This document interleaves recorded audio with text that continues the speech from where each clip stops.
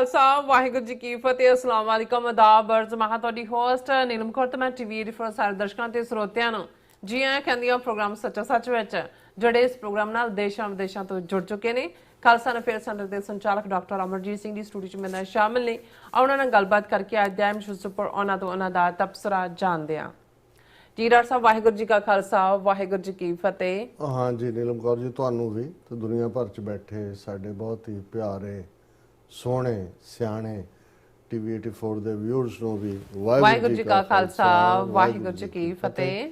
ਸਾਡੇ ਬਹੁਤ ਹੀ ਪਿਆਰੇ ਮੁਸਲਮਾਨ ਭੈਣਾਂ ਭਰਾਵਾਂ ਨੂੰ ਅਸਲਾਮ ਅਲੈਕਮ।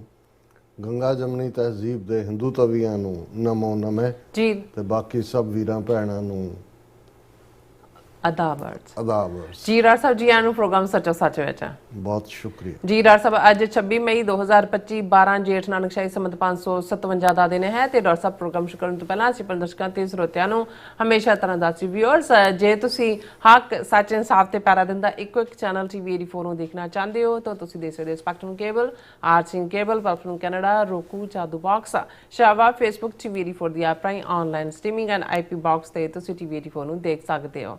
ਵਿਊਅਰਸ ਜੇ ਤੁਸੀਂ ਟੀਵੀ 84 ਨਾਲ ਪ੍ਰੋਗਰਾਮ ਸੱਚੋ ਸੱਚ ਨਾਲ ਫੇਸਬੁੱਕ ਰਾਹੀਂ ਜੁੜੇ ਹੋ ਤਾਂ ਇਸ ਨੂੰ ਵੱਧ ਲਾਈਕ ਕਰੋ ਤੇ ਸ਼ੇਅਰ ਕਰੋ ਅਤੇ ਨਾਲ ਹੀ YouTube ਤੇ ਸਬਸਕ੍ਰਾਈਬ ਵੀ ਕਰੋ।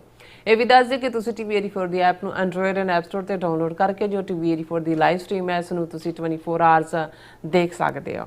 ਸੋ ਵਿਊਅਰਸ ਪ੍ਰੋਗਰਾਮ ਦੀ ਸ਼ੁਰੂਆਤ ਕਰਨ ਜਾ ਰਹੇ ਹਾਂ। ਸੋ ਇਸ ਵੀਕ ਦਾ ਪਹਿਲਾ ਪ੍ਰੋਗਰਾਮ ਕਰਨ ਜਾ ਰਹੇ ਹਾਂ ਮੰਡੇ ਵਾਲੇ ਦਿਨ। ਸੋ ਆਸ ਕਰਦੇ ਹਾਂ ਜਿਹੜਾ ਤੁਹਾਡਾ ਵੀਕਐਂਡ ਹੈ ਬਹੁਤ ਹੀ ਵਧੀਆ ਗੁਜ਼ਰਿਆ ਹੋਏਗਾ। ਸੋ ਵਿਊਅਰਸ ਪ੍ਰੋਗਰਾਮ ਦੀ ਸ਼ੁਰੂਆਤ ਕਰਾਂਗੇ ਅੱਜ ਦੀ ਸਪਾਂਸਰਸ਼ਿਪ ਦੇ ਵਾਲੇ ਨਾਲ ਕਿ ਅੱਜ ਦੇ ਪ੍ਰੋਗਰਾਮ ਸੱਚੋ ਸੱਚ ਨੂੰ ਸਪਾਂਸਰ ਕੀਤਾ ਗਿਆ ਹੈ ਨਿਊਜ਼ੀਲੈਂਡ ਦੇ ਸ਼ਹਿਰ ਆਕਲੈਂਡ ਦੀਆਂ ਸਿੱਖ ਸੰਗਤਾਂ ਵੱਲੋਂ। ਸੋ ਇਹਨਾਂ ਨੇ ਟੀਵੀ 84 ਦੇ ਕੰਮ ਦੀ ਸ਼ਲਾਘਾ ਕੀਤੀ ਹੈ ਕਿ ਟੀਵੀ 84 ਬਹੁਤ ਹੀ ਵਧੀਆ ਜਾਣਕਾਰੀ ਦੇ ਰਿਹਾ ਹੈ ਜੋ ਕਿ ਵਰਲਡ ਵਾਈਡ ਵਿੱਚ ਜੋ ਵੀ ਵਾਪਰੀਆਂ ਘਟਨਾਵਾਂ ਬਾਰੇ। ਸੋ ਅੱਜ ਦੀ ਸਪਾਂਸਰਸ਼ਿਪ ਲਈ ਅਸੀਂ ਆਕਲੈਂਡ ਸਿੱਖ ਸੰਗਤਾਂ ਦਾ ਤਹਿ ਦਿਲ ਤੋਂ ਧੰਨਵਾਦ ਕਰਦੇ ਹਾਂ। ਤੁਹਾਨੂੰ ਵੀ ਅਪੀਲ ਤੇ ਬੇਨਤੀ ਕਰਦੇ ਹਾਂ ਕਿ ਤੁਸੀਂ ਪ੍ਰੋਗਰਾਮ ਸੱਚੋ ਸੱਚ ਨੂੰ ਵੱਧ ਤੋਂ ਵੱਧ ਸਪਾਂਸਰ ਕਰੋ। ਸਪਾਂਸਰਸ਼ਿਪ ਲਈ ਤੁਸੀਂ ਸਾਨੂੰ ਕਾਲ ਕਰ ਸਕਦੇ ਹੋ ਸਾਡੇ ਫੋਨ ਨੰਬਰ ਤੇ 5166619184 ਸੇਮ ਨੰਬਰ ਤੇ WhatsApp ਕਰ ਸਕਦੇ ਹੋ। ਤੁਸੀਂ ਸਾਨੂੰ ਈਮੇਲ ਵੀ ਕਰ ਸਕਦੇ ਹੋ info@tv84.tv ਤੇ। ਸੋ ਵਿਊਅਰਸ ਪਹਿਲੇ ਸੈਗਮੈਂਟ ਵਿੱਚ ਆਪਾਂ ਗੱਲਬਾਤ ਕਰਨ ਜਾ ਰਹੇ ਹਾਂ ਪਾਕਿਸਤਾਨ ਦੇ ਭਾਰਤ ਦੇ ਹਵਾਲੇ ਨਾਲ ਕਿ ਵਿਊਅਰਸ ਇਉਂ ਜਾਪਦਾ ਹੈ ਕਿ ਪਾਕਿਸਤਾਨ ਤੋਂ ਚੰਗੀ ਤਰ੍ਹਾਂ ਕੁੱਟ ਖਾ ਕੇ ਵੀ ਮੋਦੀ ਐਂਡ ਕੰਪਨੀ ਜਿਹੜੀ ਖੁਰਕ ਹੈ ਅਜੇ ਤੱਕ ਨਹੀਂ ਉਤਰੀ। ਗੁਜਰਾਤ ਦੇ ਭੁੱਜ ਸ਼ਹਿਰ ਵਿੱਚ ਇੱਕ ਪਬਲਿਕ ਮੀਟਿੰਗ ਨੂੰ ਸੰਬੋਧਿਤ ਹੁੰਦਿਆਂ ਮੋਦੀ ਨੇ ਪਾਕਿਸਤਾਨ ਦੇ ਸ਼ਹਿਰੀਆਂ ਨੂੰ ਚੇਤਾਵਨੀ ਦਿੰਦਿਆਂ ਕਿਹਾ ਹੈ ਕਿ ਉਹ ਦਹਿਸ਼ਤਗਰਦੀ ਨੂੰ ਰੋਕਣ ਲਈ ਅੱਗੇ ਆਉਣ ਨਹੀਂ ਤਾਂ ਮੇਰੀਆਂ ਗੋਲੀਆਂ ਦਾ ਸਾਹਮਣਾ ਕਰਨ ਲਈ ਤਿਆਰ ਰਹਿਣ। ਸੋ ਕਿ ਹਾਰ ਦੀ ਨਮੋਸ਼ੀ ਵਿੱਚ ਡੁੱਬੀ ਹੋਈ ਮੋਦੀ ਸਰਕਾਰ ਪਾਕਿਸਤਾਨ ਦੇ ਖਿਲਾਫ ਕੋਈ ਹੋਰ ਦਿਲਬਦੀ ਕਰ ਸਕਦੀ ਹੈ। ਸੋ ਇਸ ਬਾਰੇ ਆਪਾਂ ਗੱਲਬਾਤ ਕਰਨ ਜਾ ਰਹੇ ਹਾਂ। ਸੋ ਅਸੀਂ ਚਾਹਾਂਗੇ ਕਿ ਤੁਸੀਂ ਇਸੇ ਤਰ੍ਹਾਂ ਬੜੇ ਰਹਿਣਾ ਦੇਖਣ ਸੁਣਨ ਲਈ ਤੁਹਾਡਾ ਸਭ ਦਾ ਬਹੁਤ ਬਹੁਤ ਸ਼ੁਕਰੀਆ ਜੀ। ਡਾਕਟਰ ਸਾਹਿਬ ਕੀ ਵਿਚਾਰਾਂ ਨੇ? ਦੇਖੋ ਵੈਸੇ ਤਾਂ ਅਜੇ ਵੀ ਸਾਡੀ ਨੀਂਦ ਔਰ ਜਾਗਣ ਦਾ ਪੈਟਰਨ ਆਸਟ੍ਰੇਲੀਅਨ ਕੰਟੀਨੈਂਟ ਵਾਂਗ ਹੀ ਹੈ ਜੀ। ਔਰ ਆਸਟ੍ਰੇਲੀਆ ਦਾ ਜ਼ਿਕਰ ਕਰਦੇ ਹਾਂ ਨਿਊਜ਼ੀਲੈਂਡ ਦੀ ਜਿੰਨੀ ਬੇਸ਼ੱਕ ਬਰੀਫ ਫੇਰੀ ਸੀ ਲੇਕਿਨ ਉਹ ਵੀ ਬਹੁਤ ਪ੍ਰੋਡਕਟਿਵ ਸੀ। ਉਹਨਾਂ ਨੂੰ ਅਸੀਂ ਬਹੁਤ ਜ਼ਿਆਦਾ ਧਿਆਨ ਨਹੀਂ ਦਿੱਤਾ ਔਰ ਬੇਸ਼ੱਕ ਕਿਉਂਕਿ ਆਲਮੋਸਟ ਵੀਕਐਂਡ ਹੀ ਸੀ ਜਿਹਦੇ 'ਚ ਸੰਗਤਾਂ ਦੇ ਨਾਲ ਆਕਲੈਂਡ ਦੇ ਵਿੱਚ ਜਿੱਥੇ ਕਿ ਬਹੁਤ ਵੱਡਾ ਗੁਰਦੁਆਰਾ ਸਾਹਿਬ ਹੈ ਔਰ ਆਲਮੋਸਟ 9 ਗੁਰਦੁਆਰਿਆਂ ਦੀ ਗੁਰਦੁਆਰਾ ਕੌਂਸਲ ਉਸ ਮੈਨੇਜਮੈਂਟ ਨੂੰ ਰਨ ਕਰਦੀ ਹੈ। ਉਹਨਾਂ ਅੱਡ-ਅੱਡ ਗੁਰਦੁਆਰਿਆਂ ਦੇ ਵੀ ਔਰ ਮੁੱਖ ਤੌਰ 'ਤੇ ਟਾਕਾ ਨੀਨੀ ਮੁੱਖ ਗੁਰਦੁਆਰਾ ਸਾਹਿਬ ਹੈ ਔਰ ਜਿੱਥੇ ਸੰਗਤ ਵੱਲੋਂ ਇੰਤਹਾ ਪਿਆਰ ਮਿਲਿਆ। ਸਾਡੇ ਹੋਰ ਵੀਰਾਂ ਨੇ ਭੈਣਾਂ ਨੇ ਸਾਡੇ ਨਾਲ ਜਿਹੜੇ ਟੀਵੀ 84 ਰਾਹੀਂ ਜੁੜੇ ਸੀ ਆ ਕੇ ਬਹੁਤ ਹੀ ਪਿਆਰ ਦਾ ਔਰ ਸਪੋਰਟ ਦਾ ਇਜ਼ਹਾਰ ਕੀਤਾ। ਉੱਥੇ ਉਹਨਾਂ ਦਾ ਜੋ ਵੀ ਤਿਲ ਫੁੱਲ ਉਹਨਾਂ ਨੇ ਟੀਵੀ 84 ਦੇ ਲਈ ਦਿੱਤਾ ਅਸੀਂ ਉਸ ਨੂੰ ਰੈਕਗਨਾਈਜ਼ ਕਰਦੇ ਹਾਂ ਜੀ। ਔਰ ਗੱਲ ਇਹ ਨਹੀਂ ਹੁੰਦੀ ਕਿ ਕਿੱਥੇ ਕਿੰਨਾ ਕੌਣ ਕਿੰਨਾ ਵੱਡੇ ਅਮੀਰ ਘਰਾਣੇ ਜਿਹੜੇ ਨੇ ਉਹ ਮਦਦ ਕਰਦੇ ਨੇ। ਮੈਂ ਸਮਝਦਾ ਵੀ ਜਿੱਥੇ ਇੱਕ ਟਕਾ ਵੀ ਪਿਆਰ ਔਰ ਮੁਹੱਬਤ ਦੇ ਨਾਲ ਔਰ ਕੌਜ਼ ਦੇ ਲਈ ਸਮਰਪਿਤ ਹੁੰਦਿਆਂ ਜਿਹੜਾ ਉਹ ਭੇਟ ਕੀਤਾ ਜਾਂਦਾ ਉਸ ਦੀ ਆਪਣੀ ਕੀਮਤ ਹੁੰਦੀ ਹੈ। ਸੋ ਅਸੀਂ ਸਮੁੱਚੀਆਂ ਨਿਊਜ਼ੀਲੈਂਡ ਦੀਆਂ ਸਿੱਖ ਸੰਗਤਾਂ ਦਾ ਜਿਨ੍ਹਾਂ ਨੇ ਬਹੁਤ ਜ਼ਿਆਦਾ ਪਿਆਰ ਵੀ ਦਿੱਤਾ ਬਹੁਤ ਜ਼ਿਆਦਾ ਉਹਨਾਂ ਨੇ ਸਰਾਹਨਾ ਵੀ ਕੀਤੀ ਔਰ ਅਸੀਂ ਗੁਰੂ ਅੱਗੇ ਹੀ ਅਰਦਾਸ ਕਰਦੇ ਹਾਂ ਕਿ ਸਤਿਗੁਰੂ ਸਾਨੂੰ ਹਿੰਮਤ ਦੇਣ ਜਿਹੜੀਆਂ ਐਕਸਪੈਕਟੇਸ਼ਨਸ ਨੇ ਸਿੱਖ ਸੰਗਤ ਦੀਆਂ ਸਾਡੇ ਤੋਂ ਟੀਵੀ 84 ਤੋਂ ਉਹਨਾਂ ਨੂੰ ਅਸੀਂ ਪੂਰੀਆਂ ਕਰ ਸਕੀਏ ਸਾਡੇ ਕਦਮ ਸਾਬਤ ਰਹਿਣ। ਬਾਕੀ ਖਾਲਿਸਤਾਨ ਦੀ ਗੱਲ ਖਾਲਿਸਤਾਨ ਕਦੋਂ ਬਣਨਾ ਇਹ ਸਤਿਗੁਰੂ ਦੇ ਹੱਥ ਵੱਸ ਹੈ। ਲੇਕਿਨ ਦੋ ਗੱਲਾਂ ਜਿਹੜੀਆਂ ਸਪਸ਼ਟ ਤੌਰ ਤੇ ਅਸੀਂ ਆਪਣੀ ਆਲਮੋਸਟ ਹਰ ਪ੍ਰੈਜੈਂਟੇਸ਼ਨ 'ਚ ਹੀ ਕਹਿੰਦੇ ਹਾਂ, ਲਗਾਤਾਰਤਾ ਨਾਲ ਕਹਿ ਰਹੇ ਹਾਂ, 40 ਸਾਲ ਤੋਂ ਕਹਿ ਰਹੇ ਹਾਂ ਬਿਲਕੁਲ ਕਿ ਪਹਿਲਾ ਤਾਂ ਇਹ ਕਿ ਖਾਲਿਸਤਾਨ ਦੀ ਕਾਇਮੀ ਤੋਂ ਬਿਨਾਂ ਸਿੱਖਾਂ ਦਾ ਕੋਈ ਮਸਲਾ ਹੱਲ ਨਹੀਂ ਹੋਣਾ। ਇਹ ਗੱਲ ਅੱਜ ਸਮਝ ਆਏ, ਕੱਲ ਆਏ, ਹੋਰ ਖੱਜਲ ਖਰਾਬੀ ਤੋਂ ਬਾਅਦ ਆਏ। ਔਰ ਦੂਸਰਾ, ਇਹਦੇ 'ਚ ਵੀ ਕੋਈ ਸ਼ੱਕ ਨਹੀਂ ਹੈ ਕਿ ਦੇਸ਼ ਕਾਲ ਸਭ ਅਕਾਲ ਪੁਰਖ ਦੇ ਭਾਣੇ 'ਚ ਹੁੰਦਾ ਹੈ। ਕਦੋਂ ਇਹ ਹੋਂਦ 'ਚ ਆਏਗਾ ਇਹ ਰੱਬ ਦੇ ਕੋਲ ਹੈ। ਪਰ ਜੋ ਹਾਲਾਤ ਪਿਛਲੇ 2-2.5 ਸਾਲ ਦੇ ਵਿੱਚ, 2 ਸਾਲ 'ਚ ਲਗਭਗ 18 ਜੂਨ 2023 ਨੂੰ ਜਦੋਂ ਕਿ ਭਾਈ ਹਰਦੀਪ ਸਿੰਘ ਨਿੱਜਰ ਦੀ ਸ਼ਹਾਦਤ ਹੁੰਦੀ ਹੈ ਔਰ ਉਸ ਤੋਂ ਬਾਅਦ 3 ਮਹੀਨੇ ਬਾਅਦ prime minister Justin Trudeau Canadian parliament 'ਚ ਇਸ ਕਤਲ ਲਈ ਭਾਰਤੀ ਸਟੇਟ ਨੂੰ ਦੋਸ਼ੀ ਦੱਸਦੇ ਹਨ ਔਰ ਫਿਰ ਇਵੈਂਚੁਅਲੀ 6 ਉਹਨਾਂ ਦੇ ਟਾਪ ਡਿਪਲੋਮੈਟ ਪਰਸੋਨਾ ਨਾਨ ਗ੍ਰੈਟਾ ਬਣਾ ਕੇ ਕੱਢੇ ਜਾਂਦੇ ਨੇ। ਫਿਰ ਅਮਰੀਕਾ ਦੇ ਵਿੱਚ ਜੂਨ ਐਂਡ ਤੱਕ ਪਹੁੰਚਦੇ ਆ, ਜਿਹੜਾ ਉਹ ਅਸੀਂ ਦੇਖਦੇ ਹਾਂ ਕਿ ਵੀ ਕਿਵੇਂ ਗੁਰਪਤਵੰਤ ਸਿੰਘ ਪੰਨੂ ਮਰਡਰ ਪਲਾਟ ਜਿਸ ਨੂੰ ਅਮਰੀਕਨ ਏਜੰਸੀਆਂ ਦੀ ਮੁਸਤੈਦੀ ਫਾਈਲ ਕਰਦੀ ਹੈ, ਨਾਕਾਮਯਾਬ ਕਰਦੀ ਹੈ, ਉਹ ਸਭ ਦੇ ਚੱਲਦੇ ਆ। ਫਿਰ ਟਰਾਂਸਨੈਸ਼ਨਲ ਰਿਪਰੈਸ਼ਨ ਦੇ ਮੁੱਦੇ ਦੇ ਉੱਤੇ ਭਾਰਤ ਸਿੱਧੇ ਤੌਰ ਤੇ ਉਹਦੀ ਧੌਣ ਉਸ ਸ਼ਿਕੰਜੇ 'ਚ ਫਸ ਜਾਂਦੀ ਹੈ। ਕੈਲੀਫੋਰਨੀਆ 'ਚ ਵੀ ਉਸ ਤੇ ਲਾਈਨ ਦੇ ਉੱਤੇ ਬਿੱਲ ਹੈ ਔਰ ਅਮਰੀਕਾ ਦੀ ਸੈਨੇਟ ਔਰ ਕਾਂਗਰਸ ਦੇ ਵਿੱਚ ਵੀ, ਜਿੱਥੇ ਦੂਸਰੇ ਮੁਲਕ ਜਿਹੜੇ ਟਰਾਂਸਨੈਸ਼ਨਲ ਰਿਪਰੈਸ਼ਨ ਲਈ ਜ਼ਿੰਮੇਵਾਰ ਨੇ ਉਹਨਾਂ ਦੇ ਨਾਲ ਭਾਰਤ ਦਾ ਨਾਮ ਵੀ ਸ਼ਾਮਲ ਕੀਤਾ ਗਿਆ। ਔਰ ਇਹ ਸਾਰੇ ਦੇ ਚਲਦੇ ਆ ਜਿਹੜਾ ਖਾਲਿਸਤਾਨ ਰੈਫਰੈਂਡਮ ਦੀ ਮੂਵਮੈਂਟ ਨੇ ਵੀ ਐਕਸਲਰੇਟ ਕੀਤਾ ਹੈ ਇੰਟਰਨੈਸ਼ਨਲ ਲੈਵਲ ਤੇ ਖਾਲਿਸਤਾਨ ਦੇ ਕਾਜ਼ ਨੂੰ। ਬਾਕੀ ਸਾਡਾ ਇਹ ਕਹਿਣਾ ਹੁੰਦਾ ਹੈ ਕਿ ਇਹ ਸ਼ਹੀਦਾਂ ਦਾ ਡੁੱਲਿਆ ਖੂਨ ਜਿਹੜਾ 4 ਦਹਾਕਿਆਂ 'ਚ ਹੀ ਨਹੀਂ, ਜੇ ਅਸੀਂ 13 ਅਪ੍ਰੈਲ 1978 ਨੂੰ ਕੱਟ ਆਫ ਡੇਟ ਰੱਖੀਏ ਜਦੋਂ ਸ਼ਹੀਦ ਭਾਈ ਫੌਜਾ ਸਿੰਘ ਔਰ ਉਹਨਾਂ ਦੇ 12 ਹੋਰ ਸਾਥੀ ਸਿੰਘਾਂ ਨੇ, ਇੰਡੀਅਨ ਏਜੰਸੀਆਂ ਨੇ ਜਿਹੜੀ ਗੁਰੂ ਡੰਮ ਦੀ ਖੇਡ ਖੇਡਦੇ ਆ ਨਰਕਧਾਰੀਆਂ ਨੂੰ, ਔਰ ਉਹ ਲੜਾਈ ਅੱਜ ਤੱਕ ਵੀ ਜਾਰੀ ਹੈ। ਉਹ ਰਾਧਾ ਸਵਾਮੀਆਂ ਨੂੰ ਪੌਪ ਅਪ ਕਰਨਾ ਹੋਏ, ਸੌਦਾ ਸਾਧ ਨੂੰ ਹੋਏ, ਆਸ਼ੂਤੋਸ਼ ਨੂੰ ਹੋਏ, ਭਨਿਆਰੇ ਨੂੰ ਹੋਏ, ਉਹ ਤਾਂ ਉਹਨਾਂ ਦੀ ਲੜਾਈ ਜਿਹੜੀ ਉਹਨਾਂ ਨੇ ਗੁਰੂ ਗ੍ਰੰਥ ਔਰ ਗੁਰੂ ਪੰਥ ਦੇ ਖਿਲਾਫ 2-fold ਬੈਟਲ ਇੱਕਦਮ ਬਾਅਦ 15 ਅਗਸਤ 1947 ਤੋਂ ਪਾਵਰ ਮਿਲਣ ਤੋਂ ਬਾਅਦ ਹੀ ਸ਼ੁਰੂ ਕਰ ਦਿੱਤੀ ਸੀ, ਉਹ ਲਗਾਤਾਰ ਉਹਨਾਂ ਦੀ ਜਾਰੀ ਹੈ। ਲੇਕਿਨ ਜੂਨ 84 ਇਸ ਲਈ ਫਾਈਨਲ ਵਾਟਰਸ਼ੈਡ ਬਣ ਜਾਂਦਾ ਹੈ ਕਿਉਂਕਿ ਉਸ ਤੋਂ ਬਾਅਦ ਇੰਡੀਅਨ ਸਟੇਟ ਦੇ ਨਾਲ ਕਿਸੇ ਵੀ ਕਿਸਮ ਦੇ ਕੋਈ ਸਬੰਧਾਂ ਦੀ ਗੱਲ ਬਾਕੀ ਨਹੀਂ ਬਚੀ ਔਰ ਫਿਰ ਸਰਬੱਤ ਖਾਲਸਾ ਔਰ ਖਾਲਿਸਤਾਨ ਦੀ ਡੈਕਲੇਰੇਸ਼ਨ ਜਿਹੜੀ ਸਾਡੇ ਮੂਵ ਨੂੰ, ਸਾਡੇ ਨਿਸ਼ਾਨੇ ਨੂੰ ਸਪਸ਼ਟਤਾ ਦੇ ਨਾਲ ਸਾਹਮਣੇ ਲਿਆਂਦੀ ਹੈ। ਔਰ ਇਹਨਾਂ 41 ਵਰਿਆਂ ਦੇ ਵਿੱਚ ਜੇ ਅਸੀਂ ਦੇਖੀਏ ਤੇ ਕੋਈ ਸੂਰਜ ਐਸਾ ਨਹੀਂ ਚੜ੍ਹਿਆ ਸਾਊਥ ਏਸ਼ੀਆ ਦੇ ਹੋਰਾਈਜ਼ਨ ਤੇ ਜਾਂ ਦੁਨੀਆ ਦੇ ਕਿਸੇ ਵੀ ਕੋਨੇ 'ਚ ਜਿਹੜਾ ਸਾਨੂੰ ਇਹ ਯਕੀਨ ਦਿਵਾ ਸਕੇ ਕਿ ਉਸ ਖਿੱਤੇ ਦੇ ਵਿੱਚ ਖਾਲਿਸਤਾਨ ਦੀ ਕਾਇਮੀ ਤੋਂ ਬਿਨਾਂ ਸਿੱਖਾਂ ਦਾ ਕੋਈ ਮਸਲਾ ਹੱਲ ਹੋ ਸਕਦਾ। ਸੋ ਕਿਉਂਕਿ ਅੱਜ ਜਦੋਂ ਅਸੀਂ ਗੱਲਬਾਤ ਕਰ ਰਹੇ ਹਾਂ, ਅੱਜ ਅਮਰੀਕਾ ਦੇ ਵਿੱਚ ਮੈਮੋਰੀਅਲ ਡੇ ਹੈ ਜੀ। ਮੈਮੋਰੀਅਲ ਡੇ ਉਹਨਾਂ ਸਾਰੇ ਫੌਜੀਆਂ ਦੀ ਯਾਦ ਨੂੰ ਸਮਰਪਿਤ ਹੁੰਦਾ ਹੈ ਜਿਨ੍ਹਾਂ ਨੇ ਮੁਲਕ ਦੀ ਸੋਵਰਨਿਟੀ ਦੇ ਲਈ, ਇੰਟੈਗ੍ਰਿਟੀ ਦੇ ਲਈ ਆਪਣਾ ਆਪਾ ਕੁਰਬਾਨ ਕੀਤਾ। ਬਹੁਤ ਵੱਡਾ ਸਮਾਗਮ ਜਿਹੜਾ ਅਰਲਿੰਗਟਨ ਸੈਮੇਟਰੀ ਜਿਹੜੀ ਵਰਜੀਨੀਆ ਦੇ ਵਿੱਚ DC ਦੇ ਵਿੱਚ ਹੈ, ਜਿੱਥੇ ਕਿ ਹਜ਼ਾਰਾਂ ਕਬਰਾਂ ਨੇ ਮਾਰੇ ਗਏ ਫੌਜੀਆਂ ਦੀਆਂ ਔਰ ਕਬਰਾਂ ਦੇ ਉੱਤੇ ਜ਼ਾਹਰ ਹੈ ਪਛਾਣ ਵੀ ਹੁੰਦੀ ਹੈ, ਨਾਂ ਵੀ ਹੁੰਦਾ ਹੈ। ਲੇਕਿਨ ਇੱਕ ਐਸੀ ਕਬਰ ਵੀ ਹੈ ਜਿਹਨੂੰ ਜਿਹੜੀ ਹੈ Tom of N unknown soldier ਕਹਿੰਦੇ ਨੇ ਕਿ ਉਹ ਫੌਜੀ ਜਿਸ ਦਾ ਜਿਹੜਾ ਅਨਨੋਨ ਹੈ, ਪਤਾ ਨਹੀਂ ਕਿੱਥੇ ਮਾਰਿਆ ਗਿਆ, ਕਿੱਥੇ ਉਸ ਦੀ ਲਾਸ਼ ਕਿਨੇ ਟਿਕਾਣੇ ਲਾਈ, ਕਿਸ ਹਾਲਤ 'ਚ ਰਿਹਾ। ਔਰ ਜਦੋਂ ਅੱਜ ਪ੍ਰੈਜ਼ੀਡੈਂਟ ਟਰੰਪ ਔਰ ਮਿਸਟਰ ਵੈਂਸ ਵਾਈਸ ਪ੍ਰੈਜ਼ੀਡੈਂਟ ਔਰ ਡਿਫੈਂਸ ਸੈਕਟਰੀ ਉਹਨਾਂ ਨੇ ਰੀਤ ਫੁੱਲਾਂ ਦੇ ਜਿਹੜਾ ਹਾਰ ਭੇਟ ਕੀਤੇ ਤੇ ਉਹ ਉਸ ਸੋਲਜਰ ਦੀ ਟੌਮ ਦੇ ਉੱਤੇ ਹੀ ਭੇਟ ਕੀਤਾ ਜਾਂਦਾ। ਹਾਲਾਂਕਿ ਹਜ਼ਾਰਾਂ ਹੋਰ ਵੀ ਟੌਮਸ ਨੇ, ਕਬਰਾਂ ਨੇ, ਲੇਕਿਨ ਇਹ ਉਹਨਾਂ ਨੂੰ ਯਾਦ ਕੀਤਾ ਜਾਂਦਾ ਜਿਹੜਾ। ਔਰ ਮੇਰੇ ਜਦੋਂ ਅੱਜ ਮੈਂ ਸਵੇਰੇ ਇਸ ਨਿਊਜ਼ ਕਵਰੇਜ ਨੂੰ ਦੇਖ ਰਿਹਾ ਸੀ, ਅੱਜ ਸਾਰਾ ਸ਼ਹਿਰ ਵੀ ਬੰਦ ਹੈ, ਅਮਰੀਕਾ ਬੰਦ ਹੈ। ਅਸੀਂ ਕਿਉਂਕਿ ਸਾਨੂੰ ਹੁਣ ਇਹ ਕਿਹਾ ਕਿ ਵੀ ਬਾਬਾ ਜੀ ਤੁਹਾਡੀਆਂ ਛੁੱਟੀਆਂ ਬੰਦ। ਹਾਂ, ਜਦੋਂ ਅਸੀਂ ਟਰੈਵਲ ਕਰਨਾ ਵੀਕਐਂਡ ਤਾਂ ਉਦੋਂ ਤਾਂ ਸਾਨੂੰ ਹੋਏਗਾ। ਸੋ ਅਸੀਂ ਆਪਣੀ ਛੁੱਟੀ ਕੈਂਸਲ ਕਰਕੇ ਆ ਗਏ, ਬਾਬਾ ਜੀ ਤੁਹਾਡੀ ਗੱਲ ਮੰਨ ਲਈ ਹੈ। ਤੇ ਮੈਂ ਇਹ ਸੋਚ ਰਿਹਾ ਸੀ ਕਿ ਵੀ ਇਹ ਜਿਹੜੇ ਅਨਨੋਨ ਸੋਲਜਰ ਦੀ ਕਹਾਣੀ ਹੈ, ਅਮਰੀਕਨ ਕੰਟੈਕਸਟ ਹੀ ਨਹੀਂ ਹੈ। ਇੱਥੇ ਤਾਂ ਫਿਰ ਵੀ ਜਿਹੜੇ ਸੈਕੰਡ ਵਰਲਡ ਵਾਰ 'ਚ ਗਾਇਬ ਵੀ ਹੋਏ, ਗੁੰਮੇ ਵੀ। ਹੁਣ ਕਈ ਵਾਰ ਉਹਨਾਂ ਦੇ ਕਿਸੇ ਥਾਂ ਤੋਂ ਖੁਦਾਈ ਕਰਦੇ ਆ, ਜਾਂ ਕੋਈ ਜਿਵੇਂ ਨਾਰਥ ਕੋਰੀਆ ਦੇ ਨਾਲ ਸੰਬੰਧ ਜੁੜੇ ਜਾਂ ਵੀਅਤਨਾਮ ਨਾਲ, ਕਈ ਵਾਰੀ 40-40 ਸਾਲ ਬਾਅਦ ਵੀ ਉਹਨਾਂ ਦੇ ਰਿਮੇਨਸ ਵਾਪਸ ਆਏ।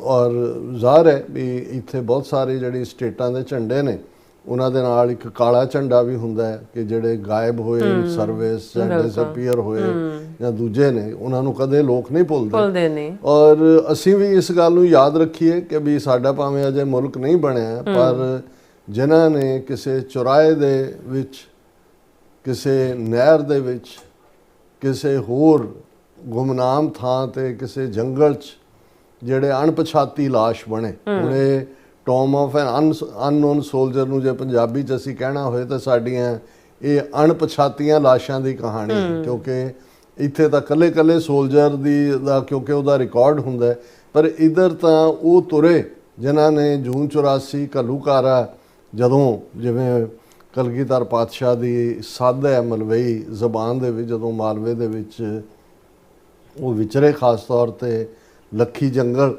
ਕਿ ਲੱਖੀ ਜੰਗਲ ਖਾਲਸਾ ਆਣ ਦੀਦਾਰ ਦਿੱਤੋ ਨੇ, ਕਿਸੇ ਨਾਲ ਨਾ ਰਲਿਆ ਕਾਈ, ਕਿਉਂ ਜੋ ਸ਼ੌਂਕ ਪਿਓ ਨੇ, ਸੁਣ ਕੇ ਸਦ ਮਾਹੀ ਦਾ, ਮੈਂ ਘਾਹ ਪਾਣੀ ਮੁੱਤੋ ਨੇ, ਗਿਆ ਫਿਰਾਕ ਮਿਲਿਆ ਮਿਤਮਾਹੀ, ਤਾਂ ਹੀ ਸ਼ੁਕਰ ਕੀਤੋ ਨੇ।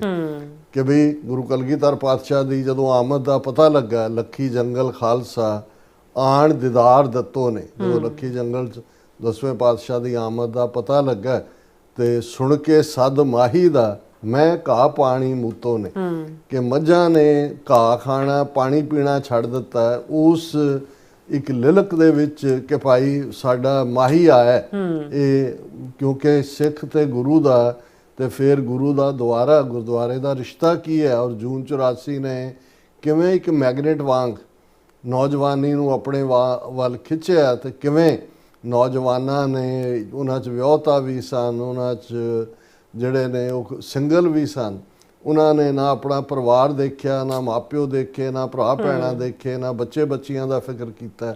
ਉਹ ਤੁਰ ਪਏ ਗਲ ਦੇ ਨਾਲ AK-47 ਲਾ ਕੇ ਕਿ ਭਾਈ ਅਸੀਂ ਜਿਹੜਾ ਇਸ ਦਾ ਬਦਲਾ ਲੈਣਾ ਹੈ, ਅਸੀਂ ਆਪਣਾ ਮੁਲਕ ਬਣਾਉਣਾ। ਸੋ ਇਹ ਹੈ ਕਿ ਲੱਖੀ ਜੰਗਲ ਖਾਲਸਾ ਆਣ ਦੀਦਾਰ ਦਿੱਤੋ ਨੇ, ਸੁਣ ਕੇ ਸਦ ਮਾਹੀ ਦਾ, ਮਾਹੀ ਆਜੜੀ ਨੂੰ ਵੀ ਕਹਿੰਦੇ ਨੇ, ਉਹਦੀ ਆਵਾਜ਼ ਜਿਉਂ ਹੀ, ਔਰ ਮੱਝਾਂ ਗਾਵਾਂ ਜਿਹੜੀਆਂ ਨੇ ਉਹਨਾਂ ਨੇ ਘਾਹ ਪਾਣੀ ਛੱਡ ਦਿੱਤਾ, ਔਰ ਕਿਸੇ ਨਾਲ ਨਾ ਰਲਿਆ ਕਾਈ, ਇਉਂ ਜੋ ਸ਼ੌਂਕ ਪਿਓ ਨੇ, ਵੀ ਸਾਰੇ ਧਾ ਕੇ ਕੋਈ ਇੱਕ ਦੂਜੇ ਨਾਲ ਰਲ ਨਹੀਂ ਰਿਹਾ, ਭੱਜ ਕੇ ਆਪਣੇ ਪਿਆਰੇ ਪ੍ਰੀਤਮ ਵੱਲ ਆ ਰਹੇ ਨੇ ਜਿਹੜਾ। ਔਰ ਗਿਆ ਫਿਰਾਕ ਮਿਲਿਆ ਮਿਤਮਾਹੀ, ਤਾਂ ਹੀ ਸ਼ੁਕਰ ਕੀਤੋ ਨੇ। ਫਿਰਾਕ ਵਿਛੋੜਾ, ਵੀ ਇੱਕ ਪਾਸੇ ਵਿਛੋੜਾ ਸੀ, ਔਰ ਜੋ ਹੀ ਮਾਹੀ ਮਿਲਿਆ ਉਦੋਂ ਹੀ ਸ਼ੁਕਰ ਦੀ ਆਵਾਜ਼ ਨਿਕਲੀ। ਸੋ ਅਸੀਂ ਵੀ ਅੱਜ ਜਦੋਂ ਇਸ ਮੈਮੋਰੀਅਲ ਡੇ ਨੂੰ ਯਾਦ ਕਰ ਰਹੇ ਹਾਂ, ਤਾਂ ਉਹਨਾਂ ਆਪਣੇ ਸਾਰੇ ਅਨਨੋਨ ਸੋਲਜਰਸ ਨੂੰ, ਇੱਕ ਉਹ ਯੋਧੇ ਨੇ ਜਿਨ੍ਹਾਂ ਦੀਆਂ ਯਾਦਾਂ 'ਚ ਅਖੰਡ ਪਾਠ ਰਖਾਏ ਜਾਂਦੇ ਨੇ, ਸ਼ਹੀਦੀ ਦਿਨ ਹੁੰਦੇ ਨੇ, ਜਿਨ੍ਹਾਂ ਦੇ ਪਿੰਡਾਂ 'ਚ ਉਹਨਾਂ ਦੀ ਯਾਦ 'ਚ ਗੇਟ ਬਣੇ ਹੋਏ ਨੇ, ਜਿਨ੍ਹਾਂ ਨੂੰ ਅਕਾਲ ਤਖਤ ਸਾਹਿਬ ਵੱਲੋਂ ਸ਼ਹੀਦ ਐਲਾਨਿਆ ਹੋਇਆ ਹੈ, ਉਹਨਾਂ ਦੇ ਸ਼ਹੀਦੀ ਦਿਨਾਂ ਦਾ ਅਕਾਲ ਤਖਤ ਤੇ ਭੋਗ ਪਾਇਆ ਜਾਂਦਾ ਹੈ। ਲੇਕਿਨ ਇੱਕ ਉਹ ਨੇ ਜਿਹੜੇ ਕਿਸੇ ਪੁਲ ਤੇ, ਕਿਸੇ ਚੁਰਾਹੇ 'ਚ, ਕਿਸੇ ਨਹਿਰ 'ਚ ਅਣਪਛਾਤੀ ਲਾਸ਼ ਬਣੇ। ਗੁਰੂ ਕਲਗੀਧਰ ਨੂੰ ਤਾਂ ਉਹ ਪਿਆਰੇ ਹੋਏ, ਅਸੀਂ ਵੀ ਉਹਨਾਂ ਸਾਰਿਆਂ ਨੂੰ ਸੈਲੂਟ ਕਰਦੇ ਹਾਂ, ਉਹਨਾਂ ਨੂੰ ਪ੍ਰਣਾਮ ਕਰਦੇ ਹਾਂ। ਪਰ ਇਹ ਸੈਲੂਟ ਜਾਂ ਪ੍ਰਣਾਮ ਮਹਿਜ਼ ਇਸ ਗੱਲ ਲਈ ਨਹੀਂ ਕਿ ਅਸੀਂ ਕੋਈ ਰਸਮ ਅਦਾ ਕਰ ਰਹੇ ਹਾਂ, ਇਹ ਐਦ ਦਾ ਦਿਨ ਵੀ ਹੁੰਦਾ, ਪ੍ਰਣ ਦਾ ਦਿਨ ਵੀ ਹੁੰਦਾ, ਜਿਹਨੂੰ ਸੰਤ ਪਿੰਡਾਂ ਵਾਲੇ ਜਦੋਂ ਇਹ ਕਹਿੰਦੇ ਸਨ, ਖਾਲਸਾ ਜੀ ਸ਼ਹੀਦਾਂ ਦੇ ਖੂਨ ਦਾ ਹੱਕ ਲੈਣਾ। ਸੋ ਇਹੋ ਜਿਹੇ ਦਿਨ ਸਾਡੇ ਲਈ ਰਿਮਾਈਂਡਰ ਹੁੰਦੇ ਨੇ ਕਿ ਭਾਈ ਅਸੀਂ ਆਪਣੇ ਸ਼ਹੀਦਾਂ ਦੇ ਖੂਨ ਦਾ ਹੱਕ ਲੈਣਾ, ਔਰ ਹੱਕ ਲੈਣਾ ਕੌਮੀ ਘਰ ਖਾਲਿਸਤਾਨ ਦੀ ਪ੍ਰਾਪਤੀ ਨਾਲ ਜੁੜਿਆ ਹੋਇਆ। ਸੋ ਅਸੀਂ ਜਿੱਥੇ ਆਪਣੇ ਸ਼ਹੀਦਾਂ ਨੂੰ ਯਾਦ ਕਰਦੇ ਹਾਂ, ਬੀਇੰਗ ਅਮਰੀਕਨ, ਅਸੀਂ ਅਮਰੀਕਾ ਦੇ ਲਈ ਵੀ ਜਿਹੜਾ, ਜਦੋਂ ਗੋਡ ਬਲੈਸ ਅਮਰੀਕਾ ਕਿਹਾ ਜਾਂਦਾ ਹੈ, ਪਰ ਸਾਡੀ ਅਰਦਾਸ ਤਾਂ ਜਦੋਂ ਗੁਰੂ ਸਾਹਿਬਾਨ ਦੇਖਦੇ ਨੇ ਉਹਨਾਂ ਦੇ ਸਾਹਮਣੇ, ਤਾਂ ਕੁੱਲ ਕਾਇਨਾਤ ਦੀ ਪੀੜ ਹੁੰਦੀ ਹੈ। ਔਰ ਸਿੱਖ ਦੇ ਅੰਦਰ ਵੀ, ਉਹ ਕਿਤੇ ਵੀ, ਉਹ ਸਾਡੇ ਯੂਕਰੇਨ ਦੇ ਵਿੱਚ ਮਾਰੇ ਜਾ ਰਹੇ ਬੇਗੁਨਾਹ ਲੋਕ ਹੋਣ, ਗਜ਼ਾ ਦੇ ਵਿੱਚ ਜਿੱਥੇ ਅੱਜ ਇੱਕ ਈਵਨ ਜਿੱਥੇ ਮੈਡੀਕਲ ਸ਼ੈਲਟਰ ਦੇ ਥੱਲੇ ਸੀ, ਉੱਥੇ ਬੰਬਾਰਡਮੈਂਟ ਕਰਕੇ ਸੈਂਕੜਿਆਂ ਨੂੰ ਮਾਰ ਦਿੱਤਾ ਗਿਆ ਹੈ। ਔਰ ਇਹੀ ਹਾਲ ਜੋ ਕਸ਼ਮੀਰ ਦੇ ਵਿੱਚ ਚੱਲ ਰਿਹਾ ਹੈ, ਜੋ ਬਾਕੀ ਧਰਤੀ ਦੇ ਉੱਤੇ ਜਿਸ ਪ੍ਰਥਾਏ ਗੁਰੂ ਅਮਰਦਾਸ ਜੀ ਨੇ ਅਕਾਲ ਪੁਰਖ ਦੇ ਰੂਬਰੂ ਜਦੋਂ ਇਹ ਅਰਦਾਸ ਕੀਤੀ, ਜਗਤ ਜਲੰਦਾ ਰੱਖ ਲੈ ਆਪਣੀ ਕਿਰਪਾ ਧਾਰ, ਜਿਤ ਦੁਆਰੈ ਉਭਰੈ ਤਿਤੈ ਲਿਓ ਉਬਾਰ। ਕਿ ਇਹ ਅਕਾਲ ਪੁਰਖ ਇਸ ਸੰਸਾਰ ਜੋ ਸੜ ਰਿਹਾ ਹੈ, ਇੱਕ ਪਾਸੇ ਕਾਮ ਕ੍ਰੋਧ ਲੋਭ ਮੋਹ ਹੰਕਾਰ ਵਿਕਾਰਾਂ ਦੀ ਅੱਗ ਦੇ ਵਿੱਚ ਵੀ, ਇੱਕ ਪਾਸੇ ਇਸ ਕਿਸਮ ਦੀ ਖੋਆ ਮਾਈ ਜਿਹੜੀ ਅਲਟੀਮੇਟਲੀ ਸਾਡੀ ਅਨਾਹ ਚੋਂ, ਸਾਡੀ ਹਉਮੈ ਚੋਂ, ਦੂਸਰਿਆਂ ਦੇ ਹੱਕ ਖੋਹਣ ਦੀ ਪ੍ਰਵਿਰਤੀ, ਲਾਲਚ, ਈਰਖਾ, ਇਹਨਾਂ ਸਾਰੀਆਂ ਚੀਜ਼ਾਂ ਚੋਂ ਇਹ ਸਭ ਕੁਝ ਪੈਦਾ ਹੁੰਦਾ ਹੈ। ਲੜਾਈ ਤਾਂ ਅੰਦਰ ਨਾਲ ਹੀ ਹੁੰਦੀ ਹੈ। ਔਰ ਜਦੋਂ ਅੰਦਰ ਦੇ ਵਿੱਚ ਇਸ ਕਿਸਮ ਦੇ ਲੋਕ ਪਾਵਰ ਦੇ ਵਿੱਚ ਹੁੰਦੇ ਨੇ, ਉਹ ਮੋਦੀ ਵਰਗਾ 1 ਬਿਲੀਅਨ 400 ਮਿਲੀਅਨ ਲੋਕਾਂ ਦੀ ਕਿਸਮਤ ਦਾ ਮਾਲਕ ਬਣਿਆ ਹੋਏ, ਜਾਂ ਨੇਤਨਯਾਹੂ ਜਿਹਨੇ ਸਭ ਨੂੰ ਫਾਹੇ ਟੰਗਿਆ ਹੋਇਆ ਆਪਣੇ ਮੁਲਕ ਦੇ ਲੋਕਾਂ ਨਾਲ, ਤਾਂ ਜੋ ਬੇਇਨਸਾਫੀ ਕਰ ਹੀ ਰਿਹਾ, ਕਿੰਨਾ ਵੱਡਾ ਇਨਸਾਨੀਅਤ ਦਾ ਕਾਤਲ ਹੈ। ਇਹੀ ਕੁਛ ਪੁਤਨ ਕਰ ਰਿਹਾ। ਔਰ ਇਹੀ ਜੇ ਪੱਛਮੀ ਮੁਲਕ ਜਿਨ੍ਹਾਂ ਦੀ ਇੱਕ ਪੂਰੀ 2-2.5 ਸਦੀਆਂ ਦੀ ਕੋਲੋਨਾਈਜੇਸ਼ਨ ਦੀ ਹਿਸਟਰੀ ਹੈ, ਬਸਤੀ ਕਰਨ ਦੀ, ਉਹੀ ਅੱਜ ਨਵੇਂ ਰੂਪ ਦੇ ਵਿੱਚ ਕੁਛ ਨਾ ਕੁਛ ਜਿਹੜਾ ਕਿਸੇ ਪਾਸੇ ਅੱਖਾਂ ਬੰਦ ਕਰ ਲੈਂਦੇ ਨੇ, ਕਿਸੇ ਪਾਸੇ ਅੱਖ ਮਾਰਨ ਲੱਗ ਜਾਂਦੇ ਨੇ ਜਿੱਥੇ ਉਹਨਾਂ ਦੇ ਹਿੱਤ ਜੁੜੇ ਹੁੰਦੇ ਨੇ।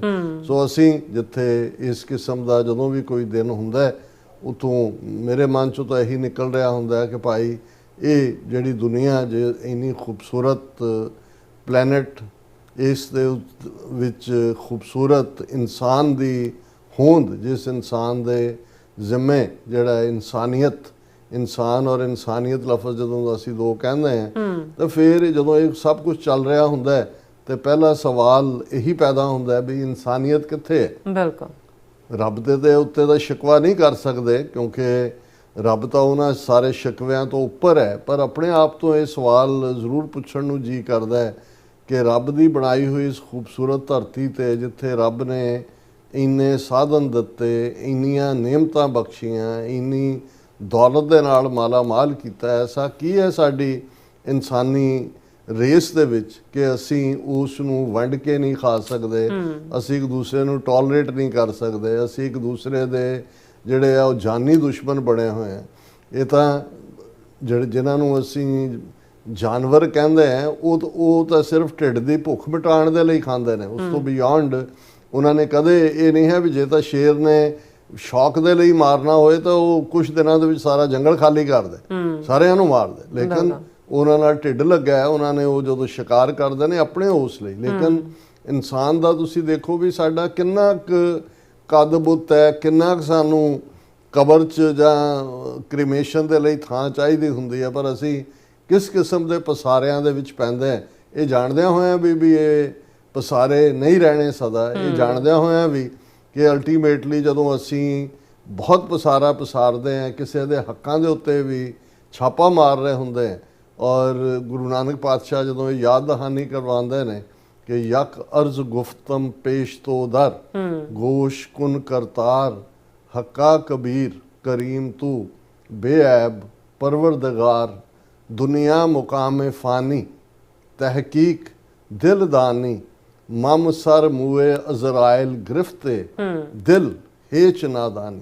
ਕਿ ਇਹ ਦੁਨੀਆ ਇਹ ਸਰਾਂ ਹੈ, ਮੁਕਾਮ ਫਾਨੀ ਹੈ। ਔਰ ਯਾਦ ਦਹਾਨੀ ਹੈ ਕਿ ਮੇਰੇ ਸਿਰ ਦੇ ਵਾਲ ਮਮ ਸਰ ਮੂਏ ਅਜ਼ਰਾਇਲ ਗ੍ਰਿਫਤੇ, ਮੌਤ ਦੇ ਉਸ ਅਜ਼ਰਾਇਲ ਨੇ ਫੜੇ ਹੋਏ ਨੇ। ਦਿਲ ਹੇਚ ਨਾਦਾਨੀ, ਹੇ ਮੇਰੇ ਦਿਲ, ਤੈਨੂੰ ਫਿਰ ਵੀ ਇਸ ਗੱਲ ਦੀ ਪਰਵਾਹ ਨਹੀਂ ਹੈ ਕਿ ਵੀ ਹਰ ਇੱਕ ਦੇ ਸਿਰ ਦੇ ਵਾਲਾਂ ਤੋਂ ਫੜਿਆ ਹੋਇਆ, ਕਦੋਂ ਕਿਹਦਾ ਅੰਤ ਹੋ ਜਾਣਾ। ਇਹਦੇ ਬਾਵਜੂਦ ਉਹੀ ਡਿਜ਼ਾਇਰ ਸਾਨੂੰ ਕਿੱਥੇ ਕਿੱਥੇ ਲੈ ਕੇ ਜਾਂਦੀਆਂ ਨੇ, ਕਿੱਥੇ ਕਿੱਥੇ ਅਸੀਂ ਜਿਹੜਾ ਉਹ ਭੌਂਦੇ ਫਿਰਦੇ ਆ ਜਾਂ ਖੱਜਲ ਹੁੰਦੇ ਫਿਰਦੇ ਆ। ਸੋ ਇਹ ਕੁੱਲ ਕਹਾਣੀ ਸਾਡੀ ਵੀ ਹੈ। ਫਿਰ ਮੁਲਕ ਜਿਨ੍ਹਾਂ ਨੇ ਬਣਾਏ, ਸਰਹੱਦਾਂ ਖਿੱਚ ਦਿੱਤੀਆਂ, ਉਹਨਾਂ ਨੂੰ ਸੈਕਰੋਸੈਂਕਟ ਬਣਾ ਲਿਆ, ਫਿਰ ਉਹਨਾਂ ਦੀ ਹੈ। ਉਹਨਾਂ ਦੇ ਵਿੱਚ ਵੀ ਤੁਸੀਂ ਜਿਹੜਾ ਲੋਕਾਂ ਦੇ ਮੁੱਢਲੇ ਹੱਕ ਖੋਹਦੇ ਚਲੇ ਜਾਓ, ਤੇ ਜੇ ਉਹ ਆਵਾਜ਼ ਚੁੱਕਣ ਤੇ ਤੁਸੀਂ ਕਹੋ ਜੀ ਇਹ ਤਾਂ ਯੂਨਿਟੀ ਇੰਟੈਗਰਿਟੀ ਮੁਲਕ ਦੀ ਖਰਾਬ ਕਰ ਰਹੇ ਨੇ। ਰੱਬ ਨੇ ਤਾਂ ਕੋਈ ਹੱਦਾਂ ਬਣਾ ਕੇ ਨਹੀਂ ਸੀ ਭੇਜੀ, ਉਸ ਦੇ ਲਈ ਤਾਂ ਇਹ ਤਿਸ ਵਿੱਚ ਧਰਤੀ ਥਾਪ ਰੱਖੀ ਧਰਮਸਾਲ, ਤਿਸ ਵਿੱਚ ਜੀ ਜੁਗਤ ਕੇ ਰੰਗ ਤਿਨ ਕੇ ਨਾਮ ਅਨੇਕ ਅਨੰਤ। ਕਿ ਸਾਰੇ ਅੱਡ-ਅੱਡ ਜੀਵ ਬਣਾਏ ਸੀ, ਅੱਡ-ਅੱਡ ਉਹਨਾਂ ਦੀ ਕੀਤੀਆਂ ਖਾਣੀ, ਕੀਤੀਆਂ ਬਾਣੀ, ਕੀਤੇ ਪਾਤਨ, ਕਿੰਨੀਆਂ ਫਾਰਮਸ ਆਫ ਲਾਈਫ, ਉਹਨਾਂ ਦੀਆਂ ਕਿੰਨੀਆਂ ਲੈਂਗੁਏਜਸ ਨੇ। ਉਸ ਵਾਹਿਗੁਰੂ ਨੇ ਡਾਈਵਰਸਿਟੀ ਪੈਦਾ ਕੀਤੀ, ਪਰ ਅਸੀਂ ਉਸ ਅਗੇਨ ਸ਼ੈਤਾਨ ਦੀ ਦੁਨੀਆ 'ਚ ਵਸਣਾ ਸ਼ਾਇਦ ਜ਼ਿਆਦਾ ਸਾਨੂੰ ਕਬੂਲ ਹੈ, ਔਰ ਇਸੇ ਲਈ ਇਹ ਸਾਰੀ ਸ਼ੈਤਾਨੀਅਤ ਦੀਆਂ ਜਿਹੜੀਆਂ ਖੇਡਾਂ ਨੇ ਉਸ ਦਾ ਅਸੀਂ ਸ਼ਿਕਾਰ ਹੈ। ਹੁਣ ਗੱਲ ਇੱਕ ਹੋਰ ਸ਼ੈਤਾਨ ਦੇ ਬੱਚੇ ਦੀ ਕਰੀਏ, ਸ਼ਤੂੰਗੜੇ ਦੀ। ਨਰਿੰਦਰ ਮੋਦੀ ਜੀ ਪਹਿਲਾਂ ਵੀ ਦਿਲਵਦੀ ਕੀਤੀ, ਖੁਦ ਜਦੋਂ ਅਸੀਂ ਰਿਪੀਟਡਲੀ ਇਹਨਾਂ ਸਾਰੇ ਪ੍ਰੋਗਰਾਮਾਂ ਦੇ ਵਿੱਚ ਕਿਹਾ ਕਿ ਜਿਵੇਂ 20 ਮਾਰਚ 2000 ਵਾਲਾ ਚਿੱਠੀ ਸਿੰਘਪੁਰਾ 'ਚ 35 ਸਿੱਖਾਂ ਦਾ ਕਤਲੇਆਮ ਫਾਲਸ ਫਲੈਗ ਆਪਰੇਸ਼ਨ ਸੀ, ਪੁਲਵਾਮਾ 2019 14 ਫਰਵਰੀ ਨੂੰ ਉਹ ਵੀ ਫਾਲਸ ਫਲੈਗ ਆਪਰੇਸ਼ਨ ਸੀ, ਔਰ ਜੋ ਇਸ ਮਈ ਦੇ ਮਹੀਨੇ ਪਹਿਲਗਾਮ ਦੇ ਨਾਲ ਜੋੜ ਕੇ ਜਿਸ ਘਟਨਾਕ੍ਰਮ ਨੂੰ ਜਿਹੜਾ ਹੈ ਉਹ 22 ਅਪ੍ਰੈਲ ਤੋਂ ਜਿਹੜਾ ਹੈ ਉਹ ਸਾਰੀ ਜਿਹਦੀ ਸ਼ੁਰੂਆਤ ਹੋਈ, ਔਰ ਮਈ ਮਹੀਨਾ ਜਦੋਂ ਅਸੀਂ ਪਹੁੰਚਦੇ ਹਾਂ ਤਾਂ ਫਿਰ ਅਸੀਂ ਦੇਖਦੇ ਹਾਂ ਵੀ ਮਈ 7 8 9 ਉਹਨਾਂ ਡੇਟਾਂ 'ਚ ਕਿਵੇਂ ਭਾਰਤ ਨੇ ਦਿਲਵਦੀ ਕਰਦਿਆਂ 9 ਟਿਕਾਣੇ ਪਾਕਿਸਤਾਨ ਦੇ, ਜਿਨ੍ਹਾਂ 'ਚ 5 ਦੇ ਵਿੱਚ ਮਸੀਤਾਂ ਸਨ, ਉਹਨਾਂ ਨੂੰ ਸ਼ਿਕਾਰ ਬਣਾਇਆ ਹਮਲਿਆਂ ਦਾ। ਪਾਕਿਸਤਾਨ ਨੇ ਜਵਾਬੀ ਕਾਰਵਾਈ ਕੀਤੀ, ਭਾਰਤ ਨੇ ਫਿਰ ਜਿਹੜਾ ਹੈ ਉਹ ਉਹਨਾਂ ਦੇ ਫੌਜੀ ਟਿਕਾਣਿਆਂ ਨੂੰ ਵੀ ਨਿਸ਼ਾਨਾ ਬਣਾਇਆ। ਲੇਕਿਨ ਇਸ ਵੇਲੇ ਜਿਹੜੇ ਦੁਨੀਆ ਦੇ ਨਿਰਪੱਖ ਐਨਾਲਿਸਟ ਨੇ, ਇਹਨਾਂ ਦੇ ਆਪਣੇ ਵੀ ਜਿਵੇਂ ਪ੍ਰਵੀਨ ਸਾਨੀ ਵਰਗੇ ਲੋਕ, ਉਹਨਾਂ ਨੇ ਬੜਾ ਕਲੀਅਰਲੀ ਇਹ ਕਿਹਾ ਕਿ ਵੀ ਸਾਰੇ ਦੇ ਵਿੱਚ ਭਾਰਤ ਬੁਰੀ ਤਰ੍ਹਾਂ ਪਿਟਿਆ। ਇਹ ਡੌਗ ਫਾਈਟ ਵੀ ਨਹੀਂ ਸੀ ਜਿਹੜੀ ਬਾਲਾਕੋਟ ਤੋਂ ਬਾਅਦ ਸੀ, ਇਹ ਇਨਫੈਕਟ ਮਿਸਲਸ ਔਰ ਡਰੋਨਸ ਦੀ ਜੰਗ ਸੀ। ਔਰ ਭਾਰਤ ਦਾ ਨੁਕਸਾਨ ਕੱਲਾ ਇਹੀ ਨਹੀਂ ਕਿ ਉਸ ਦੇ ਰਾਫੇਲ ਔਰ ਮਿਗ ਡਿਗੇ, ਉਸ ਦੇ ਨਾਲ ਨਾਲ ਜਿਹੜਾ ਹੈ ਉਹਨਾਂ ਦਾ ਈਵਨ SU-400 ਜਿਹੜਾ ਖਾਸ ਡਿਫੈਂਸ ਸਿਸਟਮ ਰਸ਼ੀਆ ਤੋਂ ਲਿਆਇਆ ਸੀ, ਖਾਸ ਤੌਰ ਤੇ ਆਦਮਪੁਰ ਜਿਹਦਾ ਸਾਰਾ ਇਹ ਕਲੈਪਸ ਹੁੰਦਾ ਹੈ। ਹੁਣ ਇਸ ਸਾਰੇ ਦੇ ਚੱਲਦਿਆਂ ਔਰ ਬਾਕੀ ਪੋਲ ਟਰੰਪ ਨੇ ਖੋਲ੍ਹ ਦਿੱਤਾ ਕਿ ਭਾਈ ਕਿਵੇਂ ਇਹ ਜਿਹੜਾ ਜਿਸ ਪਾਸੇ ਜਾ ਰਿਹਾ ਸੀ ਇਹ ਨਿਊਕਲੀਅਰ ਦੇ ਨੇੜੇ ਪਹੁੰਚ ਗਿਆ ਸੀ, ਔਰ ਉਹਨੇ ਇੰਟਰਵੀਨ ਕਰਕੇ, ਔਰ ਇਹ ਹੁਣ ਐਸ ਜੈਸ਼ੰਕਰ ਨੇ ਵੀ ਮੰਨਿਆ ਕਿ ਮਾਰਕੋ ਰੂਬੀਓ ਨੇ ਵੀ ਕਾਲ ਕੀਤਾ, ਵੈਂਸ ਨੇ ਵੀ ਕੀਤਾ, ਪਾਕਿਸਤਾਨ ਵਾਲੇ ਤਾਂ ਪਹਿਲਾਂ ਹੀ ਨਹੀਂ ਸੀ ਮੁੱਕਰੇ, ਔਰ ਉਹਦੇ ਥੱਲੇ ਜਿਹੜਾ ਹੈ ਇਸ 72 ਘੰਟੇ ਪਾਰਟਿਕੂਲਰਲੀ ਹਾਲਾਂ ਨੂੰ ਕੋਈ 4 ਦਿਨ 5 ਦਿਨ ਕਹੀ ਜਾਏ, ਲੇਕਿਨ ਉਹਦੇ 'ਚ ਵੀ ਭਾਰਤ ਤਾਂ ਇਹੀ ਕਹਿੰਦਾ ਜੀ ਅਸੀਂ 28 ਮਿੰਟ ਦੇ ਵਿੱਚ ਕਿ 18 ਮਿੰਟ ਦੇ ਵਿੱਚ ਗੱਲ ਮੁਕਾ ਦਿੱਤੀ। ਲੇਕਿਨ ਹੁਣ ਜ਼ਾਹਰ ਹੈ ਵੀ ਇਸ ਸਾਰੇ ਦੇ ਵਿੱਚ ਜਿੱਥੇ ਭਾਰਤ ਦਾ ਜਿਹੜਾ ਸਾਰੇ ਹੀ ਚਿਹਰੇ ਬੇਨਕਾਬ ਹੋਏ, ਪੋਲੀਟੀਕਲ ਟੋਟਲ ਕਲੈਪਸ ਹੋਇਆ, diplomatically other than Taliban Afghanistan ਦੇ ਉਹਦੇ ਨਾਲ ਕੋਈ ਨਹੀਂ ਖਲੋਤਾ, ਉਸ ਦੇ ਆਰਮਾਮੈਂਟ ਉਹ ਰਸ਼ੀਅਨ ਮੇਡ SU-400 ਜਾਂ ਜਿਹੜੇ ਫਰਾਂਸ ਤੋਂ ਲਏ ਰਾਫੇਲ ਸੀ, ਕਿਉਂਕਿ ਯਾਦ ਹੋਏਗਾ ਕਿ ਬਾਲਾਕੋਟ ਐਕਸ਼ਨ ਤੋਂ ਬਾਅਦ ਜਿੱਦਣ ਜਿਹੜਾ 2019 ਦੇ ਵਿੱਚ ਇਹਨੇ ਮੋਦੀ ਨੇ ਪਾਰਲੀਮੈਂਟ ਨੂੰ ਐਡਰੈਸ ਕੀਤਾ ਸੀ, ਉਹਨੇ ਕਿਹਾ ਜੀ ਕਾਸ਼ ਸਾਡੇ ਕੋਲ ਰਾਫੇਲ ਹੁੰਦੇ ਤਾਂ ਫਿਰ ਅਸੀਂ ਦੱਸਦੇ, ਕਿਉਂਕਿ ਉਹਦੇ 'ਚ ਉਹਨਾਂ ਦਾ ਜਹਾਜ਼ ਤਾਂ ਡਿੱਗ ਪਿਆ ਸੀ, ਅਭਿਨੰਦਨ ਨੂੰ ਵੀ ਉਹਨਾਂ ਨੇ ਫੜ ਲਿਆ ਸੀ, ਫਿਰ ਬਾਅਦ ਛੱਡਤਾ। ਪਰ ਹੁਣ ਤਾਂ ਉਹ ਕਾਸ਼ ਵਾਲੀ ਗੱਲ ਵੀ 6 ਸਾਲ 'ਚ ਪੂਰੀ ਹੋ ਗਈ, ਰਾਫੇਲ ਲੈ ਆਏ। ਪਰ ਇਹ ਸਾਰੇ ਦੀ ਫੇਲਿਅਰ ਜਿਹੜੀ ਹੈ, ਔਰ ਇਸ ਵੇਲੇ ਔਰ ਉਹਨਾਂ ਦੇ ਮੀਡੀਆ ਦੀ ਐਕਸਪੋਜ਼ਰ ਵੀ, ਜਿਨ੍ਹਾਂ ਨੇ ਅੱਧਾ ਪਾਕਿਸਤਾਨ 'ਤੇ ਕਬਜ਼ਾ ਕਰ ਲਿਆ ਸੀ, ਕਰਾਚੀ ਲੈ ਲਿਆ ਸੀ, ਇਸਲਾਮਾਬਾਦ ਲੈ ਲਿਆ ਸੀ, ਲਾਹੌਰ ਲੈ ਲਿਆ ਸੀ। ਹੁਣ ਇਸ ਸਾਰੇ ਤੋਂ ਬਾਅਦ ਇਹ ਠੀਕ ਹੈ ਕਿ ਇੱਕ ਪਾਸੇ ਪਾਕਿਸਤਾਨ ਦੇ ਵਿੱਚ ਜਸ਼ਨ ਦਾ ਮਾਹੌਲ ਹੈ, ਇਹਨਾਂ ਸਾਰੇ ਦਿਨਾਂ 'ਚ ਹੋਣਾ ਵੀ ਚਾਹੀਦਾ। ਹਾਲਾਂ ਮੈਨੂੰ ਯਾਦ ਹੈ ਕਿ ਵੀ ਸਾਡੇ ਮਿੱਤਰ ਸ਼ੇਖ ਸਾਹਿਬ ਜਦੋਂ ਕੋਈ ਵੀ ਦੁਸ਼ਮਣ ਦੀ ਕਮਜ਼ੋਰ ਗੱਲ ਵਾਪਰਦੀ ਸੀ ਤੇ ਬਹੁਤਿਆਂ ਨੇ ਖੁਸ਼ ਹੋ ਰਹੇ ਹੋਣਾ, ਉਹਨੂੰ ਸੈਲੀਬ੍ਰੇਟ ਕਰ ਰਹੇ ਹੋਣਾ, ਤੇ ਉਹਨਾਂ ਨੇ ਕਹਿਣਾ ਕਿ ਵੀ ਹੁਣ ਇਹ ਦੇਖੋ ਕਿ ਵੀ ਦੁਸ਼ਮਣ ਕੀ ਕਰੇਗਾ, ਤੁਸੀਂ ਇਸ ਪਾਸੇ ਵੱਲ ਆਓ, ਹੁਣ ਇਹ ਨਾ ਬਸ ਹੋ ਗਈ ਸੈਲੀਬ੍ਰੇਸ਼ਨ। ਸੋ ਅਸੀਂ ਸਮਝਦੇ ਹਾਂ ਕਿ ਵੀ ਠੀਕ ਹੈ, ਪਾਕਿਸਤਾਨ ਦੇ ਵਿੱਚ ਫੌਜੀ ਚੀਫ ਜਿਹੜੇ ਨੇ ਉਹ ਫੀਲਡ ਮਾਰਸ਼ਲ ਵੀ ਬਣ ਗਏ, ਉਹਨਾਂ ਦੇ air force chief mister Sidhu, ਉਹਨਾਂ ਦੀ ਵੀ ਐਕਸਟੈਂਸ਼ਨ ਹੋ ਗਈ, ਔਰ ਪਾਕਿਸਤਾਨ ਨੇ ਇਸ ਨੂੰ ਬਿਲਕੁਲ ਜਿਹੜਾ ਉਹ ਉਵੇਂ ਹੀ ਲਿਆ ਜਿਵੇਂ ਕੋਈ ਵੀ ਜੇਤੂ ਹੁੰਦਾ ਹੈ। ਔਰ ਇਹਦੇ 'ਚ ਵੀ ਕੋਈ ਸ਼ੱਕ ਨਹੀਂ ਹੈ ਕਿ ਜੇ ਹੁਣ ਇਹ ਕਹਿਣਾ ਹੋਏ ਕਿ ਸਾਊਥ ਏਸ਼ੀਅਨ ਪਾਵਰ 'ਚ 에ਅਰ ਪਾਵਰ ਦੇ ਹਵਾਲੇ ਨਾਲ ਹੀ ਜੇ ਗੱਲ ਕਰੀਏ, ਕੋਈ ਗਰਾਊਂਡ ਟਰੂਪ ਤਾਂ ਮੂਵ ਨਹੀਂ ਹੋਏ, ਸੋ ਰਾਦਰ ਪਾਕਿਸਤਾਨ ਨੇ ਆਪਣੇ ਆਪ ਨੂੰ as a superior state than India South Asia 'ਚ ਰੀਜਨਲ ਪਾਵਰ ਦੇ ਤੌਰ 'ਤੇ ਪਾਕਿਸਤਾਨ ਨੇ ਆਪਣਾ ਰੁਤਬਾ ਬੁਲੰਦ ਕੀਤਾ ਹੈ। ਔਰ ਇਹ ਸ਼ਾਇਦ ਇਸਲਾਮਿਕ ਵਰਲਡ ਦੇ ਵਿੱਚ ਵੀ ਪਾਕਿਸਤਾਨ ਦੇ ਲਈ ਇਸ ਦਾ ਰੁਤਬਾ ਵਧਿਆ, ਕਿਉਂਕਿ ਇਸ ਤੋਂ ਪਹਿਲਾਂ ਜਦੋਂ ਜ਼ੁਲਫਿਕਾਰ ਅਲੀ ਭੁੱਟੋ ਨੇ OIC ਦੀ ਕਾਨਫਰੰਸ ਜਿਹੜੀ ਹੈ ਲਾਹੌਰ ਦੇ ਵਿੱਚ ਸੱਦੀ ਸੀ, ਜਿਹੜੀ ਅਲਟੀਮੇਟਲੀ ਉਹਦੇ ਮਰਡਰ ਦਾ ਕਾਰਨ ਵੀ ਬਣੀ, ਉਦੋਂ ਵੀ ਪਾਕਿਸਤਾਨ ਨੂੰ ਇੱਕ ਉਸ ਹੋਪ ਦੀ ਤਰ੍ਹਾਂ ਦੇਖਿਆ ਜਾਂਦਾ ਸੀ ਇਸਲਾਮਿਕ ਮੁਲਕਾਂ ਵੱਲੋਂ। ਫਿਰ 1998 ਦੇ ਵਿੱਚ, ਕਿਉਂਕਿ ਮਈ ਦਾ ਮਹੀਨਾ ਚੱਲ ਰਿਹਾ ਔਰ ਅਸੀਂ 2 ਦਿਨ ਬਾਅਦ ਗੱਲ ਕਰਾਂਗੇ, ਕਿਉਂਕਿ ਮਈ 13 1998 ਚ ਭਾਰਤ ਨੇ ਜਿਹੜਾ ਪਹਿਲਾਂ ਮਈ 11 ਔਰ 13 ਜਿਹੜੇ ਨੇ ਉਹ ਨਿਊਕਲੀਅਰ ਧਮਾਕੇ ਕੀਤੇ ਸੀ, ਪੋਖਰਾਨ 'ਚ ਨਿਊਕਲੀਅਰ ਪਾਵਰ ਬਣਿਆ ਸੀ। ਔਰ ਪਾਕਿਸਤਾਨ ਨੇ ਮਈ ਮਹੀਨੇ ਦੇ ਵਿੱਚ ਹੀ ਮਈ 28 ਨੂੰ ਨਿਊਕਲੀਅਰ ਧਮਾਕੇ ਕਰਕੇ 5-6 ਜਿਹੜੇ ਨੇ ਉਹ ਯੂਰੇਨੀਅਮ ਪਲੂਟੋਨੀਅਮ ਦੋਨਾਂ ਦਾ ਇਸਤੇਮਾਲ ਕਰਕੇ ਆਪਣੇ ਆਪ ਨੂੰ ਨਿਊਕਲੀਅਰ ਪਾਵਰ ਐਸਟੈਬਲਿਸ਼ ਕੀਤਾ ਸੀ। ਉਦੋਂ ਇਸਲਾਮਿਕ ਵਰਲਡ ਦੇ ਵਿੱਚ ਇਸ ਗੱਲ ਦੀ ਰਾਹਤ ਵੀ ਸੀ ਔਰ ਖੁਸ਼ੀ ਵੀ ਸੀ ਕਿ ਪਾਕਿਸਤਾਨ ਇੱਕੋ ਇੱਕ ਐਸਾ ਮੁਲਕ ਹੈ ਇਸਲਾਮਿਕ ਜਿਨ੍ਹਾਂ ਦੇ ਕੋਲ ਹੁਣ ਨਿਊਕਲੀਅਰ ਪਾਵਰ ਹੈ। ਲੇਕਿਨ ਜਿਸ ਕਦਰ ਇੰਡੀਆ ਨੇ ਇਹ ਸਾਰਾ ਇੱਕ ਆਪਣਾ ਫਰੇਬ ਜਾਲ ਉਣਿਆ ਹੋਇਆ ਸੀ ਔਰ ਦਾਅਵੇ ਵੀ ਕੀਤੇ ਜਾਂਦੇ ਸੀ, ਹੁਣ ਵੀ ਪਿਛਲੇ 24 ਘੰਟੇ 'ਚ ਦਾਅਵੇ ਹੋ ਰਹੇ ਨੇ ਕਿ ਜੀ ਅਸੀਂ ਹੁਣ ਚੌਥੀ ਵੱਡੀ ਇਕਨੋਮਿਕਲ ਪਾਵਰ ਬਣ ਗਏ ਹਾਂ, ਅਸੀਂ ਜਾਪਾਨ ਨੂੰ ਪਿੱਛੇ ਛੱਡ ਦਿੱਤਾ, ਹੁਣ ਅਸੀਂ $4 ਟ੍ਰਿਲੀਅਨ ਦੀ ਇਕਨੋਮੀ ਬਣ ਗਏ। ਜਾਪਾਨ ਦੀ ਅੱਜ ਤੋਂ 2-3 ਸਾਲ ਪਹਿਲਾਂ $6 ਟ੍ਰਿਲੀਅਨ ਦੀ ਇਕਨੋਮੀ ਸੀ। ਜਾਪਾਨ ਕਿਉਂਕਿ ਸੁੰਗੜਿਆ, ਉਸ ਦੇ ਹਾਲਾਤ ਚੰਗੇ ਨਹੀਂ ਚੱਲ ਰਹੇ, ਸੋ ਜੇ ਤਾਂ ਤੁਸੀਂ 6 ਦੀ ਬਜਾਏ 7 ਤੇ ਆਉਂਦੇ ਫਿਰ ਕਹਿੰਦੇ ਜੀ ਅਸੀਂ ਬਣ ਗਏ, ਤੇ ਉਹ 80 ਕਰੋੜ ਲੋਕਾਂ ਨੂੰ ਜਿਨ੍ਹਾਂ ਨੂੰ 5 ਕਿਲੋ ਅਨਾਜ ਦਿੰਦੇ ਹੋ ਇਹ ਵੀ ਦੱਸ ਦਿਓ ਵੀ ਤੁਸੀਂ ਚੌਥੀ ਵੱਡੀ ਇਕਨੋਮੀ ਬਣਨ ਤੋਂ ਬਾਅਦ ਉਹਨਾਂ ਦਾ ਅੰਨ ਬੰਦ ਕਰੋਗੇ ਜਾਂ ਉਹਨਾਂ ਨੂੰ ਉਹ ਵਾਕਿਆ ਹੀ ਉਹਨਾਂ ਨੂੰ ਨੌਕਰੀਆਂ ਮਿਲ ਗਈਆਂ ਨੇ ਵੀ ਉਹ ਆਪਣੀ ਕਮਾਈ ਕਰ ਸਕਣ। ਪਰ ਕਿਉਂਕਿ ਇਹ ਮਾਰ ਨੇ PR ਦੇ ਲਿਹਾਜ਼ ਨਾਲ ਅੱਜ ਤੁਸੀਂ ਦੇਖੋ ਪਿਛਲੇ 24 ਘੰਟੇ ਤੋਂ ਇਹੀ ਚੱਲ ਰਿਹਾ ਜੀ, ਭਾਰਤ ਨੇ ਜਾਪਾਨ ਨੂੰ ਪਿੱਛੇ ਛੱਡਤਾ ਔਰ ਅਸੀਂ ਚੌਥੀ ਜਿਹੜੀ ਹੈ ਦੁਨੀਆ ਦੀ ਹੁਣ ਇਕਨੋਮੀ ਬਣ ਗਏ ਜਾਪਾਨ ਨੂੰ ਪਿੱਛੇ ਛੱਡ ਕੇ। ਸੋ ਇੱਕ ਪਾਸੇ ਤਾਂ ਉਹਨਾਂ ਦਾ ਉਹ ਪ੍ਰੋਪੇਗੈਂਡਾ ਚੱਲ ਹੀ ਰਿਹਾ ਸੀ, ਉਸ ਦੇ ਥੱਲੇ ਈਵਨ ਇਸਲਾਮਿਕ ਵਰਲਡ ਦਾ ਵੀ ਵੱਡਾ ਹਿੱਸਾ, ਸਾਊਦੀ ਅਰੇਬੀਆ ਹੋਏ UAE ਹੋਏ, ਸਭ ਨੇ ਸੱਦ ਕੇ ਮੋਦੀ ਨੂੰ ਉਧਰ ਉਹ ਕੁੱਟ ਚਾੜੀ ਹੋਈ ਹੈ 20 ਕਰੋੜ ਮੁਸਲਮਾਨਾਂ ਨੂੰ, ਇਹ ਸੱਦ ਕੇ ਉਹਨੂੰ ਜਿਹੜਾ ਉਹ ਸਭ ਤੋਂ ਹਾਈਐਸਟ ਅਵਾਰਡ ਦਿੰਦੇ ਰਹੇ ਨੇ। ਲੇਕਿਨ ਇਸ ਸਾਰੇ ਤੋਂ ਬਾਅਦ ਜਿਹੜੀ ਪਾਕਿਸਤਾਨ ਦੀ ਪਰਫਾਰਮੈਂਸ ਹੈ, ਜ਼ਾਹਰ ਹੈ ਕਿ ਪਾਕਿਸਤਾਨ ਵੱਲ ਜਿਹੜਾ ਹੈ ਉਹ ਇੱਕ ਹੋਰ ਪ੍ਰਾਈਡ ਪਾਕਿਸਤਾਨ ਨੂੰ ਮਿਲਿਆ। ਔਰ ਈਵਨ ਜਿਵੇਂ ਭਾਰਤ ਦੇ ਵਿੱਚ ਹੁਣ ਤੁਰਕੀ ਦੇ ਖਿਲਾਫ ਨਫ਼ਰਤ ਔਰ ਉਹਨਾਂ ਦੀਆਂ ਚੀਜ਼ਾਂ ਦਾ ਬਾਈਕਾਟ ਤੇ ਉੱਥੇ ਨਾ ਜਾਓ ਚੱਲ ਰਿਹਾ। ਸ਼ਹਬਾਜ਼ ਸ਼ਰੀਫ ਪਾਕਿਸਤਾਨ ਦੇ ਪ੍ਰਾਈਮ ਮਿਨਿਸਟਰ ਪਿਛਲੇ ਕੱਲ੍ਹ ਹੀ ਤੁਰਕੀ ਦੇ ਵਿੱਚ ਸੀ ਔਰ ਤੁਰਕੀ ਪਾਕਿਸਤਾਨ ਅਲਾਇੰਸ ਔਰ ਉਹਦੇ ਨਾਲ ਚਾਈਨਾ ਔਰ ਚਾਈਨਾ ਦੇ ਹਥਿਆਰ ਵੀ ਟੈਸਟ ਹੋ ਗਏ, ਆਪਣੇ ਆਪ 'ਚ ਉਹਨਾਂ ਦੀ ਵੈਲਿਊ ਦੁਨੀਆ 'ਚ ਵੱਧ ਗਈ।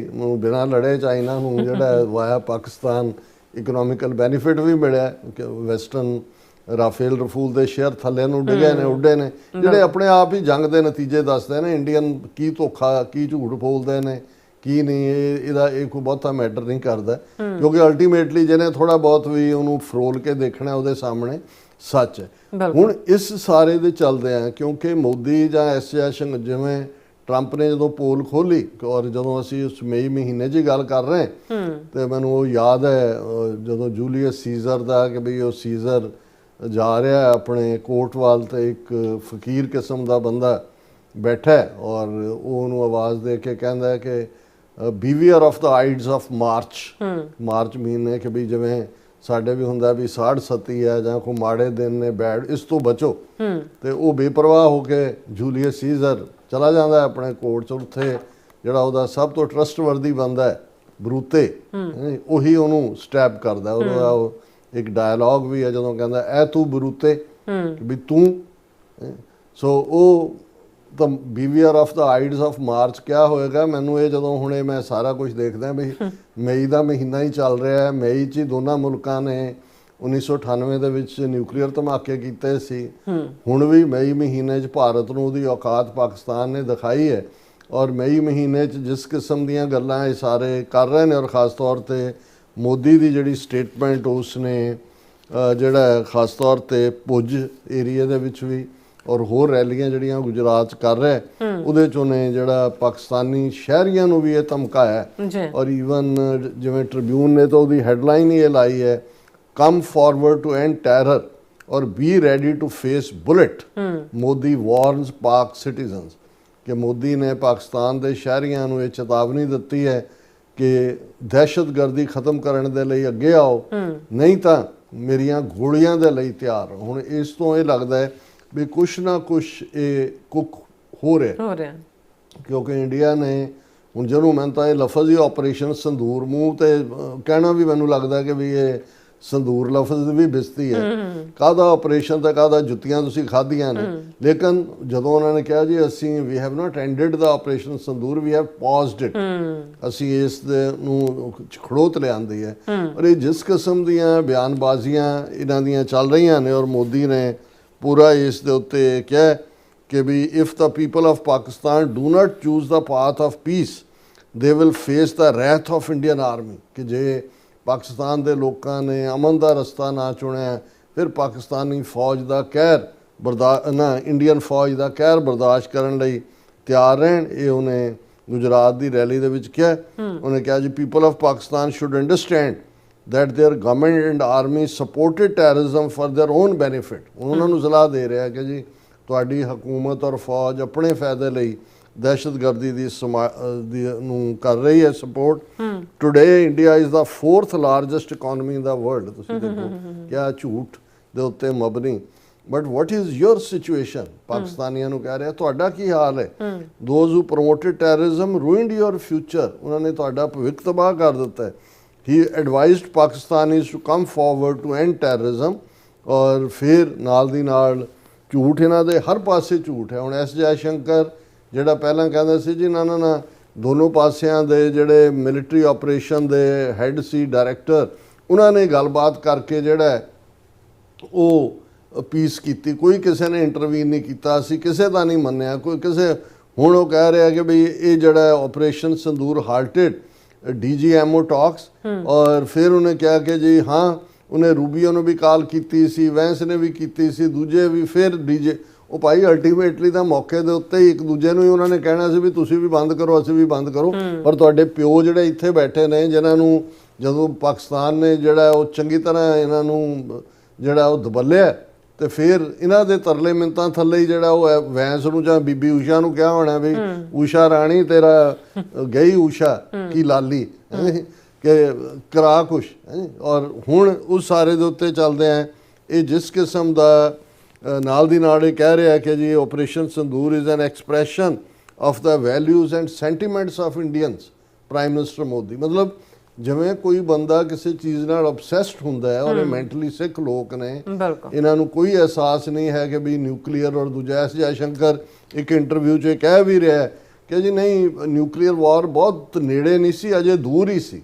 ਜਦੋਂ ਤੁਹਾਡੇ ਕੋਲ ਨਿਊਕਲੀਅਰ ਆਪਸ਼ਨ ਹੈ ਦੋਨਾਂ ਦੇ ਕੋਲ ਹੀ, ਔਰ ਪਾਕਿਸਤਾਨ ਨੇ ਨਾ ਤਾਂ ਨਾਟ ਯੂਜ਼ ਫਸਟ ਦੇ ਉੱਤੇ ਮੰਨਿਆ ਹੋਇਆ ਕਿਉਂਕਿ ਪਾਕਿਸਤਾਨ ਨੇ, ਔਰ ਜਿਹੜੀ ਈਵਨ ਡਿਫੈਂਸ ਰਿਪੋਰਟ ਵੀ ਅਮਰੀਕਨਾਂ ਦੀ ਆਈ ਹੈ, ਉਹਨਾਂ ਨੇ ਕਿਹਾ ਜੀ ਇੰਡੀਆ ਜਿਹੜਾ ਉਹ ਵੱਡਾ ਐਨਮੀ ਤਾਂ ਚਾਈਨਾ ਨੂੰ ਸਮਝਦਾ, ਪਾਕਿਸਤਾਨ ਨੂੰ ਤਾਂ ਇੱਕ ਐਨੈਕਸੀ ਦੇ ਤੌਰ ਤੇ ਦੇਖਦਾ।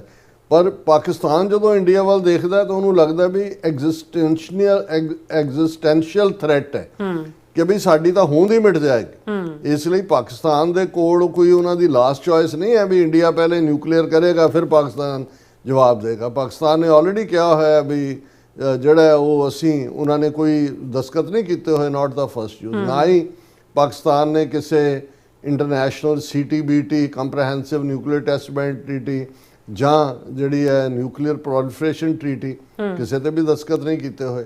ਸੋ ਪਾਕਿਸਤਾਨ ਦੇ ਲਈ ਪਾਕਿਸਤਾਨ ਨੂੰ ਪਤਾ ਹੈ ਕਿ ਇੰਡੀਆ ਉਹਦੀ ਐਗਜ਼ਿਸਟੈਂਸ ਨੂੰ ਹੀ ਮਿਟਾ ਦੇਣਾ ਚਾਹੁੰਦਾ, ਉਹੀ ਥ੍ਰੈਟ ਕਹੀ ਜਾਂਦੀ ਹੈ। ਤੇ ਜਦੋਂ ਪਾਕਿਸਤਾਨ ਨੂੰ ਪਤਾ ਹੈ ਕਿ ਵੀ ਸਾਨੂੰ ਛੱਡਣਾ ਨਹੀਂ ਹੈ, ਤਾਂ ਫਿਰ ਤਾਂ ਉਹ ਜਿਵੇਂ ਉਰਦੂ ਦਾ ਇੱਕ ਘਸਿਆ ਪਿਟਿਆ ਜਿਹਾ ਉਹ ਸ਼ੇਅਰ ਹੁੰਦਾ ਸੀ ਕਿ ਹਮ ਤੋਂ ਡੂਬੇ ਸਨਮ ਤੁਮਕੋ ਵੀ ਲੈ ਡੂਬੇਂਗੇ, ਵੀ ਅਸੀਂ ਤਾਂ ਜਾਣਾ ਹੀ ਜਾਣਾ, ਫਿਰ ਹੁਣ ਤੁਹਾਨੂੰ ਵੀ ਨਾਲ ਹੀ ਲੈ ਕੇ ਜਾਵਾਂਗੇ। ਸੋ ਮੈਨੂੰ ਇਹ ਲੱਗਦਾ ਵੀ ਅਜੇ ਵੀ ਇਨ ਸਪਾਈਟ ਆਫ ਕਿ ਵੀ ਇੱਕ ਪਾਸੇ ਜਿਹੜਾ ਉਹ ਡਿਫੀਟ ਚੋਂ ਨਿਕਲੀਆਂ ਹੋਈਆਂ ਇਹ ਸਾਰੀਆਂ ਗੱਲਾਂ ਨੇ ਜੋ ਇੰਡੀਆ 'ਚ ਹੋ ਰਹੀਆਂ, ਪਰ ਇਸ ਕਿਸਮ ਦਾ ਜਿਹੜਾ ਹਫਿਆ ਹੋਇਆ ਬੰਦਾ ਹੈ, ਹਾਰਿਆ ਹੋਇਆ ਬੰਦਾ ਹੈ, ਜ਼ਲੀਲ ਹੋਇਆ ਹੋਇਆ, ਕਈ ਵਾਰੀ ਜਾਂਦਾ ਜਾਂਦਾ ਪਤਾ ਨਹੀਂ ਉਸ ਜ਼ਲਾਲਤ 'ਚ ਉਹਨੇ ਕੀ ਕਰਨਾ ਹੁੰਦਾ ਹੈ। ਤੇ ਪਾਕਿਸਤਾਨ ਵੀ ਹੁਣ ਜਿਹੜੇ ਜਸ਼ਨਾਂ ਦੇ ਮਾਹੌਲ 'ਚੋਂ ਬਾਹਰ ਨਿਕਲੇ ਔਰ ਇਹ ਦੇਖੇ ਕਿ ਭਾਈ ਇਹ ਜਦੋਂ ਮੈਂ ਕਿਹਾ ਕਿ ਬੀਵੀਅਰ ਆਫ ਦਾ ਹਾਈਟਸ ਆਫ ਮੇ, ਕਿਉਂਕਿ ਇਹ ਸਾਰਾ ਪਾਰਟ ਕਿਸੇ ਪਾਸੇ ਵੀ ਅਜੇ ਟਰਨ ਲੈ ਸਕਦਾ ਹੈ। ਸੋ ਉਹਨਾਂ ਨੂੰ ਆਪਣੇ ਤੌਰ ਦੇ ਉੱਤੇ ਇੰਟਰਨੈਸ਼ਨਲੀ ਔਰ ਦੂਜੀ ਔਰ ਅਸੀਂ ਗੱਲ ਕਰਾਂਗੇ ਕਿ ਵੀ ਭਾਰਤ ਈਵਨ ਹੁਣ ਇਸ ਸਾਰੇ ਚੋਂ ਉਹਦਾ ਗਰਾਊਂਡ ਡਿਫੀਟ ਖਾਣ ਤੋਂ ਬਾਅਦ ਕਿਸ ਕਿਸਮ ਦੀਆਂ ਹੋਰ ਸਾਜ਼ਿਸ਼ਾਂ ਦੇ ਵਿੱਚ ਮੁਲਵਸ ਹੋ ਸਕਦਾ ਹੈ ਇੰਟਰਨੈਸ਼ਨਲੀ। ਜੀ ਰਾਜ ਸਾਹਿਬ, ਤੁਹਾਡਾ ਬਹੁਤ ਬਹੁਤ ਸ਼ੁਕਰੀਆ। ਸਾਥ ਲੈਣੇ ਬ੍ਰੇਕ ਔਰ ਬ੍ਰੇਕ ਤੇ ਜਾਣ ਤੋਂ ਪਹਿਲਾਂ ਅਸੀਂ ਦਰਸ਼ਕਾਂ ਤੇ ਸਰੋਤਿਆਂ ਨੂੰ ਫੀਲ ਤੇ ਬੇਨਤੀ ਕਰਦੀ ਵਿਊਅਰਸ, ਜਿਸ ਤਰ੍ਹਾਂ ਕਿ ਤੁਸੀਂ ਜਾਣਦੇ ਹੋ ਕਿ ਟੀਵੀ 84 ਇੱਕ ਪੰਥਕ ਚੈਨਲ ਹੈ ਔਰ ਟੀਵੀ 84 ਦੀ ਚੜ੍ਹਦੀ ਕਲਾ ਲਈ ਵੱਧ ਤੋਂ ਵੱਧ ਡੋਨੇਟ ਕਰੋ। ਡੋਨੇਟ ਕਰਨ ਲਈ ਸਾਡੀ ਵੈਬਸਾਈਟ tv84.tv ਤੇ ਜਾ ਕੇ ਪੇਪਲ ਦੀ ਵਰਤੋਂ ਕਰਕੇ ਵਨ ਟਾਈਮ ਡੋਨੇਟ ਕਰ ਸਕਦੇ ਹੋ, ਮੰਥਲੀ ਡੋਨੇਟ ਵੀ ਕਰ ਸਕਦੇ ਹੋ। ਤੁਸੀਂ ਟੀਵੀ 84 ਦੇ ਨਾਮ ਤੇ ਚੈੱਕ ਬਣਾ ਕੇ ਸਾਨੂੰ ਮੇਲ ਵੀ ਕਰ ਸਕਦੇ ਹੋ ਸਾਡੇ ਇਸ ਪਤੇ ਤੇ 36-01 37th Avenue, Long Island City, New York 11101 USA, ਜਾਂ ਫਿਰ ਤੁਸੀਂ ਸਾਨੂੰ ਫੋਨ ਰਾਹੀਂ ਵੀ ਸੰਪਰਕ ਕਰ ਸਕਦੇ ਹੋ 5166191984। ਤੁਸੀਂ ਸਾਨੂੰ ਈਮੇਲ ਵੀ ਕਰ ਸਕਦੇ ਹੋ info@tv84.tv ਤੇ। ਅਸੀਂ ਤੁਹਾਡੇ ਤਹਿ ਦਿਲ ਤੋਂ ਸ਼ੁਕਰਗੁਜ਼ਾਰ ਹੋਵਾਂਗੇ। ਸੋ ਇੱਥੇ ਲੈਣੇ ਬ੍ਰੇਕ ਵਿਊਅਰਸ, ਤੁਸੀਂ ਸਾਨੂੰ ਇਸੇ ਤਰ੍ਹਾਂ ਬਣੇ ਰਹਿਣਾ। ਮਿਲਦੇ ਹਾਂ after this short break.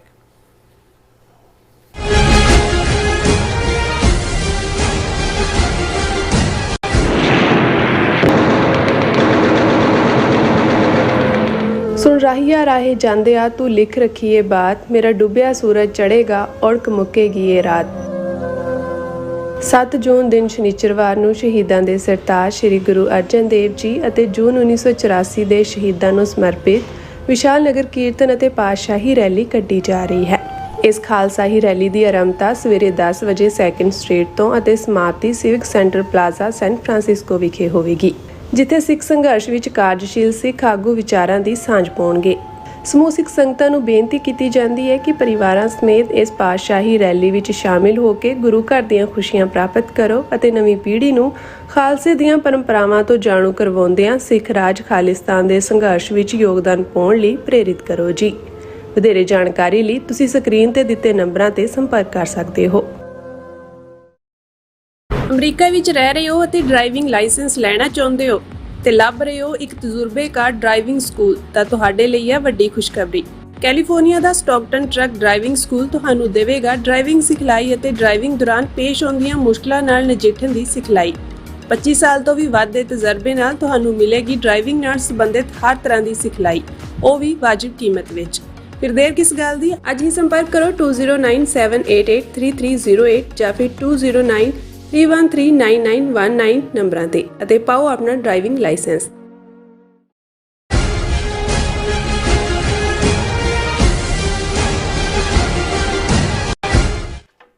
Viewers, welcome back on programme. So viewers, ਗੱਲਬਾਤ ਕਰਾਂਗੇ ਕਿ 72 ਘੰਟੇ ਦੀ ਪਾਕਿਸਤਾਨ ਨਾਲ ਡਰੋਨ ਮਿਜ਼ਾਈਲ ਜੰਗ ਵਿੱਚ ਬੁਰੀ ਤਰ੍ਹਾਂ ਪਿੱਟਣ ਤੋਂ ਬਾਅਦ ਭਾਰਤ ਦੀ ਅੰਤਰਰਾਸ਼ਟਰੀ ਕਮਿਊਨਿਟੀ ਵਿੱਚ ਵੀ ਤੋਏ ਹੋਈ ਪਈ ਹੈ।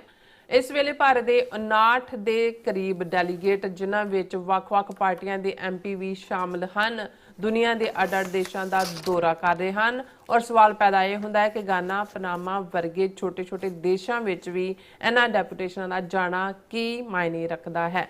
ਸੋ ਕੀ ਭਾਰਤ ਪਾਕਿਸਤਾਨ ਦੇ ਖਿਲਾਫ ਯੂਨਾਈਟਿਡ ਨੇਸ਼ਨ ਜਨਰਲ ਅਸੈਂਬਲੀ ਵਿੱਚ ਕੋਈ ਮਤਾ ਲਿਆਉਣ ਜਾ ਰਿਹਾ ਹੈ, ਜਿਸ ਲਈ ਉਹ ਛੋਟੇ-ਛੋਟੇ ਦੇਸ਼ਾਂ ਵਿੱਚ ਵੀ ਲੋਬੀ ਕਰ ਰਹੇ ਹਨ। ਸੋ ਇਸ ਬਾਰੇ ਆਪਾਂ ਗੱਲਬਾਤ ਕਰਨ ਜਾ ਰਹੇ ਹਾਂ। ਸੋ ਅਸੀਂ ਚਾਹਾਂਗੇ ਕਿ ਤੁਸੀਂ ਇਸੇ ਤਰ੍ਹਾਂ ਬਣੇ ਰਹਿਣਾ। ਦੇਖਣ, ਸੁਣਨ ਲਈ ਐਂਡ ਲਿਖਣ ਲਈ ਤੁਹਾਡਾ ਸਭ ਦਾ ਬਹੁਤ-ਬਹੁਤ ਧੰਨਵਾਦ ਜੀ। ਡਾਕਟਰ ਸਾਹਿਬ, ਕੀ ਕਹਿਣਾ ਚਾਹੋਗੇ?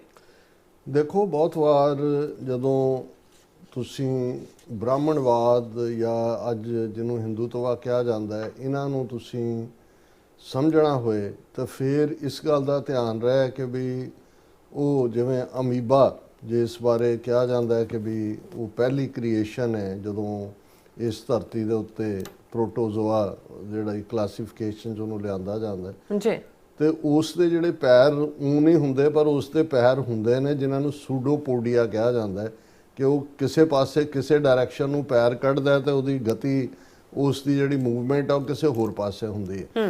ਸੋ ਜਦੋਂ ਤੁਸੀਂ ਬ੍ਰਾਹਮਣਵਾਦ ਨੂੰ ਸਮਝਣਾ ਹੈ ਤੇ ਤੁਸੀਂ ਉਸ ਨੂੰ ਫੇਸ ਵੈਲਿਊ 'ਚ ਜਾਂ ਜਿਹੜੇ ਚੰਗੇ ਸੱਭਿਆਚਾਰ ਨੇ, ਚੰਗੇ ਲੋਕ ਨੇ, ਚੰਗੇ ਸਮਾਜ ਨੇ, ਉਹਨਾਂ ਦੇ ਕਹਿਣ ਤੇ ਕਥਨ ਦੇ ਵਿੱਚ ਫਰਕ ਨਹੀਂ ਹੁੰਦਾ, ਉਹਨਾਂ ਦੇ ਕਹਿਣ ਤੇ ਕਰਨ ਦੇ ਵਿੱਚ ਫਰਕ ਨਹੀਂ ਹੁੰਦਾ। ਉਹਨਾਂ ਦੀ ਕਥਨੀ ਦੇ ਵਿੱਚ ਵੀ ਜਿਹੜਾ ਜੋ ਹੁੰਦਾ ਹੈ ਉਹੀ ਉਹਨਾਂ ਦੀ ਕਰਨੀ ਵੀ ਹੁੰਦੀ ਹੈ, ਔਰ ਇਹੀ ਕੱਚੇ ਤੇ ਪੱਕੇ ਦੀ ਡੈਫੀਨੇਸ਼ਨ ਵੀ ਹੁੰਦੀ ਹੈ। ਔਰ ਜਦੋਂ ਅਸੀਂ ਸਿੱਖ ਕਿਰਦਾਰ ਦੀ ਗੱਲ ਕਰਦੇ ਹਾਂ ਤੇ ਗੁਰੂ ਸਾਹਿਬ ਨੇ ਸੂਰਬੀਰ ਬਚਨ ਕੇ ਬਲੀ, ਕਿ ਸੂਰਬੀਰ ਜਾਂ ਬਹਾਦਰ ਦੀ ਡੈਫੀਨੇਸ਼ਨ ਹੀ ਇਹ ਹੈ ਕਿ ਉਹ ਬਚਨ ਕੇ ਬਲੀ ਦਾ ਮਤਲਬ ਹੈ ਕਿ ਜੋ ਤੁਸੀਂ ਮੂੰਹ ਕਿਹਾ ਹੈ, ਉਹਨੂੰ ਤੁਸੀਂ ਪੁਗਾਉਣਾ ਹੈ। ਬਿਲਕੁਲ। ਯਾਨੀ ਤੁਸੀਂ ਸੱਚ ਦੇ ਉੱਤੇ ਪਹਿਰਾ ਦੇਣਾ ਹੈ। ਔਰ ਇਹ ਰੂਹਾਨੀ ਦੁਨੀਆ ਵੀ ਔਰ ਦੁਨੀਆਦਾਰੀ ਦੇ ਵਿੱਚ ਵੀ, ਜਿਨ੍ਹਾਂ ਜ਼ਮਾਨਿਆਂ ਦੇ ਵਿੱਚ ਕੋਈ ਵਕੀਲ ਨਹੀਂ ਸੀ ਜਾਂ ਕੋਈ ਲਿਖਤੀ ਕੋਈ ਸਮਝੌਤੇ ਨਹੀਂ ਸੀ ਹੁੰਦੇ, ਜਿਹੜੀ ਸਾਡੀ ਬਜ਼ੁਰਗਾਂ ਦੀ ਜਨਰੇਸ਼ਨ 3-4 ਜਨਰੇਸ਼ਨਾਂ ਪਹਿਲਾਂ ਦੀ ਜੇ ਗੱਲ ਕਰੀਏ ਤੇ ਹੁੰਦਾ ਸੀ ਕਿ ਜ਼ਬਾਨ ਦੇ ਦਿੱਤੀ ਹੈ, ਕਿਉਂਕਿ ਉਹਨਾਂ ਦੇ ਲਈ ਕੋਈ ਇਹ ਫਰਕ ਹੀ ਨਹੀਂ ਸੀ ਹੁੰਦਾ ਕਿ ਵੀ ਜੋ ਉਹਨਾਂ ਨੇ ਕਿਹਾ ਹੈ, ਉਸ ਤੋਂ ਉਹਨਾਂ ਨੇ ਮੁੱਕਰਨਾ। ਉਹ ਕੋਈ ਕਾਗਜ਼ ਪੱਤਰ ਜਾਂ ਅੰਗੂਠੇ ਲੈ ਕੇ ਅੰਗੂਠਾ ਲਾ ਕੇ ਲਿਖਣ ਵਾਲਾ ਨਹੀਂ ਸੀ ਹੁੰਦਾ। ਔਰ ਇਸ ਨੂੰ ਹੀ ਈਵਨ ਰੂਹਾਨੀਅਤ ਦੀ ਦੁਨੀਆ 'ਚ ਵੀ ਗੁਰੂ ਸਾਹਿਬ ਨੇ ਜਦੋਂ ਡਿਫਾਈਨ ਕੀਤਾ ਕਿ ਵੀ ਬਿਰਹਾ, ਹੁਣ ਬਿਰਹਾ ਵਿਛੋੜੇ ਨੂੰ ਕਹਿੰਦੇ ਨੇ, ਵਸਲ ਮਿਲਾਪ ਨੂੰ ਕਹਿੰਦੇ ਨੇ। ਹੁਣ ਗੁਰੂ ਸਾਹਿਬ ਨੇ ਕਿਹਾ ਵੀ ਇਹ ਜਿਹੜੇ ਜਦੋਂ ਅਸਲ ਦੀ ਪਰਖ ਹੁੰਦੀ ਹੈ, ਝੜ ਪਾਉਂਦੇ ਕੱਚੇ ਬਿਰਹੀ, ਜਿਨ੍ਹਾਂ ਦੀ ਬਿਰਹਾ 'ਚ ਕੱਚਪਨ ਹੈ, ਉਹ ਝੜ ਕੇ ਡਿੱਗਦੇ ਨੇ। ਜਦੋਂ ਪਰਖ ਹੁੰਦੀ ਆ ਉਹ ਖਲੋ ਨਹੀਂ ਸਕਦੇ। ਔਰ ਨਾਲ ਹੀ ਗੁਰੂ ਸਾਹਿਬ ਨੇ ਤਾਕੀਦ ਕੀਤੀ ਕਿ ਨਾਨਕ ਕੱਚੜਿਆਂ ਸਿਓ ਤੋੜ ਢੂੰਡ ਸੱਜਣ ਸੰਤ ਪੱਕੇ, ਕਿ ਕੱਚਿਆਂ ਨਾਲੋਂ ਤੋੜ ਵਿਛੋੜ ਕਰੋ, ਪੱਕਿਆਂ ਦੇ ਨਾਲ ਹੀ ਤੁਸੀਂ ਪ੍ਰੀਤ ਲਾਣੀ ਹੈ, ਉਹੀ ਤੁਹਾਡੀ ਭੁਗਣੀ ਹੈ। ਹੁਣ ਇੱਕ ਪਾਸੇ ਤਾਂ ਉਹ ਕੌਮਾਂ ਨੇ ਜਿਹੜੀਆਂ ਸੱਚ ਹੱਕ ਇਨਸਾਫ ਦੀ ਗੱਲ ਕਰਦੇ ਆ, ਬਚਨ ਕੇ ਬਲੀ ਨੇ, ਸੱਚੀ ਬਿਰਹਾ ਵਾਲੀਆਂ ਨੇ, ਕਿਸੇ ਨਾਲ ਧੋਖਾ ਨਾ ਕਰਨਾ, ਉਹਨਾਂ ਦੇ ਬੇਸਿਕ ਜਿਹੜੇ ਟ੍ਰੇਟ ਨੇ ਉਹਦਾ ਹਿੱਸਾ ਨੇ। ਪਰ ਇੱਕ ਪਾਸੇ ਉਹ ਨੇ ਕਿ ਜਿਸ ਦਾ ਮਤਲਬ ਇਹ ਹੈ ਕਿ ਤਬ ਬਾਤ ਔਰ ਥੀ ਅਬ ਬਾਤ ਔਰ ਹੈ, ਉਹਦੇ ਮਤਲਬ ਤੁਸੀਂ ਬਦਲ ਦੇਣੇ ਨੇ, ਜਾਂ ਤੁਸੀਂ ਉਸ ਦੀ ਇੰਟਰਪ੍ਰੀਟੇਸ਼ਨ ਦੇ ਵਿੱਚ ਇਹ ਕਹਿਣਾ ਹੈ ਕਿ ਵੀ ਨਹੀਂ, ਜਿਹੜਾ ਹੈ ਉਹ ਜਿਵੇਂ ਨਹਿਰੂ ਨੇ ਕੋਟ ਕੀਤਾ ਸੀ ਕਿ ਬਾਤ ਐਸੀ ਕੀਜੀਏ ਹਰ ਬਾਤ ਕੇ 100 ਪਹਿਲੂ ਹੋ, ਕੋਈ ਪਹਿਲੂ ਤੋ ਰਹੇ ਬਾਤ ਬਦਲਨੇ ਕੇ ਲਈ। ਤੁਸੀਂ 100 ਪੱਲੇ ਛੱਡ ਦਿਓ, ਫਿਰ ਕਿਸੇ ਨੂੰ ਕਹੋ ਜੀ ਨਹੀਂ ਮੇਰਾ ਮਤਲਬ ਇਹ ਤਾਂ ਨਹੀਂ ਸੀ। ਜੋ ਸਿੱਖਾਂ ਦੇ ਨਾਲ ਧੋਖਾ ਕੀਤਾ, ਜੋ ਨਾਗਿਆਂ ਦੇ ਨਾਲ ਕੀਤਾ, ਤਾਂ ਇਹ ਸਮਝੌਤੇ ਕਰਦੇ ਹੀ ਇਸ ਲਈ ਨੇ ਕਿ ਉਸ ਤੋਂ ਉਹਨੂੰ ਤੋੜਨਾ ਕਿਵੇਂ ਆ, ਉਸ ਦਾ ਵੀ ਉਸ ਦੇ ਵਿੱਚ ਹੀ ਉਹਨਾਂ ਨੇ ਨਾ ਹੋਏ ਤਾਂ ਫਿਰ ਡਾਕੂਮੈਂਟ ਹੀ ਗਾਇਬ ਕਰ ਦਿਓ, ਫਾਈਲ ਹੀ ਗਾਇਬ ਕਰ ਦਿਓ। ਬਿਲਕੁਲ। ਹੁਣ ਜਿਵੇਂ ਅਸੀਂ ਡਿਸਕਸ ਕਰਕੇ ਹਟੇ ਹਾਂ ਕਿ ਵੀ ਮੈਨੂੰ ਲੱਗਦਾ ਵੀ ਅਜੇ ਜਿਹੜੀ ਇਹ ਮੇ ਦੇ ਆਈਡਸ ਨੇ ਇਹ ਖਤਮ ਨਹੀਂ ਹੋਏ। ਇਹ ਉਹਨਾਂ ਦੀ ਜ਼ਬਾਨ ਰਾਹੀਂ ਨਹੀਂ ਹੈ ਕਿ ਜੇ ਉਹਨਾਂ ਨੇ ਕਿਹਾ ਜੀ ਅਸੀਂ ਆਪਰੇਸ਼ਨ ਸੰਦੂਰ ਨੂੰ ਪੌਜ਼ ਕੀਤਾ, ਪਰ ਜਿਸ ਕਿਸਮ ਦਾ ਵੈਨਮ, ਫੀਲਿੰਗ ਆਫ ਡਿਫੀਟ ਔਰ ਉਹਨਾਂ ਦਾ ਥੱਲਾ ਲੱਗਾ ਹੋਇਆ, ਜਿਹਨੂੰ ਕੋਈ ਹਫਿਆ, ਹਾਰਿਆ, ਜ਼ਲੀਲ, ਔਰ ਜਿਹੜਾ ਜਿਸ ਕਿਸਮ ਦਾ ਹੁੰਦਾ, ਇੱਕ ਪਾਸੇ ਤਾਂ ਚਲੋ ਇੱਕ ਕਲਾਸ ਇਹ ਵੀ ਕਹਿ ਸਕਦੀ ਹੈ ਕਿ ਐਵੇਂ ਹੁਣ ਹਾਰੇ ਹੋਏ ਜਿਹੜੇ ਨੇ ਉਹ ਹਾਈਪਰਬੋਲ ਸਟੇਟਮੈਂਟਾਂ ਦੇ ਰਹੇ ਨੇ, ਜਿਵੇਂ ਉਹ ਬਾਣੀਏ ਕਿਸਾਨ ਦੀ ਲੜਾਈ 'ਚ ਹੁੰਦਾ ਵੀ ਇੱਕ ਚਪੇੜ ਮਾਰੀ ਉਹਨੇ, ਫਿਰ ਉਹ ਪਾਸੇ ਹੋ ਗਿਆ, ਅਬ ਕੀ ਬਾਰ ਮਾਰ ਤੋਂ ਦੇਖੂੰ, ਉਹਨੇ ਇੱਕ ਹੋਰ ਮਾਰੇ, ਅਬ ਕੀ ਬਾਰ ਮਾਰ ਤੋਂ ਦੇਖੂੰ। ਇੱਕ ਤਾਂ ਉਹ ਹੈ, ਪਰ ਮੈਨੂੰ ਇਹ ਲੱਗਦਾ ਹੈ ਵੀ ਵਿਦਨ ਕੰਟਰੀ ਇਹ ਸਮਝ ਆ ਸਕਦਾ ਹੈ ਵੀ ਤੁਸੀਂ ਲੋਕਾਂ ਤੋਂ ਵੋਟਾਂ ਲੈਣੀਆਂ, ਬਿਹਾਰ 'ਚ ਵੀ ਚੋਣਾਂ ਨੇ, ਦੂਜਾ ਤੀਜਾ ਆਪਣੀ ਸਟੇਟ ਗੁਜਰਾਤ 'ਚ ਜਾ ਕੇ ਬੜੀਆਂ ਜਬਲੀਆਂ ਮਾਰ ਰਿਹਾ ਮੋਦੀ। ਪਰ ਜਿਹੜਾ ਇੱਕਦਮ ਇਨਸਟੈਂਟ ਇਹਨਾਂ ਨੇ ਇੰਟਰਨੈਸ਼ਨਲ ਕੈਂਪੇਨ ਸ਼ੁਰੂ ਕੀਤਾ ਕਿ 59 ਡੈਲੀਗੇਟ, ਜਿਨ੍ਹਾਂ ਦੇ ਵਿੱਚ ਪ੍ਰੋਮੀਨੈਂਟ ਸਾਰੀਆਂ ਹੀ ਪੋਲੀਟੀਕਲ ਪਾਰਟੀਆਂ ਇਨਵੋਲਵ ਕਰ ਲਈਆਂ। ਉਹਦੇ 'ਚ ਇੱਕ ਤਾਂ ਚਲੋ ਪੋਲੀਟੀਕਲ ਸਮਾਰਟਨੈਸ ਇਹ ਹੈ ਵੀ ਉੱਥੇ ਉਹ ਸਵਾਲ ਪੁੱਛ ਰਹੀਆਂ ਸੀ ਵੀ ਦੱਸੋ ਤਾਂ ਸਹੀ ਤੁਹਾਡੇ ਰਾਫੇਲ ਕਿੰਨੇ ਡਿਗੇ, ਤੁਸੀਂ ਖੱਟਿਆ ਕੀ ਹੈ, ਕਿੰਨਾ ਹੋਰ ਨੁਕਸਾਨ ਹੋਇਆ। ਉਹ ਸਾਰੇ ਹੀ ਮੁਫਤ ਦੀਆਂ ਟਿਕਟਾਂ ਦੇ ਕੇ ਸਰਕਾਰੀ ਖਰਚੇ ਤੇ ਜਹਾਜ਼ੇ ਚਾੜ੍ਹਤੇ। ਲੇਕਿਨ ਜਿਸ ਅੰਦਾਜ਼ ਦੇ ਵਿੱਚ ਹੁਣ 59 ਦੇ ਕਰੀਬ ਉਹ ਜਿਹੜੇ ਅੱਡ-ਅੱਡ 7 ਡੈਲੀਗੇਟਾਂ 'ਚ ਪਹਿਲਾਂ ਵੰਡੇ, ਪਰ ਹੁਣ ਮੈਨੂੰ ਲੱਗਦਾ ਵੀ ਉਹਨਾਂ ਦੀ ਗਿਣਤੀ ਹੋਰ ਵੀ ਵਧਾ ਦਿੱਤੀ ਹੋਣੀ ਹੈ, ਕਿਉਂਕਿ ਇੰਨੀਆਂ ਖਬਰਾਂ ਨੇ। ਹੁਣ ਉਹ ਪਨਾਮਾ ਤੋਂ ਕੀ ਲੈਣਾ ਹੈ, ਜਾਂ ਘਾਨਾ ਤੋਂ ਕੀ ਲੈਣਾ ਹੈ, ਜਾਂ ਕੋਸਟਾਰੀਕਾ ਤੋਂ ਕੀ ਲੈਣਾ ਹੈ। ਹੁਣ ਇੰਨੇ ਛੋਟੇ ਆਈਲੈਂਡਸ ਦੇ ਵਿੱਚ ਜਾਂ ਛੋਟੇ ਮੁਲਕਾਂ ਦੇ ਵਿੱਚ 7 ਬੰਦਿਆਂ ਦੇ ਡੈਲੀਗੇਸ਼ਨ, ਜਿਹਦੇ 'ਚ ਕਿਸੇ ਨੂੰ ਸ਼ਸ਼ੀ ਥਰੂਰ ਲੀਡ ਕਰ ਰਿਹਾ, ਕਿਸੇ ਨੂੰ ਆ ਸਾਬਕਾ ਐਂਬੈਸਡਰ ਇੱਥੇ ਸੀ ਅਮਰੀਕਾ 'ਚ ਤਰਨਜੀਤ ਸੰਧੂ, ਜਿਹੜਾ ਜ਼ਮਾਨਤ ਜ਼ਬਤ ਹੋਈ ਉੱਥੇ ਬੀਜੇਪੀ ਦਾ ਕੈਂਡੀਡੇਟ ਬਣ ਕੇ ਹਾਰਿਆ, ਉਹ ਵੀ ਡੈਲੀਗੇਸ਼ਨ 'ਚ ਚੜਾਇਆ ਹੋਇਆ। ਤ੍ਰਿਣਮੂਲ ਕਾਂਗਰਸ ਦੇ ਵੀ ਨੇ, ਸੋਸ਼ਲਿਸਟ ਪਾਰਟੀ ਵੀ ਨੇ, ਉਹ ਬੜਾ ਲੰਮਾ ਝਾਮਾ ਜਿਹਾ ਓਬੇਸੀ ਜਿਹੜਾ ਉੱਥੇ ਬੜਾ ਸਿਰ ਤੇ ਇਸਲਾਮੀ ਟੋਪੀ ਪਾਏ, ਉਹ ਸਭ ਤੋਂ ਜ਼ਿਆਦਾ ਪਾਕਿਸਤਾਨ ਨੂੰ ਗਾਲਾਂ ਕਢਾਉਣ ਦੇ ਲਈ ਉਹਨੂੰ ਤੋਰਿਆ ਹੋਇਆ ਇਸਲਾਮਿਕ ਮੁਲਕਾਂ 'ਚ ਡੈਲੀਗੇਸ਼ਨ ਦੇ ਕੇ। ਹੁਣ ਤੁਸੀਂ ਜੇ ਇਹਨਾਂ ਖਬਰਾਂ ਨੂੰ ਹੀ ਦੇਖੋ ਤੇ ਉਹਦੇ ਤੋਂ ਅੰਦਾਜ਼ਾ ਹੁੰਦਾ ਵੀ ਇਹ ਮਹਿਜ਼ ਉਹਨਾਂ ਨੂੰ ਸੈਰ ਕਰਾਉਣ ਤੱਕ ਮਹਿਦੂਦ ਨਹੀਂ ਹੈ ਕਿ ਵੀ ਉੱਥੋਂ ਪਾਸੇ ਕਰੋ ਇਹਨਾਂ ਸਾਰੇ ਆਪੋਜੀਸ਼ਨ ਵਾਲਿਆਂ ਨੂੰ, ਦੂਜਿਆਂ ਨੂੰ ਇਹਨਾਂ ਨੂੰ ਭੇਜੋ ਇਸੇ ਕੰਮ ਰਾਦਰੋ ਐਡਵੋਕੇਸੀ ਕਰ ਰਹੇ ਨੇ। ਦੇਖੋ ਜੀ ਪਹਿਲਗਾਮ 'ਚ ਪਾਕਿਸਤਾਨ ਨੇ ਕੀ ਕੀਤਾ ਦੂਜੇ। ਹੁਣ ਉਹਦੇ 'ਚੋਂ ਜਿਹੜਾ ਤਾਂ ਹੁਣ ਆਪਣੇ ਲੋਕਾਂ ਨੂੰ ਜਿਹੜੀ ਵਰਜਨ ਉਹ ਪਰੋਸ ਰਹੇ ਨੇ, ਉਹ ਜਿੱਤ ਦੀ ਪਰੋਸ ਰਹੇ ਨੇ ਕਿ ਦੇਖੋ ਅਸੀਂ ਇੰਨੇ 22 ਮਿੰਟਾਂ ਦੇ ਵਿੱਚ ਅਸੀਂ ਸਬਕ ਸਿਖਾਤਾ ਪਾਕਿਸਤਾਨ ਨੂੰ, ਅਸੀਂ ਉਹਨਾਂ ਦੇ 30 ਤੋਂ ਜ਼ਿਆਦਾ, ਇੱਕ ਨੇ ਤਾਂ ਇਹ ਕਲੇਮ ਕੀਤਾ ਅੱਜ ਹੀ ਉਹ ਕਰਨ ਥਾਪਰ ਦੇ ਨਾਲ ਲੱਗਾ ਹੋਇਆ ਸੀ ਅਜੇ ਸਾਨੀ। ਇਹ ਅਜੇ ਸਾਨੀ KP ਗਿੱਲ ਦਾ ਜਵਾਈ ਹੈ ਤੇ ਉਹਨੇ ਪੁੱਛਿਆ ਕਰਨ ਥਾਪਰ ਨੇ ਕਿ ਜੀ ਫਲਾਣੇ ਨੇ ਇਹ ਦਾਅਵਾ ਕੀਤਾ ਹੈ ਕਿ ਜੀ 20% ਪਾਕਿਸਤਾਨ ਦੇ ਜਿਹੜੇ ਫੌਜੀ ਟਿਕਾਣੇ ਔਰ ਮਿਲਟਰੀ ਬੇਸਿਸ ਔਰ ਦੂਸਰੇ ਜਿਹੜੇ ਨੇ ਉਹ ਅਸੀਂ ਤਬਾਹ ਕਰਤੇ। ਉਹਨੇ ਕਿਹਾ ਲਿਊਡੀਕਰਸ, ਇਹ ਭੌਂਡੀ ਗੱਲ ਹੈ ਕਿ ਵੀ ਏਡਾ ਝੂਠ ਕਿ ਵੀ ਇਹਦੇ ਤਾਂ ਨੇੜੇ ਤੇੜੇ ਵੀ ਨਹੀਂ ਹੈ ਕੋਈ, ਕਿਹੜਾ ਤਬਾਹ ਕਰਨਾ ਹੈ ਜਾਂ ਕੀ ਕਰਨਾ। ਲੇਕਿਨ ਆਪਣੇ ਲੋਕਾਂ ਨੂੰ ਤਾਂ ਸਮਝ ਆ ਸਕਦੀ ਹੈ, ਉਹ ਇਨਰ ਪੋਲਿਟਿਕਸ ਆਲਵੇਜ਼। ਪਰ ਜਿਵੇਂ ਇਹਨਾਂ ਨੇ ਸਪੈਨ ਕਰਕੇ ਇਹਨਾਂ ਸਾਰਿਆਂ ਨੂੰ ਭੇਜਿਆ, ਹੁਣ ਸ਼ਸ਼ੀ ਥਰੂਰ ਨੂੰ ਪਹਿਲਾਂ ਤਾਂ ਕਾਂਗਰਸ 'ਚ ਫੁੱਟ ਪਾਉਣ ਦੀ ਕੋਸ਼ਿਸ਼, ਕਿਉਂਕਿ ਜਿਹੜੇ ਡੈਲੀਗੇਸ਼ਨ ਉਹਨਾਂ ਨੇ ਮੰਗੇ ਸੀ ਨਾ ਉਹਦੇ 'ਚ ਕਾਂਗਰਸ ਨੇ ਤਾਂ ਦਿੱਤਾ ਨਹੀਂ ਸੀ ਸ਼ਸ਼ੀ ਥਰੂਰ ਦਾ, ਉਹਨੂੰ ਉਹਨਾਂ ਨੇ ਸਭ ਤੋਂ ਵੱਡਾ ਲੀਡਰ ਬਣਾ ਕੇ ਆਲ ਪਾਰਲੀਮੈਂਟਰੀ ਡੈਲੀਗੇਸ਼ਨ ਜਿਹੜਾ ਹੈ ਉਹ MP ਸ਼ਸ਼ੀ ਥਰੂਰ ਕਰ ਰਿਹਾ ਔਰ ਉਹ 27 ਮਈ ਨੂੰ ਪਨਾਮਾ 'ਚ ਜਾ ਰਿਹਾ। ਹੁਣ ਪਨਾਮਾ ਕਿੰਨਾ ਗਿਆ, ਅਮਰੀਕਾ ਨੇ ਮਾੜਾ ਜਿਹਾ ਦਬਕਾ ਮਾਰਿਆ, ਉਹਨੇ ਸਭ ਸਰੈਂਡਰ ਕਰਤਾ, ਹੁਣ ਉੱਥੇ ਜਾ ਰਿਹਾ ਪਨਾਮਾ 'ਚ ਔਰ 3 ਦਿਨਾਂ ਵਿਜ਼ਿਟ ਹੈ। ਪਨਾਮਨ ਲੀਡਰਸ਼ਿਪ ਦੇ ਨਾਲ ਵੀ ਗੱਲ ਕਰੇਗਾ, strategic committee, Indian community, diaspora, ਔਰ ਉਹਦੇ 'ਚ ਉਹਨਾਂ ਨੇ ਇਹ ਕਿਹਾ ਕਿ ਜੀ ਅਸੀਂ ਜ਼ੀਰੋ ਟੋਲਰੈਂਸ ਹੈ ਸਾਡੀ ਟੈਰਰਿਜ਼ਮ ਲਈ। ਔਰ ਇਸ ਦੇ ਨਾਲ ਨਾਲ ਪਨਾਮਾ, ਨਿਕਾਰਾਗੂਆ, ਕੋਸਟਾ ਰੀਕਾ, ਇਹਨਾਂ ਮੁਲਕਾਂ 'ਚ ਵੀ ਇਹ ਡੈਲੀਗੇਸ਼ਨ ਜਾਏਗਾ। ਫਿਰ ਉਹਨੇ ਕਿਹਾ ਜੀ ਅਸੀਂ ਜਿਹੜਾ ਇੰਡੀਅਨ ਕਮਿਊਨਿਟੀ ਦੇ ਕੀ ਕੰਸਰਨ ਨੇ ਔਰ ਦੂਜੇ ਨੇ ਇਹਨਾਂ ਸਾਰਿਆਂ ਨੂੰ ਦੱਸਾਂਗੇ। ਹੁਣ ਇਹਨਾਂ ਡੈਲੀਗੇਸ਼ਨਸ ਦਾ ਵੀ ਜਿਹੜਾ ਡੈਲੀਗੇਸ਼ਨ ਹੈ ਸ਼ਸ਼ੀ ਥਰੂਰ ਲੀਡ ਕਰ ਰਿਹਾ ਹੈ, ਉਹਦੇ 'ਚ ਝਾਰਖੰਡ ਮੁਕਤੀ ਮੋਰਚੇ ਦਾ ਸਰਫਰਾਜ਼ ਅਹਿਮਦ, ਹੁਣ ਉਹ ਮੁਸਲਮਾਨਾਂ ਨੂੰ ਉੱਥੇ ਜੀਣ ਨਹੀਂ ਦਿੰਦੇ, ਡੈਲੀਗੇਸ਼ਨ 'ਚ ਮੁਸਲਮਾਨ ਵਾੜੇ ਹੋਏ ਨੇ। ਹਰੀਸ਼ ਮਾਧੁਰ ਬਾਲਯੋਗੀ तेलुगु देशम पार्टी का, शशानक मनी त्रिपाठी BJP का, भुवनेश्वर कालिया BJP का, मिलंद दियोरा शिवसेना का, तेजस्वी सूर्या BJP का और तरनजीत संधू साबका एंबेसडर ये उस डेलीगेशन का हिस्सा ने। और ये 33 ग्लोबल कैपिटल्स के 33 मुल्कों दी राजधानियां च इन्हां ने मल्टी पार्टी डेलीगेशन ने जां ट्रैवल कर लिया, कुछ दे विच उन्होंने करना है। और इस सारे दे चलदे हैं कि उन्होंने जड़ा पाकिस्तान ने किवें जड़ा ये सारा जड़ा पहलगाम किया और किस किस्म का कर रहे हैं। फिर विक्रम मिसरी जिहदा ट्विटर अकाउंट बंद करता लोगों ने, जो उन्हें सीज फायर का ऐलान किया, उसकी डॉटर को गाली गलोच किया, वो ऑलरेडी जड़ा वो पहुँच गया वाशिंगटन DC। उन्होंने कहा जी मोदी की ट्रंप नाल जिहड़ी गलबात हुई सी, जिथे छड्डी सी उन्होंने असीं अगे तोड़ रहे हैं। Amid strain in ties, foreign secretary Vikram Misri, deputy NSA Pawan Kapoor to reach out to US administration. ये अमरीका च आ रहे हैं इत्थे कि जी उन्होंने गलबात नूं अगे तोड़ना। फिर जिहड़ा है साउथ कोरिया दे विच अभिषेक बनर्जी जिहड़ा ममता बनर्जी का जानशीन बनना, उसका भतीजा के की है। World needs to mindful of how Pakistan harbouring terrorism, TMC's Abhishek Banerjee in South Korea.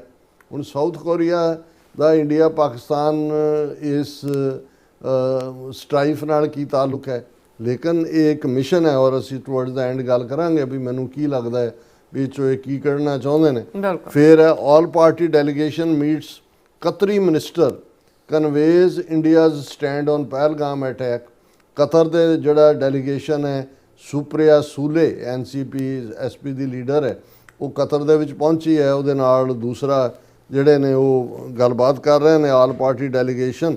वो कतर दे विच जिहड़ा today morning multi party delegation met his excellency doctor Mohammed bin Abdul Aziz bin Saleh Al Khulaifi for foreign affairs and conveyed India's perspective on Pahalgam terrorist attacks. वो सारे मुसलमान मुल्कों को भी टारगेट किया हुआ है। फिर BJP Ravishankar Prasad, world must speak in one voice against barbaric terrorism.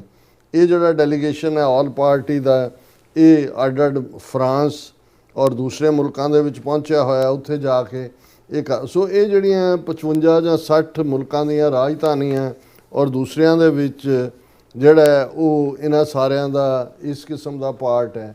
मैनूं ये लगदा भी हालां पाकिस्तान च कोई बहुती, जिवें मैं पहला भी कहा भी जशन दे ਜਿਹੜੇ ਜਿੱਤ ਦੇ ਜਸ਼ਨ ਨੇ, ਪਰ ਇਹ ਜਿਹੜਾ ਮਿਸ਼ਨ ਹੈ ਬਾਹਰ ਜਾਣ ਦਾ, ਇਹ ਸਿਰਫ ਇਸ ਲਈ ਨਹੀਂ ਹੈ ਕਿ ਵੀ ਉਹ ਕੋਈ ਉੱਥੇ ਜਾ ਕੇ ਇਹ ਕਹਿ ਰਹੇ ਨੇ ਜੀ ਕਿ ਅਸੀਂ ਹਾਰ ਗਏ ਔਰ ਸਾਡੇ ਤੇ ਤਰਸ ਕਰੋ। ਨਹੀਂ, ਮੈਨੂੰ ਇਹ ਲੱਗਦਾ ਹੈ ਕਿ ਵੀ ਇਹਨਾਂ ਨੇ ਇਹ ਦੇਖਿਆ ਵੀ ਵਿਦਨ ਜਿਹੜਾ ਮਿਲੀਟੈਰੀਲੀ ਜਾਂ ਵਾਈ 에ਅਰ ਫੋਰਸ ਜਾਂ ਅਦਰਵਾਈਜ਼ ਉਹਨਾਂ ਨੇ ਐਤਕੀ ਚੰਗੀ ਤਰ੍ਹਾਂ ਕੁੱਟ ਖਾਧੀ ਹੈ ਤੇ ਉਹ ਪਾਕਿਸਤਾਨ ਨੂੰ ਇੰਟਰਨੈਸ਼ਨਲ ਕਮਿਊਨਿਟੀ 'ਚ ਆਈਸੋਲੇਟ ਕਰਨ ਦੇ ਲਈ ਆਉਣ ਵਾਲੇ ਪੀਰੀਅਡ 'ਚ ਕੋਈ ਨਾ ਕੋਈ ਰੈਜ਼ੋਲੂਸ਼ਨ ਪਾਕਿਸਤਾਨ ਦੇ ਖਿਲਾਫ ਯੂਨਾਈਟਿਡ ਨੇਸ਼ਨਸ ਜਨਰਲ ਅਸੈਂਬਲੀ 'ਚ ਲਿਆਉਣ ਦੀ ਤਿਆਰੀ ਕਰ ਰਹੇ ਨੇ ਔਰ ਮੈਨੂੰ ਲੱਗਦਾ ਹੈ ਵੀ ਇਸ ਦੇ ਲਈ ਇਹ ਗਰਾਊਂਡ ਵਰਕ ਕੀਤਾ ਜਾ ਰਿਹਾ ਹੈ। ਬਿਲਕੁਲ। ਹੁਣ ਬਾਕੀ ਕਿਉਂਕਿ ਪਾਕਿਸਤਾਨ ਦੇ ਲੈਵਲ ਤੋਂ ਉਹਨਾਂ ਦੀ ਆਪਣੇ ਇਨਰ ਸਟ੍ਰਾਈਫ ਜਿਹੜੀ ਚੱਲ ਰਹੀ ਸੀ ਆਪਸੀ ਖਿੱਚ ਤੋਂ ਉਹ ਵਾਪਸ ਉਸੇ ਲੈਵਲ ਦੇ ਉੱਤੇ ਫਿਰ ਪਹੁੰਚ ਗਈ। ਹਾਲਾਂਕਿ ਅਸੀਂ ਇੱਕ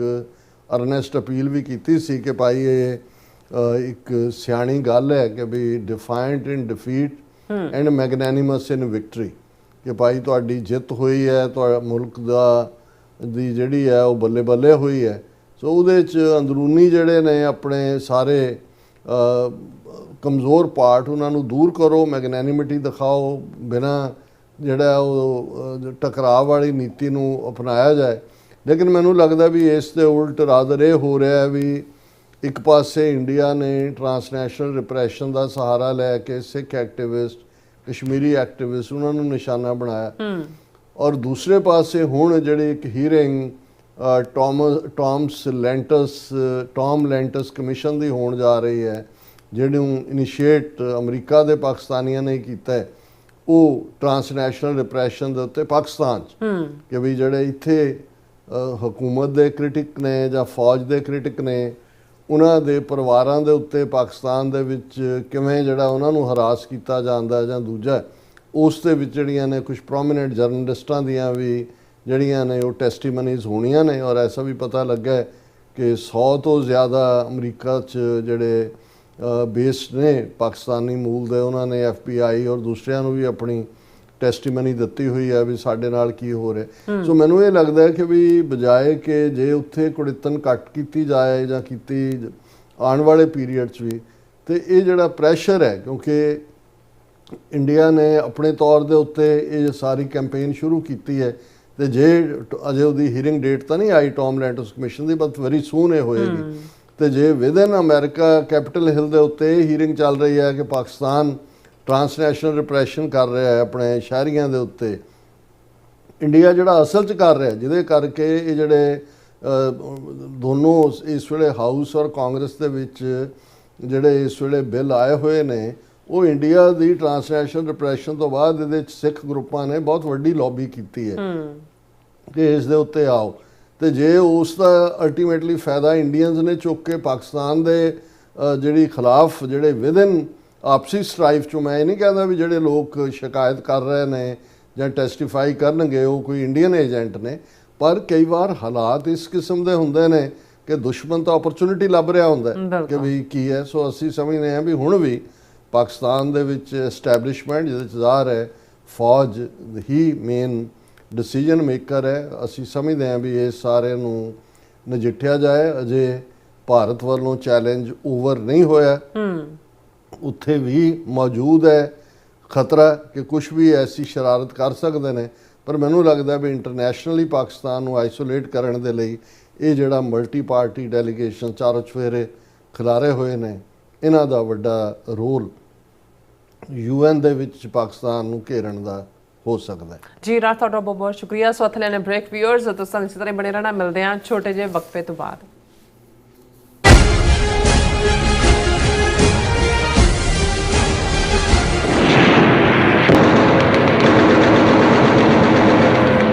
सुन राहिया राहे जांदे आ तू लिख रखी ये बात, मेरा डूबिया सूरज चढ़ेगा औड़क मुक्केगी ये रात। 7 ਜੂਨ ਦਿਨ ਸ਼ਨੀਚਰਵਾਰ ਨੂੰ ਸ਼ਹੀਦਾਂ ਦੇ ਸਰਤਾਜ ਸ੍ਰੀ ਗੁਰੂ ਅਰਜਨ ਦੇਵ ਜੀ ਅਤੇ ਜੂਨ 1984 ਦੇ ਸ਼ਹੀਦਾਂ ਨੂੰ ਸਮਰਪਿਤ ਵਿਸ਼ਾਲ ਨਗਰ ਕੀਰਤਨ ਅਤੇ ਪਾਤਸ਼ਾਹੀ ਰੈਲੀ ਕੱਢੀ ਜਾ ਰਹੀ ਹੈ। ਇਸ ਖਾਲਸਾਈ ਰੈਲੀ ਦੀ ਆਰੰਭਤਾ ਸਵੇਰੇ 10 ਵਜੇ 2nd ਸਟਰੀਟ ਤੋਂ ਅਤੇ ਸਮਾਪਤੀ civic centre plaza San Francisco ਵਿਖੇ ਹੋਵੇਗੀ, ਜਿੱਥੇ ਸਿੱਖ ਸੰਘਰਸ਼ ਵਿੱਚ ਕਾਰਜਸ਼ੀਲ ਸਿੱਖ ਆਗੂ ਵਿਚਾਰਾਂ ਦੀ ਸਾਂਝ ਪਾਉਣਗੇ। ਸਮੂਹ ਸਿੱਖ ਸੰਗਤਾਂ ਨੂੰ ਬੇਨਤੀ ਕੀਤੀ ਜਾਂਦੀ ਹੈ ਕਿ ਪਰਿਵਾਰਾਂ ਸਮੇਤ ਇਸ ਪਾਤਸ਼ਾਹੀ ਰੈਲੀ ਵਿੱਚ ਸ਼ਾਮਿਲ ਹੋ ਕੇ ਗੁਰੂ ਘਰ ਦੀਆਂ ਖੁਸ਼ੀਆਂ ਪ੍ਰਾਪਤ ਕਰੋ ਅਤੇ ਨਵੀਂ ਪੀੜ੍ਹੀ ਨੂੰ ਖਾਲਸੇ ਦੀਆਂ ਪਰੰਪਰਾਵਾਂ ਤੋਂ ਜਾਣੂ ਕਰਵਾਉਂਦਿਆਂ ਸਿੱਖ ਰਾਜ ਖਾਲਿਸਤਾਨ ਦੇ ਸੰਘਰਸ਼ ਵਿੱਚ ਯੋਗਦਾਨ ਪਾਉਣ ਲਈ ਪ੍ਰੇਰਿਤ ਕਰੋ ਜੀ। ਵਧੇਰੇ ਜਾਣਕਾਰੀ ਲਈ ਤੁਸੀਂ ਸਕਰੀਨ ਤੇ ਦਿੱਤੇ ਨੰਬਰਾਂ ਤੇ ਸੰਪਰਕ ਕਰ ਸਕਦੇ ਹੋ।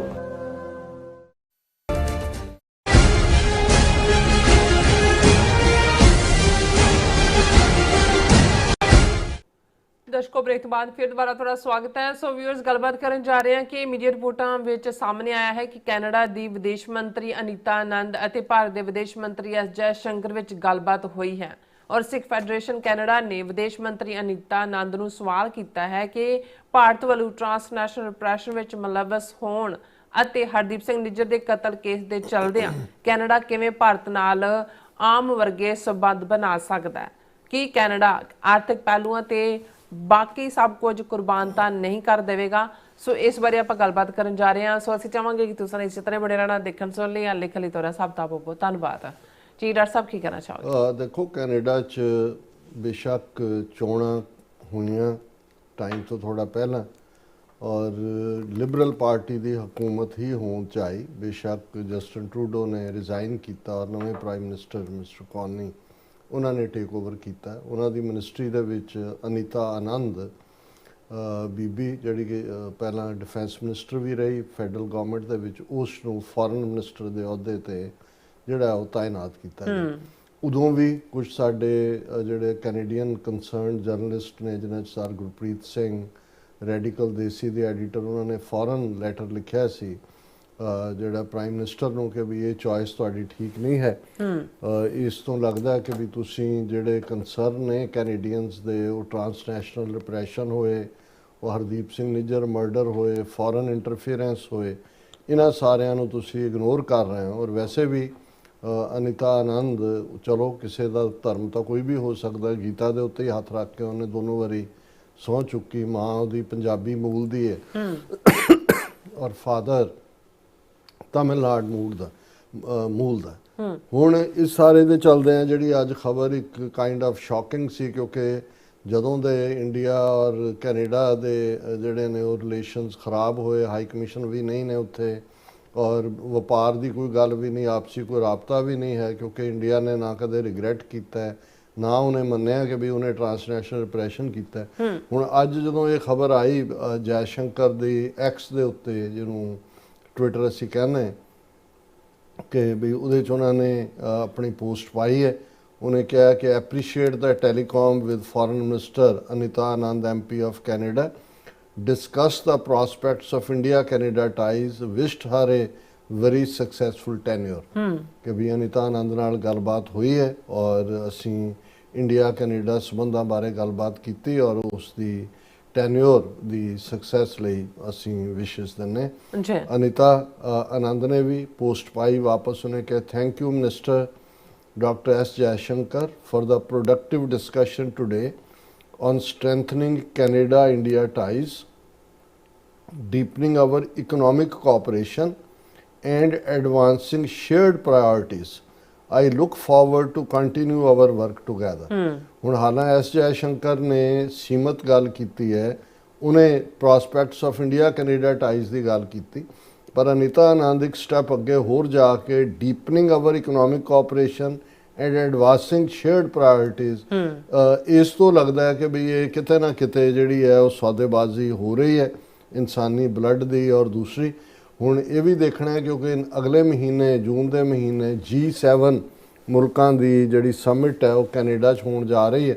ਔਰ ਇਹ ਵੀ ਸਵਾਲ, ਕਿਉਂਕਿ ਫਰਾਂਸ 'ਚ ਹੋਣ ਤੋਂ ਬਾਅਦ ਮੋਦੀ ਨੂੰ ਜਿਹੜਾ ਇੰਡੀਆ ਦੇ ਨੁਮਾਇੰਦੇ ਨੂੰ ਇਨਵਾਈਟ ਕੀਤਾ ਜਾਂਦਾ, ਹੁਣ ਇਹ ਦੇਖਣਾ ਹੋਏਗਾ ਕਿ ਕੀ ਇਹਨੂੰ ਜਿਹੜਾ ਇਸ ਵਾਰ ਕੈਨੇਡਾ ਦੀ ਸਮਿਟ 'ਚ ਵੀ ਮੋਦੀ ਨੂੰ ਇਨਵਾਈਟ ਕੀਤਾ ਜਾਏਗਾ। ਔਰ ਫਿਰ ਇਸ ਖਬਰ ਦਾ ਜਦੋਂ ਅਸੀਂ ਦੇਖਦੇ ਹਾਂ ਕਿ ਵੀ ਈਵਨ ਇਹ ਵੀ ਸਾਹਮਣੇ ਆਇਆ ਕਿ ਵੀ ਦੋਨਾਂ ਦੇ ਹਾਈ ਕਮਿਸ਼ਨ ਤਾਂ ਵਾਪਸ ਸੱਦ ਲਏ ਸੀ ਉਹਨਾਂ ਨੇ, ਜਦੋਂ ਕਿ ਉਹਨਾਂ ਦੇ 6 ਕੱਢੇ ਗਏ, ਸੰਜੇ ਵਰਮਾ ਔਰ ਦੂਜੇ ਜਿਹੜੇ ਮੁਲਵਸ ਸੀ ਉਹਨਾਂ ਦੀ ਮਰਡਰ ਹਰਦੀਪ ਨਿੱਜਰ ਦੇ। ਪਰ ਹੁਣ ਇਹ ਵੀ ਨਜ਼ਰ ਆ ਰਿਹਾ ਕਿ ਵੀ ਇਹ ਵੀ ਗੱਲਬਾਤ ਚੱਲ ਰਹੀ ਹੈ ਕਿ ਆਉਂਦੇ ਸਾਲ 'ਚ ਜੂਨ ਮਹੀਨੇ ਤੱਕ ਪਹੁੰਚਦੇ ਆ ਸ਼ਾਇਦ ਇੰਡੀਆ ਔਰ ਕੈਨੇਡਾ ਦੇ ਜਿਹੜੇ ਹਾਈ ਕਮਿਸ਼ਨਰ ਨੇ ਦੋਨੋਂ ਹੀ ਵਾਪਸ ਅਪਾਇੰਟ ਕੀਤੇ ਜਾਣ। ਉਹੀ ਨਹੀਂ, ਨਵੇਂ ਨਾ ਹੋਣਗੇ, ਲੇਕਿਨ ਜਿਹੜਾ ਉਹਨਾਂ ਨੂੰ 22 ਜੂਨ ਦਿਸ ਈਅਰ ਇਸ ਦੀ ਸੰਭਾਵਨਾ ਹੈ। ਔਰ ਈਵਨ ਉਹਨਾਂ ਨੇ ਇੰਡੀਅਨ ਮੀਡੀਆ ਨੇ ਤਾਂ ਇਹ ਵੀ ਕਿਹਾ ਕਿ ਜੀ ਜਿਹੜਾ ਇੰਡੀਆ ਦਾ ਤਾਜ਼ਾ ਅੱਜ ਕੱਲ੍ਹ ਐਂਬੈਸਡਰ ਹੈ ਸਪੇਨ ਦੇ ਵਿੱਚ ਦਿਨੇਸ਼ ਪਟਨਾਇਕ, ਉਸ ਨੂੰ ਜਿਹੜਾ ਕੈਨੇਡਾ ਦੇ ਵਿੱਚ ਹਾਈ ਕਮਿਸ਼ਨਰ ਬਣਾਇਆ ਜਾ ਸਕਦਾ ਔਰ ਇਸ ਬਾਰੇ ਜਲਦੀ ਹੀ ਜਿਹੜੀ ਹੈ ਉਹ ਪ੍ਰੋਸੈਸ ਸ਼ੁਰੂ ਹੋ ਸਕਦੀ ਹੈ। ਹੁਣ ਇਹਦਾ ਮਤਲਬ ਇਸ ਤੋਂ ਇਹ ਅੰਦਾਜ਼ਾ ਹੁੰਦਾ ਹੈ ਕਿ ਵੀ ਇਹ ਜਿਹੜੀ ਮਿਸਟਰ ਕਾਰਨੀ ਦੀ ਸਰਕਾਰ ਹੈ, ਇਹਨੇ ਜਿਹੜਾ ਇਹ ਜੋ ਵੀ ਉੱਥੇ ਟਰਾਂਸਨੈਸ਼ਨਲ ਰਿਪਰੈਸ਼ਨ ਔਰ ਦੂਸਰਾ ਹੋਇਆ, ਇਹ ਸਾਰੇ ਤੋਂ ਹੱਥ ਵਾਸ਼ ਕਰਕੇ ਸਿਰਫ ਵਪਾਰਕ ਹਿੱਤਾਂ ਨੂੰ ਪਹਿਲ ਦੇਣ ਦਾ ਫੈਸਲਾ ਲਿਆ। ਪਰ ਅਜੇ ਕਿਉਂਕਿ ਦੋਨਾਂ ਦੇ ਐਕਸ ਤੇ ਹੀ ਇਹ ਆਇਆ, ਲੇਕਿਨ ਇੰਡੀਕੇਸ਼ਨ ਤੁਹਾਨੂੰ ਦੱਸ ਰਹੀ ਹੁੰਦੀ ਔਰ ਇਸ ਦੇ ਉੱਤੇ ਬਿਲਕੁਲ ਠੀਕ ਸਿੱਖ ਫੈਡਰੇਸ਼ਨ ਕੈਨੇਡਾ ਨੇ ਜਿਹੜੀ ਹੈ ਉਹ ਪ੍ਰੈਸ ਰਿਲੀਜ਼ ਜਾਰੀ ਕੀਤੀ ਹੈ। ਅਸੀਂ ਉਹ ਸਾਂਝੀ ਕਰਨਾ ਚਾਹਾਂਗੇ ਕਿਉਂਕਿ ਸਿੱਖ ਫੈਡਰੇਸ਼ਨ ਕੈਨੇਡਾ ਪੂਰੀ ਉਹਨਾਂ ਨੇ ਚੋਣਾਂ ਤੋਂ ਪਹਿਲਾਂ ਵੀ 30 ਦੇ ਕਰੀਬ ਕੈਂਡੀਡੇਟ ਜਿਹੜੇ ਕਿ ਸਿੱਖ ਹਲਕਿਆਂ 'ਚ ਔਰ ਇਸ ਵਾਰ ਵੀ 20 ਤੋਂ ਜ਼ਿਆਦਾ ਜਿਹੜੇ ਨੇ ਐਮਪੀ ਬਣੇ ਨੇ, ਜਿਨ੍ਹਾਂ 'ਚ ਲਿਬਰਲ ਪਾਰਟੀ ਦੇ ਵੀ ਨੇ, ਮਿਨਿਸਟਰ ਵੀ ਬਣਾਏ ਨੇ, ਮਿਨਿਸਟਰ ਆਫ ਸਟੇਟ ਔਰ ਦੂਜਾ ਹਾਲਾਂਕਿ ਕੋਈ ਬਹੁਤ ਅਹਿਮੀਅਤ ਵਾਲੀ ਮਿਨਿਸਟਰੀ ਨਹੀਂ ਦਿੱਤੀ ਹੈ, ਜਿਵੇਂ ਇਹਨੂੰ ਅਨੀਤਾ ਆਨੰਦ ਨੂੰ ਫੋਰਨ ਮਿਨਿਸਟਰ ਬਣਾਇਆ। ਜਸਟਿਨ ਟਰੂਡੋ ਦੇ ਵੇਲੇ ਤਾਂ ਹਰਦੀਪ ਸਿੰਘ ਸੱਜਣ ਡਿਫੈਂਸ ਮਿਨਿਸਟਰ ਸੀ ਔਰ ਦੂਸਰੇ ਵੀ ਫੁੱਲ ਮਿਨਿਸਟਰ ਸੀ। ਔਰ ਇਹ ਸਰ ਮਨਿੰਦਰ ਸਿੰਘ ਜਿਹੜੇ ਕਿ ਮੇਨ ਸਪੋਕਸਪਰਸਨ ਨੇ ਸਿੱਖ ਫੈਡਰੇਸ਼ਨ ਜਿਹੜੇ ਕੈਨੇਡਾ ਦੇ, ਉਹਨਾਂ ਦੇ ਨਾਂ ਥੱਲੇ ਸਟੇਟਮੈਂਟ ਜਾਰੀ ਹੋਈ ਹੈ ਔਰ ਉਹਨਾਂ ਨੇ ਕਿਹਾ ਕਿ ਸਿੱਖ ਫੈਡਰੇਸ਼ਨ ਕੈਨੇਡਾ ਨੇ ਇਹ ਲੈਟਰ ਟਾਈਪ 'ਚ ਉਹਨਾਂ ਨੇ ਅਨੀਤਾ ਆਨੰਦ ਨੂੰ ਲਿਖਿਆ, expressing deep concern over recent statements of Canada India relations, ਕਿ ਉਹਨਾਂ ਨੇ ਕਿਹਾ ਕਿ ਵੀ ਇਹ ਜਿਹੜਾ ਅਨੀਤਾ ਆਨੰਦ ਨੇ ਕਮੈਂਟ ਕੀਤਾ ਕਿ ਜੀ ਸਾਡੀ ਬੜੀ ਪ੍ਰੋਡਕਟਿਵ ਡਿਸਕਸ਼ਨ ਹੋਈ ਬਾਈਲੈਟਰਲ ਟਾਈਜ਼ ਨੂੰ ਸਟਰੈਂਥਨ ਕਰਨ 'ਚ, ਔਰ ਸਿੱਖ ਫੈਡਰੇਸ਼ਨ ਨੇ ਅਲਾਰਮ ਰੇਜ਼ ਕੀਤਾ of the troubling prioritization of economic cooperation at the expense of justice and accountability, ਕਿ ਵੀ ਇੱਕ ਪਾਸੇ ਇਨਸਾਫ ਔਰ ਜਵਾਬਦੇਹੀ ਹੈ, ਦੂਸਰੇ ਪਾਸੇ ਜਿਹੜਾ ਹੈ ਉਹ ਆਰਥਿਕ ਹਿੱਤ ਨੇ। ਉਹਨਾਂ ਨੇ ਕਿਹਾ ਕਿ ਵੀ ਅਸੀਂ ਬੇਸ਼ੱਕ ਸਮਝਦੇ ਹਾਂ ਕਿ ਵੀ ਕੈਨੇਡਾ ਦੀ ਗਵਰਨਮੈਂਟ ਨੇ ਇੰਟਰਨੈਸ਼ਨਲ ਪਾਰਟਨਰਸ ਨੂੰ ਐਨਗੇਜ ਕਰਨਾ ਹੈ, ਕੈਨੇਡਾ ਦੀ ਇਕੋਨਮੀ ਲਈ ਜ਼ਰੂਰੀ ਹੈ, ਲੇਕਿਨ ਉਹਨਾਂ ਨੇ ਕਿਹਾ ਵੀ ਅਨੀਤਾ ਆਨੰਦ ਨੂੰ ਕਿ ਤੇਰੇ ਜਿਹੜੇ ਪਬਲਿਕ ਕਮੈਂਟ ਨੇ ਉਹ ਸੁਜੈਸਟ ਕਰਦੇ ਨੇ ਕਿ ਇਕਨੋਮਿਕ ਇੰਟਰਸਟ ਨੂੰ ਤੁਸੀਂ ਪ੍ਰਾਇੋਰਟੀ ਦੇ ਰਹੇ ਹੋ on the fundamental issues of justice, accountability and sovereignty, ਕਿ ਮੁਲਕ ਦੀ ਪ੍ਰਭੂਸੱਤਾ, ਜਵਾਬਦੇਹੀ ਔਰ ਜਸਟਿਸ ਤੋਂ ਤੁਸੀਂ ਦੂਸਰੇ ਪਾਸੇ ਵੱਲ ਜਿਹੜਾ ਤੁਰ ਪਏ ਹੋ। ਇਹ these signals devoid of clear calls for accountability and justice are deeply troubling given the overwhelming evidence of India's sustained and aggressive interference in Canadian democratic institutions, violent campaigns targeting Sikhs in Canada, and direct involvement in the assassination of Shaheed Bhai Hardeep Singh Nijjar on Canadian soil। ਕਿ ਵੀ ਇਹ ਤਿੰਨੋਂ ਹੀ, ਕਿਉਂਕਿ ਉਹਨਾਂ ਦਾ ਆਪਣਾ commission Canadian justice hoc commission ਬੀਬੀ ਦਾ 193 ਸਫ਼ਿਆਂ ਦੀ report 'ਚ ਆਇਆ ਕਿ 2019-2021 ਦੀਆਂ ਫੈਡਰਲ ਇਲੈਕਸ਼ਨਾਂ 'ਚ ਇੰਟਰਫੀਅਰ ਕੀਤਾ ਹੈ। ਅਦਰਵਾਈਜ਼ ਜਿਹੜਾ ਉਹ ਹਰਦੀਪ ਸਿੰਘ ਨਿੱਜਰ ਦੇ ਮੁੱਦੇ ਤੇ 6 ਹਾਈ ਲੈਵਲ ਉਹਨਾਂ ਦੇ ਬਾਹਰ ਕੱਢੇ ਨੇ। ਹੁਣ ਫਰੌਤੀਆਂ ਦਾ ਸਿਲਸਿਲਾ ਫਿਰ ਕੈਨੇਡਾ ਸ਼ੁਰੂ ਹੋਇਆ ਹੋਇਆ ਹੈ। ਪਿਛਲੇ ਦਿਨਾਂ 'ਚ ਇੱਕ ਸਿੱਖ ਵਪਾਰੀ ਦਾ ਮਰਡਰ ਟੋਰਾਂਟੋ 'ਚ ਹੋਇਆ ਫਰੌਤੀ ਦੇ ਨਾਂ ਥੱਲੇ। ਸੋ ਇਹ ਸਭ ਦੇ ਚੱਲਦੇ ਆ ਜੇ ਇੰਡੀਆ ਦੇ ਨਾਲ ਉਹੀ ਕੰਮ ਕਰਨਾ ਸੀ ਤਾਂ ਫਿਰ ਪਹਿਲਾਂ ਰੌਲਾ ਪਾਉਣ ਦੀ ਕੀ ਲੋੜ ਸੀ, ਕਰ ਲੈਣ ਦਿੰਦੇ, ਫਿਰ ਸਿੱਖ ਵੀ ਨਿਬੜ ਲੈਣਗੇ ਇਹਨਾਂ ਦੇ ਨਾਲ। ਜੇ ਕੈਨੇਡਾ ਨੇ ਕੋਈ ਇਸ ਕਿਸਮ ਦੀ ਲਾਈਨ ਲਈ, ਅਜੇ ਅਸੀਂ ਇਹ ਕਹਿਣਾ ਨਹੀਂ ਚਾਹੁੰਦੇ, ਪਰ ਫਿਰ ਸਿੱਖਾਂ ਤੋਂ ਜ਼ਿਆਦਾ ਕੋਈ ਨਹੀਂ ਜਾਣਦਾ ਹੈ ਵੀ ਅਸੀਂ ਭਾਜੀ ਕਿਵੇਂ ਮੋੜਨੀ ਹੈ। ਅਸੀਂ ਹੁਣ ਤੱਕ ਤਾਂ ਇਹ ਹੈ ਕਿ ਵੀ ਇਹ ਹਕੂਮਤਾਂ ਜਿਹੜੀਆਂ ਨੇ ਇਹਨਾਂ ਦਾ ਲਾਅ ਐਨਫੋਰਸਮੈਂਟ ਸੈਟਅਪ, ਇਹਨਾਂ ਦੀ ਅਕਾਊਂਟੇਬਿਲਿਟੀ ਦਾ ਸੈਟਅਪ ਹੋਏਗਾ। ਇਹ ਫਿਰ ਉਸ ਕਿਸਮ ਦੀ ਖੁੱਲ੍ਹੀ ਲੜਾਈ ਨੂੰ ਫਿਰ ਸੱਦਾ ਦੇਣਾ ਹੋਏਗਾ ਜੇ ਕੈਨੇਡੀਅਨ ਗਵਰਨਮੈਂਟ ਨੇ ਇਸ ਕਿਸਮ ਦਾ ਪਾਰਟ ਕੀਤਾ।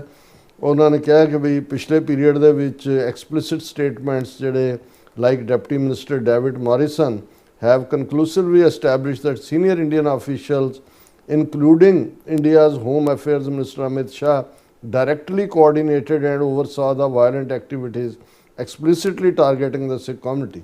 ਇਹ ਉਹਨਾਂ ਦੇ ਡਿਪਟੀ ਮਿਨਿਸਟਰ ਦਾ ਬਿਆਨ ਸੀ ਡੇਵਿਡ ਮੋਰਿਸਨ ਦਾ ਵੀ ਇਹ ਜੋ ਵੀ ਉੱਥੇ ਕਿਲਿੰਗ ਕੈਨੇਡਾ 'ਚ ਹੋਈਆਂ ਉਹਨੂੰ ਡਾਇਰੈਕਟਲੀ ਅਮਿਤ ਸ਼ਾਹ ਸੁਪਰਵਾਈਜ਼ ਕਰ ਰਿਹਾ ਸੀ। ਉਹਨਾਂ ਨੇ ਕਿਹਾ ਵੀ this was a shocking violation of most basic norms of international law and those responsible must be held accountable। ਇਹ ਉਸ ਦੀ ਵਾਇਲੇਸ਼ਨ ਹੈ। ਫਿਰ ਉਹਨਾਂ ਨੇ ਸਿੱਖ ਫੈਡਰੇਸ਼ਨ ਨੇ ਹੌਕ ਕਮਿਸ਼ਨ ਦੀ ਗੱਲ ਕੀਤੀ ਹੈ, ਵੇਰੀਅਸ ਕੈਨੇਡੀਅਨ ਏਜੰਸੀਜ਼ ਜਿਨ੍ਹਾਂ ਨੇ ਅਨਇਕਵੀਵੋਕਲੀ ਡਾਕੂਮੈਂਟ ਕੀਤਾ ਇੰਡੀਆ ਦੀ ਫੋਰਨ ਇੰਟਰਫੇਰੈਂਸ ਆਪਰੇਸ਼ਨ ਨੂੰ, ਜਿਸ ਦੇ ਵਿੱਚ ਕੈਨੇਡੀਅਨ ਇਲੈਕਟਰਲ ਆਊਟਕਮ ਨੂੰ ਮੈਨੀਪੂਲੇਟ ਕਰਨਾ ਹੈ, ਐਕਸਟੈਂਸਿਵ ਡਿਸਇਨਫੋਰਮੇਸ਼ਨ ਕੈਂਪੇਨ ਹੈ ਕੈਨੇਡੀਅਨ ਅਫੀਸ਼ੀਅਲਸ ਦੇ ਖਿਲਾਫ, ਔਰ ਵਾਇਲੈਂਟ ਐਕਟੀਵਿਟੀਜ਼ ਜਿਹਦੇ ਵਿੱਚ ਹਰਦੀਪ ਸਿੰਘ ਨਿੱਜਰ ਔਰ ਸਿਰਦੂਲ ਸਿੰਘ ਔਰ ਦੂਸਰਿਆਂ ਦੇ ਮਰਡਰ ਨੇ। ਫਿਰ ਇਸ ਰਿਪੋਰਟ 'ਚ ਉਹਨਾਂ ਨੇ special rapporteurs of United Nations human right council ਉਹਨਾਂ ਨੂੰ ਕੋਟ ਕੀਤਾ ਕਿ ਕਿ ਕਿਵੇਂ ਉਹਨਾਂ ਨੇ ਕਿਹਾ ਕਿ ਕੰਟੀਨਿਊਇੰਗ systematic attack by Indian authorities on Sikh activists in Canada, United States and other countries, including private and public harassment and intimidation, threats of violence and death, and the planning of physical attacks. ਵੀ ਇਹ ਸਾਰੇ ਦੇ ਵਿੱਚ ਵੀ ਇਹ ਇਹਨਾਂ ਦੇ ਜਿਹੜਾ ਉਹਨਾਂ ਨੇ ਸਪੈਸ਼ਲ ਰਿਪੋਰਟਰ ਨੇ ਵੀ UN ਵਾਲੇ ਨੇ ਮੰਨੇ। ਫਿਰ ਉਹਨਾਂ ਨੇ ਕਨਕਲੂਜਨ ਚ ਕਿਹਾ ਕਿ your public comments not only allow India to continue undermining Canadian sovereignty and the foundations of rule-based order, but also sends a dangerous message to communities across Canada that continue to face targeted threats, including the 800,000 members of the Sikh diaspora that Justice Hogg found are the targets of India's activities. ਕਿ ਤੁਹਾਡੇ justice ਹੌਗ commission ਨੇ ਕਿਹਾ ਕਿ 8 ਲੱਖ ਸਿੱਖ Canada ਜਿਹੜੇ ਨੇ ਉਹ ਨਿਸ਼ਾਨੇ ਤੇ ਨੇ ਔਰ ਇਹ ਤੁਸੀਂ ਕੈਨੇਡੀਅਨ ਸੋਵਰਨਿਟੀ ਨੂੰ ਵੀ ਵਾਇਲੇਟ ਕਰਨ ਦੀ ਕਰ ਰਹੇ ਹੋ ਇਸ ਸਾਰੇ ਦੇ ਨਾਲ ਔਰ ਕੋਈ ਰੂਲ ਬੇਸਡ ਆਰਡਰ ਦੇ ਉੱਤੇ ਤੁਸੀਂ ਨਹੀਂ ਖੜੇ। ਇਸ ਸਾਰੇ ਦੇ ਵਿੱਚ ਉਹਨਾਂ ਨੇ ਕਿਹਾ ਕਿ ਵੀ to this day numerous members of our community continue to receive warnings from Canadian agencies regarding the ongoing threat to their lives as they continue to be targeted by the agents of the government of India। ਵੀ ਅਜੇ ਵੀ ਤੁਹਾਡੀਆਂ ਲਾ enforcement agencies ਆ ਕੇ ਸਿੱਖ activist ਨੂੰ ਵਾਰਨ ਕਰਦੀਆਂ ਵੀ ਤੁਹਾਡੀ ਜਾਨ ਨੂੰ ਖਤਰਾ ਹੈ ਔਰ this is one of the many reasons Sikhs has been calling for a public inquiry into the assassination of Bhai Hardeep Singh Nijjar and India's ongoing violent actions in Canada। ਵੀ ਇਹ ਇਸ ਲਈ ਅਸੀਂ ਪਬਲਿਕ ਇਨਕੁਆਇਰੀ ਦੀ ਮੰਗ ਕਰਦੇ ਹਾਂ ਔਰ ਅਖੀਰ 'ਚ ਉਹਨਾਂ ਨੇ 3 ਬੁਲਟ ਪੁਆਇੰਟਸ ਦਿੱਤੇ ਨੇ ਕਿ ਵੀ ਅਸੀਂ ਤੁਹਾਨੂੰ ਇਹ ਕਹਿੰਦੇ ਹਾਂ publicly clarify the government's commitment to demand accountability from India for its documented interference and violent acts on Canadian soil। ਕਿ ਇਸ ਗੱਲ ਦੀ publicly declare ਕਰੋ ਕਿ ਵੀ ਤੁਸੀਂ ਇੰਡੀਆ ਨੂੰ ਅਕਾਊਂਟੇਬਲ ਮੰਨਦੇ ਹੋ ਜੋ ਕੁਝ ਉਹਨਾਂ ਨੇ ਕੀਤਾ ਹੈ ਜਿਹੜੀ ਡਾਕੂਮੈਂਟ ਹੈ ਉਹਨਾਂ ਦੀ ਇੰਟਰਫੇਰੈਂਸ ਔਰ ਜਿਹੜੇ ਕੈਨੇਡੀਅਨ ਸੋਇਲ ਦੇ ਉੱਤੇ ਉਹਨਾਂ ਨੇ ਵਾਇਲੈਂਟ ਐਕਟ ਕੀਤੇ ਨੇ ਹਿੰਸਕ ਕਾਰਵਾਈਆਂ ਕੀਤੀਆਂ ਨੇ। Clearly condition any restoration of diplomatic ties or economic engagement on India's cooperation with criminal investigations in Canada and other demonstrable reforms।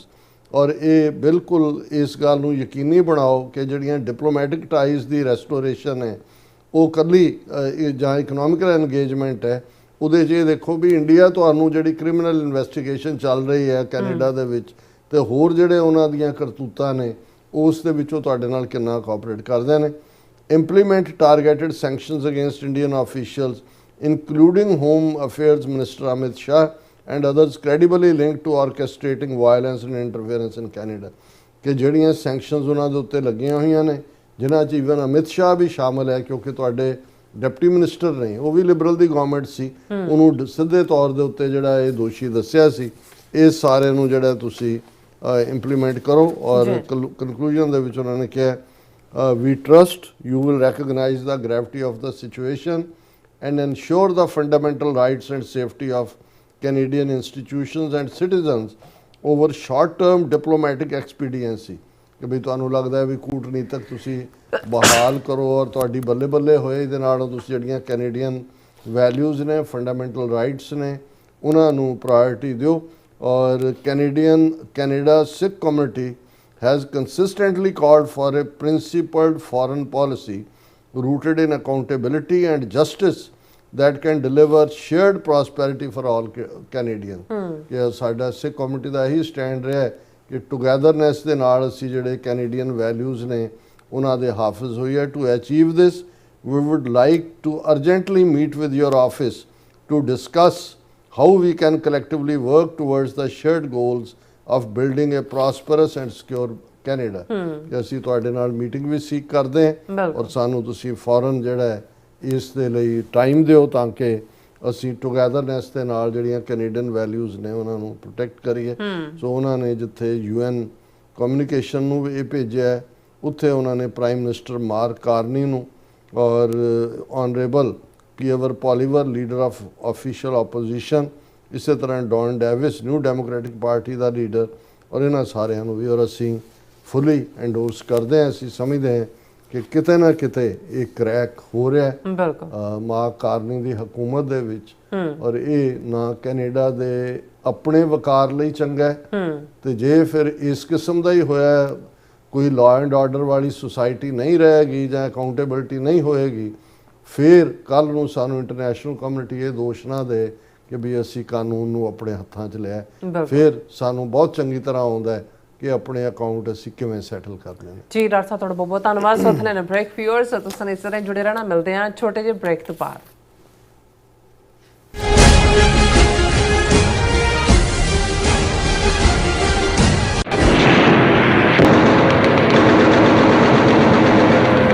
ਸੁਣ ਰਾਹੀਆ ਰਾਹੇ ਜਾਂਦਿਆ ਤੂੰ ਲਿਖ ਰੱਖੀਏ ਬਾਤ, ਮੇਰਾ ਡੁੱਬਿਆ ਸੂਰਜ ਚੜ੍ਹੇਗਾ ਔੜਕ ਮੁੱਕੇਗੀ ਇਹ ਰਾਤ।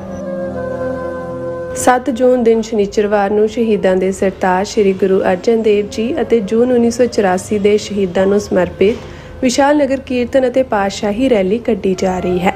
ਇਸ ਖਾਲਸਾਈ ਰੈਲੀ ਦੀ ਆਰੰਭਤਾ ਸਵੇਰੇ 10 ਵਜੇ 2nd ਸਟਰੀਟ ਤੋਂ ਅਤੇ ਸਮਾਪਤੀ civic centre plaza San Francisco ਵਿਖੇ ਹੋਵੇਗੀ, ਜਿੱਥੇ ਸਿੱਖ ਸੰਘਰਸ਼ ਵਿੱਚ ਕਾਰਜਸ਼ੀਲ ਸਿੱਖ ਆਗੂ ਵਿਚਾਰਾਂ ਦੀ ਸਾਂਝ ਪਾਉਣਗੇ। ਸਮੂਹ ਸਿੱਖ ਸੰਗਤਾਂ ਨੂੰ ਬੇਨਤੀ ਕੀਤੀ ਜਾਂਦੀ ਹੈ ਕਿ ਪਰਿਵਾਰਾਂ ਸਮੇਤ ਇਸ ਪਾਤਸ਼ਾਹੀ ਰੈਲੀ ਵਿੱਚ ਸ਼ਾਮਿਲ ਹੋ ਕੇ ਗੁਰੂ ਘਰ ਦੀਆਂ ਖੁਸ਼ੀਆਂ ਪ੍ਰਾਪਤ ਕਰੋ ਅਤੇ ਨਵੀਂ ਪੀੜ੍ਹੀ ਨੂੰ ਖਾਲਸੇ ਦੀਆਂ ਪਰੰਪਰਾਵਾਂ ਤੋਂ ਜਾਣੂ ਕਰਵਾਉਂਦਿਆਂ ਸਿੱਖ ਰਾਜ ਖਾਲਿਸਤਾਨ ਦੇ ਸੰਘਰਸ਼ ਵਿੱਚ ਯੋਗਦਾਨ ਪਾਉਣ ਲਈ ਪ੍ਰੇਰਿਤ ਕਰੋ ਜੀ। ਵਧੇਰੇ ਜਾਣਕਾਰੀ ਲਈ ਤੁਸੀਂ ਸਕਰੀਨ ਤੇ ਦਿੱਤੇ ਨੰਬਰਾਂ ਤੇ ਸੰਪਰਕ ਕਰ ਸਕਦੇ ਹੋ। ਸਿਗਨੇਚਰ ਟਰੱਕ ਸਰਵਿਸ ਰਾਊਟ 81 ਉੱਤੇ ਐਗਜ਼ਿਟ 235 ਤੇ ਟਰੱਕਰ ਵੀਰਾਂ ਲਈ 24 ਘੰਟੇ ਰੋਡ ਸਰਵਿਸ ਦੀ ਸੁਵਿਧਾ ਮੌਜੂਦ। Heavy duty repair, oil change, ਪੁਰਾਣੇ ਅਤੇ ਨਵੇਂ tyre, computer diagnostic, DPF cleaning, brake service ਜਾਂ ਰਸਤੇ ਵਿੱਚ ਆਈ ਹਰ ਤਰ੍ਹਾਂ ਦੀ ਰਿਪੇਅਰ ਪ੍ਰੋਫੈਸ਼ਨਲ ਟੀਮ ਵੱਲੋਂ ਕੀਤੀ ਜਾਂਦੀ ਹੈ। ਬ੍ਰੇਕਫਾਸਟ, ਲੰਚ ਅਤੇ ਡਿਨਰ ਲਈ ਪੰਜਾਬੀ ਢਾਬੇ ਦਾ ਆਨੰਦ ਵੀ ਮਾਣੋ। ਡਰਾਈਵਰ ਅਤੇ ਟਰੱਕ ਆਪਰੇਟਰ ਵੀਰ ਡਿਸਪੈਚ ਦੀ ਸਰਵਿਸ ਲਈ ਸਾਡੇ ਨਾਲ ਸੰਪਰਕ ਕਰਨ। Signature truck service 58 triangle drive, Weyers Cave, Virginia 24486।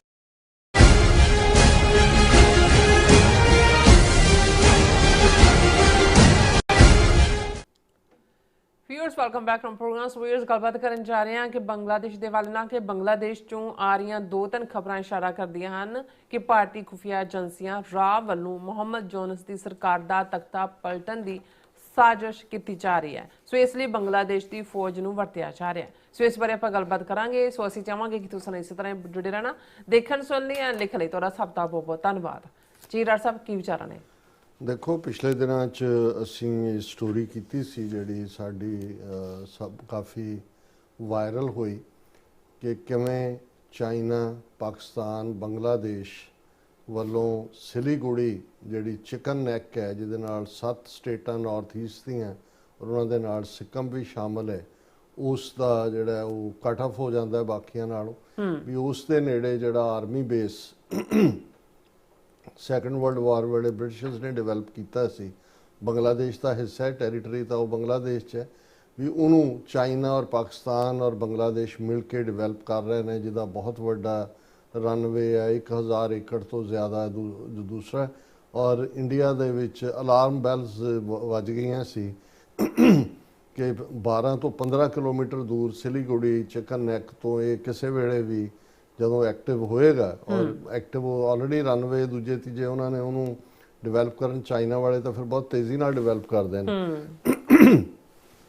ਉਸ ਤੋਂ ਬਾਅਦ ਅਸੀਂ ਦੇਖਿਆ ਕਿ ਵੀ ਇੰਡੀਆ 'ਚ ਵੀ ਇੱਕ ਸੱਪ ਸੁੰਘ ਗਿਆ, ਉਹਨਾਂ ਦੇ ਜਿਹੜੇ ਸੋ ਕਾਲਡ ਥਿੰਕ ਟੈਂਕ ਨੇ ਉਹਨਾਂ 'ਚ ਵੀ ਆਇਆ ਕਿ ਵੀ, ਔਰ ਇਹ ਜਿਹੜਾ ਮਈ ਮਹੀਨੇ 'ਚ ਚਾਈਨਾ ਦਾ ਪਾਕਿਸਤਾਨ ਦੇ ਨਾਲ ਖਲੋਣਾ, ਉਹਨਾਂ ਦੀ ਵੈਪਨਰੀ ਦਾ ਜਿਹੜਾ ਬੈਸਟ ਯੂਜ਼ ਸੀ ਉਹ ਹੋਇਆ, ਔਰ ਇੰਟਰਨੈਸ਼ਨਲ ਮਾਰਕੀਟ ਚਾਈਨੀਜ਼ ਵੈਪਨਸ ਦੀ ਕੀਮਤ ਕਿਤੇ ਦੀ ਕਿਤੇ ਪਹੁੰਚ ਗਈ, ਰਾਫੇਲ ਔਰ ਦੂਸਰਿਆਂ ਦੇ ਥੱਲੇ ਡਿੱਗੇ। ਉਹਦੇ 'ਚ ਵੀ ਹੋਇਆ ਵੀ ਚਾਈਨਾ ਪਾਕਿਸਤਾਨ ਦੇ ਨਾਲ ਜਿਹੜਾ ਇਕੱਲਾ ਖੜਾ ਹੀ ਨਹੀਂ ਹੈ, ਰਾਦਰ ਸ਼ੇਅਰਿੰਗ ਆਫ ਡਾਟਾ ਔਰ ਮਿਸਲਸ ਔਰ ਡਰੋਨਸ ਔਰ ਜਿਹੜੇ ਪਲੇਨਸ ਨੇ ਉਹਨਾਂ ਦੇ ਖਾਸ ਤੌਰ ਤੇ ਜਿਹੜੇ ਇੰਡੀਆ ਦੇ ਰਾਫੇਲ ਨੂੰ ਵੀ ਜਿਨ੍ਹਾਂ ਨੇ ਮਾਤ ਪਾਈ, ਉਹਨੇ ਹੋਰ ਵੀ ਹੌਸਲਾ ਦਿੱਤਾ ਕਿ ਭਾਈ ਇਹ ਅੱਗੇ ਗੱਲ ਵਧੇਗੀ। ਈਵਨ ਮੁਹੰਮਦ ਯੂਨਸ ਦੇ ਇੱਕ ਕਰੀਬੀ ਨੇ, ਕਿਉਂਕਿ ਮੁਹੰਮਦ ਯੂਨਸ ਦਾ ਰੁਤਬਾ ਤਾਂ ਐਜ਼ ਏ ਚੀਫ ਐਡਵਾਈਜ਼ਰ ਹੈ, ਔਰ ਅਜੇ ਇਲੈਕਸ਼ਨਾਂ ਹੋਣੀਆਂ ਨੇ ਬੰਗਲਾਦੇਸ਼ 'ਚ, ਔਰ ਇਹ ਜਿਵੇਂ ਸ਼ੇਖ ਹਸੀਨਾ ਨੂੰ ਪਾਸੇ ਕਰਕੇ ਪਾਵਰ 'ਚ ਆਈ ਸਟੂਡੈਂਟ ਲਹਿਰ ਦੇ ਨਾਲ, ਉਹਨਾਂ ਦਾ ਇਹ ਹੈ ਵੀ ਅਸੀਂ ਪਹਿਲਾਂ ਰਿਫਾਰਮ ਕਰ ਲਈਏ, ਔਰ ਜਿਹੜੇ ਐਲੀਮੈਂਟ ਸ਼ੇਖ ਹਸੀਨਾ ਨੇ ਰਾਹ ਰਾਹੀਂ ਸਾਰੀਆਂ ਇੰਸਟੀਟਿਊਸ਼ਨ 'ਚ ਵਾੜੇ ਹੋਏ ਨੇ ਉਹਨਾਂ ਦੀ ਸਫਾਈ ਵੀ ਹੋ ਜਾਏ, ਔਰ ਥੋੜਾ ਬਹੁਤ ਜਿਹੜੀ ਹੈ ਅਕਾਊਂਟੇਬਿਲਿਟੀ ਵੀ ਹੋ ਜਾਏ, ਜਿਨ੍ਹਾਂ ਨੇ ਵਾਇਲੈਂਸ ਕੀਤੀ, ਜਿਹਨੂੰ ਜੈਨੋਸਾਈਡ ਦਾ ਨਾਂ ਦਿੱਤਾ ਗਿਆ UN ਦੀ ਬਾਡੀ ਵੱਲੋਂ। ਬਿਲਕੁਲ। ਸੋ ਹੁਣ ਜਿਸ ਤੇਜ਼ੀ ਨਾਲ ਔਰ ਬੰਗਲਾਦੇਸ਼ ਪਾਕਿਸਤਾਨ ਦੇ ਸਬੰਧਾਂ ਦੀ ਨੇੜਤਾ, ਇੱਕਦਮ ਜਿਹੜਾ ਵਪਾਰ ਵੀ ਸ਼ੁਰੂ ਹੋ ਗਿਆ ਔਰ ਸਪਲਾਈ ਵੀ ਸ਼ੁਰੂ ਹੋ ਗਈ। ਹੁਣ ਇਸ ਸਾਰੇ ਤੋਂ ਪਹਿਲਾਂ ਤਾਂ ਇੰਡੀਆ ਨੇ ਸ਼ੇਖ ਹਸੀਨਾ ਤੋਂ ਹੀ ਬਿਆਨਬਾਜ਼ੀਆਂ ਕਰਾ ਕੇ ਉਹਦੀ ਪਾਰਟੀ ਦੇ ਜਿਹੜੇ ਉੱਥੇ ਬੰਗਲਾਦੇਸ਼ ਕਾਰਕੁਨ ਨੇ ਉਹਨਾਂ ਨੂੰ ਐਕਟਿਵ ਕਰਨ ਦੀ ਕੋਸ਼ਿਸ਼ ਕੀਤੀ, ਪਰ ਬੰਗਲਾਦੇਸ਼ ਨੇ ਇਸ ਤੇ ਪ੍ਰੋਟੈਸਟ ਵੀ ਕੀਤਾ ਔਰ ਹੌਲੀ ਕ੍ਰੈਕਡਾਊਨ ਵੀ ਹੋਏਗਾ ਉਹਨਾਂ ਤੇ। ਸੋ ਅਸੀਂ ਦੇਖਦੇ ਹਾਂ ਵੀ ਪਿਛਲੇ ਕੁਝ ਪੀਰੀਅਡ ਤੋਂ ਸ਼ੇਖ ਹਸੀਨਾ ਹੁਣ ਸੀਨ ਤੋਂ ਗਾਇਬ ਹੈ, ਉਹਦੀ ਕੋਈ ਬਿਆਨਬਾਜ਼ੀ ਜਾਂ ਦੂਸਰੀ ਨਹੀਂ ਆਈ। ਪਰ ਜਿਸ ਤੇਜ਼ੀ ਨਾਲ ਮੁਹੰਮਦ ਯੂਨਸ ਅੱਗੇ ਵਧ ਰਹੇ ਸੀ ਔਰ ਜਿਸ ਤੇਜ਼ੀ ਨਾਲ ਈਵਨ ਜਦੋਂ ਮੁਹੰਮਦ ਯੂਨਸ ਚਾਈਨਾ ਗਏ, ਉਹਨਾਂ ਨੇ ਚਾਈਨਾ ਦੇ ਵਪਾਰੀਆਂ ਨੂੰ ਐਡਰੈਸ ਕਰਦਿਆਂ ਕਿਹਾ ਕਿ ਅਸੀਂ ਸਮੁੰਦਰ ਦੇ ਮਾਲਕ ਹਾਂ, ਬੇ ਆਫ ਬੰਗਾਲ 'ਚ ਬੈਠੇ ਹਾਂ, ਤੁਸੀਂ ਆਓ ਇਹਨਾਂ 7 ਸਟੇਟਾਂ ਦੇ ਨਾਲ ਵੀ ਜਿਹੜਾ ਤੁਹਾਡਾ ਵਪਾਰ ਔਰ ਦੂਜਾ ਹੋਏ। ਔਰ ਮੁਹੰਮਦ ਯੂਨਸ ਦੇ ਕਰੀਬੀ ਨੇ ਜਦੋਂ ਭਾਰਤ ਪਾਕਿਸਤਾਨ ਟਿਫ ਮਿਸਲ ਡਰੋਨ ਵਾਰ ਚੱਲ ਰਹੀ ਸੀ, ਉਹਨੇ ਕਿਹਾ ਕਿ ਵੀ ਜੇ ਭਾਰਤੀ ਫੌਜ ਨੇ ਪਾਕਿਸਤਾਨ ਤੇ ਹਮਲਾ ਕੀਤਾ ਤੇ ਬੰਗਲਾਦੇਸ਼ ਨੂੰ ਅੱਗੇ ਵੱਧ ਕੇ ਜਿਹੜੀਆਂ ਇਹ 7 ਸਿਸਟਰਸ ਨੇ ਇਹਨਾਂ ਤੇ ਕਬਜ਼ਾ ਕਰ ਲੈਣਾ ਚਾਹੀਦਾ। ਸੋ ਜ਼ਾਹਰ ਹੈ ਕਿ ਵੀ ਹਾਲਾਂਕਿ ਉਹਨਾਂ ਸਟੇਟਾਂ 'ਚ ਵੀ ਉਹ ਤ੍ਰਿਪੁਰਾ ਹੋਏ, ਅਰੁਣਾਚਲ ਹੋਏ ਔਰ ਦੂਸਰਾ ਬੰਗਾਲੀ ਮੂਲ ਦੇ ਬਹੁਤ ਸਾਰੇ ਲੋਕ ਨੇ, ਬੰਗਲਾਦੇਸ਼ੀ ਮੂਲ ਦੇ। ਜੀ। ਹੁਣ ਇਸ ਸਭ ਦੇ ਚੱਲਦਿਆਂ ਮੈਨੂੰ ਇਹ ਲੱਗਦਾ ਸੀ ਕਿ ਵੀ ਸ਼ੇਖ ਹਸੀਨਾ ਵੀ ਸਾਇਲੈਂਟ ਹੋ ਗਈ ਹੈ, ਇੰਨੀ ਤੇਜ਼ੀ ਨਾਲ ਹੋ ਰਿਹਾ। ਇਹ ਹੋ ਨਹੀਂ ਸਕਦਾ ਵੀ ਇੰਡੀਅਨ ਏਜੰਸੀਆਂ ਜਾਂ ਰਾਹ ਖਾਸ ਤੌਰ ਤੇ ਜਿਹਨੇ ਸਾਰਾ 71 ਦਾ ਆਪਰੇਸ਼ਨ ਹੀ ਉਹਨਾਂ ਨੇ ਕੀਤਾ, ਮੁਕਤੀ ਵਾਹਿਨੀ ਬਣਾਉਣਾ, ਪਾਕਿਸਤਾਨ ਨੂੰ ਤੋੜਨਾ।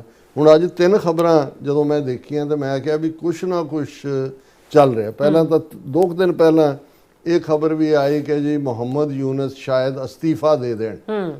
ਹੁਣ ਅਚਾਨਕ ਇਸ ਖਬਰ ਦਾ ਆਣਾ, ਇੱਕ ਪਾਸੇ ਉਹ ਇਸ ਲੈਵਲ ਦੇ ਇੰਟਰਨੈਸ਼ਨਲ ਅਲਾਇੰਸਿਸ ਦੀ ਗੱਲ ਕਰ ਰਿਹਾ ਹੈ, ਚਾਈਨਾ, ਪਾਕਿਸਤਾਨ ਔਰ ਦੂਜੇ 에ਅਰ ਬੇਸ ਡਿਵੈਲਪ ਕਰਨ, ਔਰ ਦੂਸਰਾ ਫਿਰ ਆਇਆ ਕਿ ਨਹੀਂ ਬਿਲਕੁਲ ਇਹ ਗੱਲ ਗਲਤ ਆ, ਉਹ ਕੋਈ ਰਿਜ਼ਾਈਨ ਨਹੀਂ ਕਰ ਰਹੇ। ਹੁਣ ਅੱਜ ਜਿਹੜੀਆਂ 3 ਖਬਰਾਂ ਮੇਰੇ ਸਾਹਮਣੇ ਨੇ, ਮੈਂ ਕਿਉਂਕਿ ਵਕਤ ਵੀ ਦੇਖ ਰਿਹਾ, ਮੈਂ ਬਹੁਤ ਡਿਟੇਲ 'ਚ ਨਹੀਂ ਜਾ ਸਕਾਂਗਾ। Bangladesh army at odds with government on Myanmar corridor. ਹੁਣ ਮੁਹੰਮਦ ਯੂਨਸ ਨੇ ਸੁਜੈਸਟ ਕੀਤਾ, ਕਿਉਂਕਿ ਮਿਆਂਮਾਰ ਦੇ ਵਿੱਚ ਜਿੱਥੇ ਰੋਹਿੰਗਿਆ ਮੁਸਲਮਾਨ ਨੇ, ਬਹੁਤੇ ਜਿਹੜੇ ਰੋਹਿੰਗਿਆ ਨੇ ਉਹ ਬੰਗਾਲੀ ਮੂਲ ਦੇ ਨੇ। ਸੋ ਉਹਨੇ ਇਹ ਪ੍ਰਪੋਜ਼ ਕੀਤਾ ਕਿ ਵੀ ਇੱਕ ਆ ਤੇ ਰਹੇ ਨੇ, ਉਹ ਤਕਲੀਫਾਂ ਜਰ ਕੇ ਆ ਰਹੇ ਨੇ, ਵਿਚਰਾਜ ਮਰ ਜਾਂਦੇ ਨੇ, ਕਿ ਇੱਕ ਹਿਊਮੈਨੀਟੇਰੀਅਨ ਕੋਰੀਡੋਰ ਬਣਾਇਆ ਜਾਏ। ਔਰ ਕਿਉਂਕਿ ਮਿਆਂਮਾਰ ਦੀ ਜਿਹੜਾ ਮਿਲਟਰੀ ਜੁਨਟ ਹੈ, ਚਾਈਨਾ ਦਾ ਪ੍ਰਭਾਵ ਵੀ ਹੈ ਉਹਦੇ ਉੱਤੇ, ਚਾਈਨਾ ਵੀ ਪ੍ਰਵੇਲ ਕਰ ਰਿਹਾ ਹੋਣਾ ਕਿ ਵੀ ਆਲਰੇਡੀ ਮਿਆਂਮਾਰ ਤੇ ਸੈਂਕਸ਼ਨਸ ਲੱਗੀਆਂ UN ਦੀਆਂ ਜਾਂ ਦੂਜੇ, ਕਿ ਵੀ ਇਸ ਪ੍ਰੈਸ਼ਰ ਨੂੰ ਘੱਟ ਕਰਨ ਲਈ ਇੱਕ ਹਿਊਮੈਨੀਟੇਰੀਅਨ ਕੋਰੀਡੋਰ, ਜਿਹੜੇ ਪਰਸੀਕਿਊਟਡ ਲੋਕ ਨੇ ਉਹ ਇਨਸਾਨੀ ਬਿਨਾਹ ਦੇ ਉੱਤੇ, ਹਿਊਮਨ ਰਾਈਟਸ ਦੇ ਬਿਨਾਹ ਦੇ ਉੱਤੇ ਆ ਸਕਣ। ਹੁਣ ਇਹ ਆਲਰੇਡੀ ਅਜੇ ਕੋਈ ਉਹ ਕੋਰੀਡੋਰ ਬਣਿਆ ਨਹੀਂ ਜਾਂ ਦੂਜਾ, ਇਸ ਦੇ ਉੱਤੇ ਗੱਲਬਾਤ ਹੀ ਚੱਲ ਰਹੀ ਸੀ। ਲੇਕਿਨ ਇਹਨਾਂ ਨੇ Bangladesh army at odds with government on Myanmar corridor, armed forces will not compromise on issues related to the corridor, national security and national sovereignty says army spokesperson. ਹੁਣ ਇਹਦਾ ਮਤਲਬ ਹੈ ਵੀ ਇਹ ਜਿਹੜੇ ਸੋ ਕਾਲਡ ਡਿਫਰੈਂਸਿਸ ਨੇ, ਜਿਹੜੇ ਰਾਹ ਬਿਹਾਈਂਡ ਹੋਏਗੀ ਫੌਜ ਦੇ ਵਿੱਚ ਵੀ, ਉਹਨਾਂ ਨੇ ਪਹਿਲਾਂ ਵੀ ਇਹ ਕਰਦੇ ਰਹੇ ਨੇ, ਉਹਨਾਂ ਨੇ ਇਹ ਕਿਹਾ ਕਿ ਜੀ ਅਸੀਂ ਬਿਲਕੁਲ ਇਹ ਕੋਰੀਡੋਰ ਦੇ ਹੱਕ 'ਚ ਨਹੀਂ, ਅਸੀਂ ਨੈਸ਼ਨਲ ਸਿਕਿਉਰਿਟੀ ਨਾਲ ਕੰਪਰੋਮਾਈਜ਼ ਨਹੀਂ ਕਰ ਸਕਦੇ, ਰਾਸ਼ਟਰੀ ਪ੍ਰਭੂ ਸੱਤਾ ਨਾਲ ਨਹੀਂ ਕਰ ਸਕਦੇ।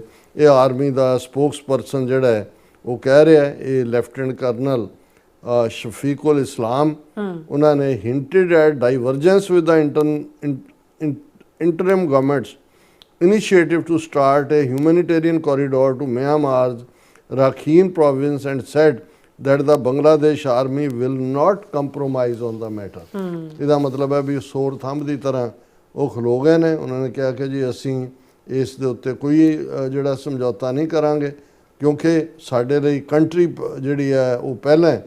ਔਰ ਇਹ ਜਿਹੜਾ ਇਹ ਸਾਰੇ ਦੀ ਅੱਗੇ ਡੀਟੇਲ ਖਬਰ ਹੈ, ਇਸ ਤੋਂ ਅਸੀਂ ਅੰਦਾਜ਼ਾ ਲਾ ਸਕਦੇ ਹਾਂ ਕਿ ਆਲਰੇਡੀ ਫਾਲਟ ਲਾਈਨਸ ਜਿਹੜੀਆਂ ਨੇ ਉਹ ਕ੍ਰੀਏਟ ਹੋ ਚੁੱਕੀਆਂ ਨੇ। ਦੂਸਰੀ ਖਬਰ ਜਿਹੜੀ ਪ੍ਰੋਮੀਨੈਂਟਲੀ ਅੱਜ ਸਾਰੇ ਇੰਟਰਨੈਸ਼ਨਲ ਮੀਡੀਆ ਨੇ ਲਾਈ ਹੈ, unease grips Bangladesh amid protest in civil administration over interim government policies. ਔਰ ਉਹਨਾਂ ਨੇ ਇਸ ਦੇ ਉੱਤੇ ਈਵਨ ਟ੍ਰਿਬਿਊਨ ਨੇ ਤਾਂ ਕ੍ਰਿਸਪ ਹੈਡਲਾਈਨ ਦਿੱਤੀ ਹੈ, employees lock Bangladesh Secretariat over ordinance allowing easier dismissal।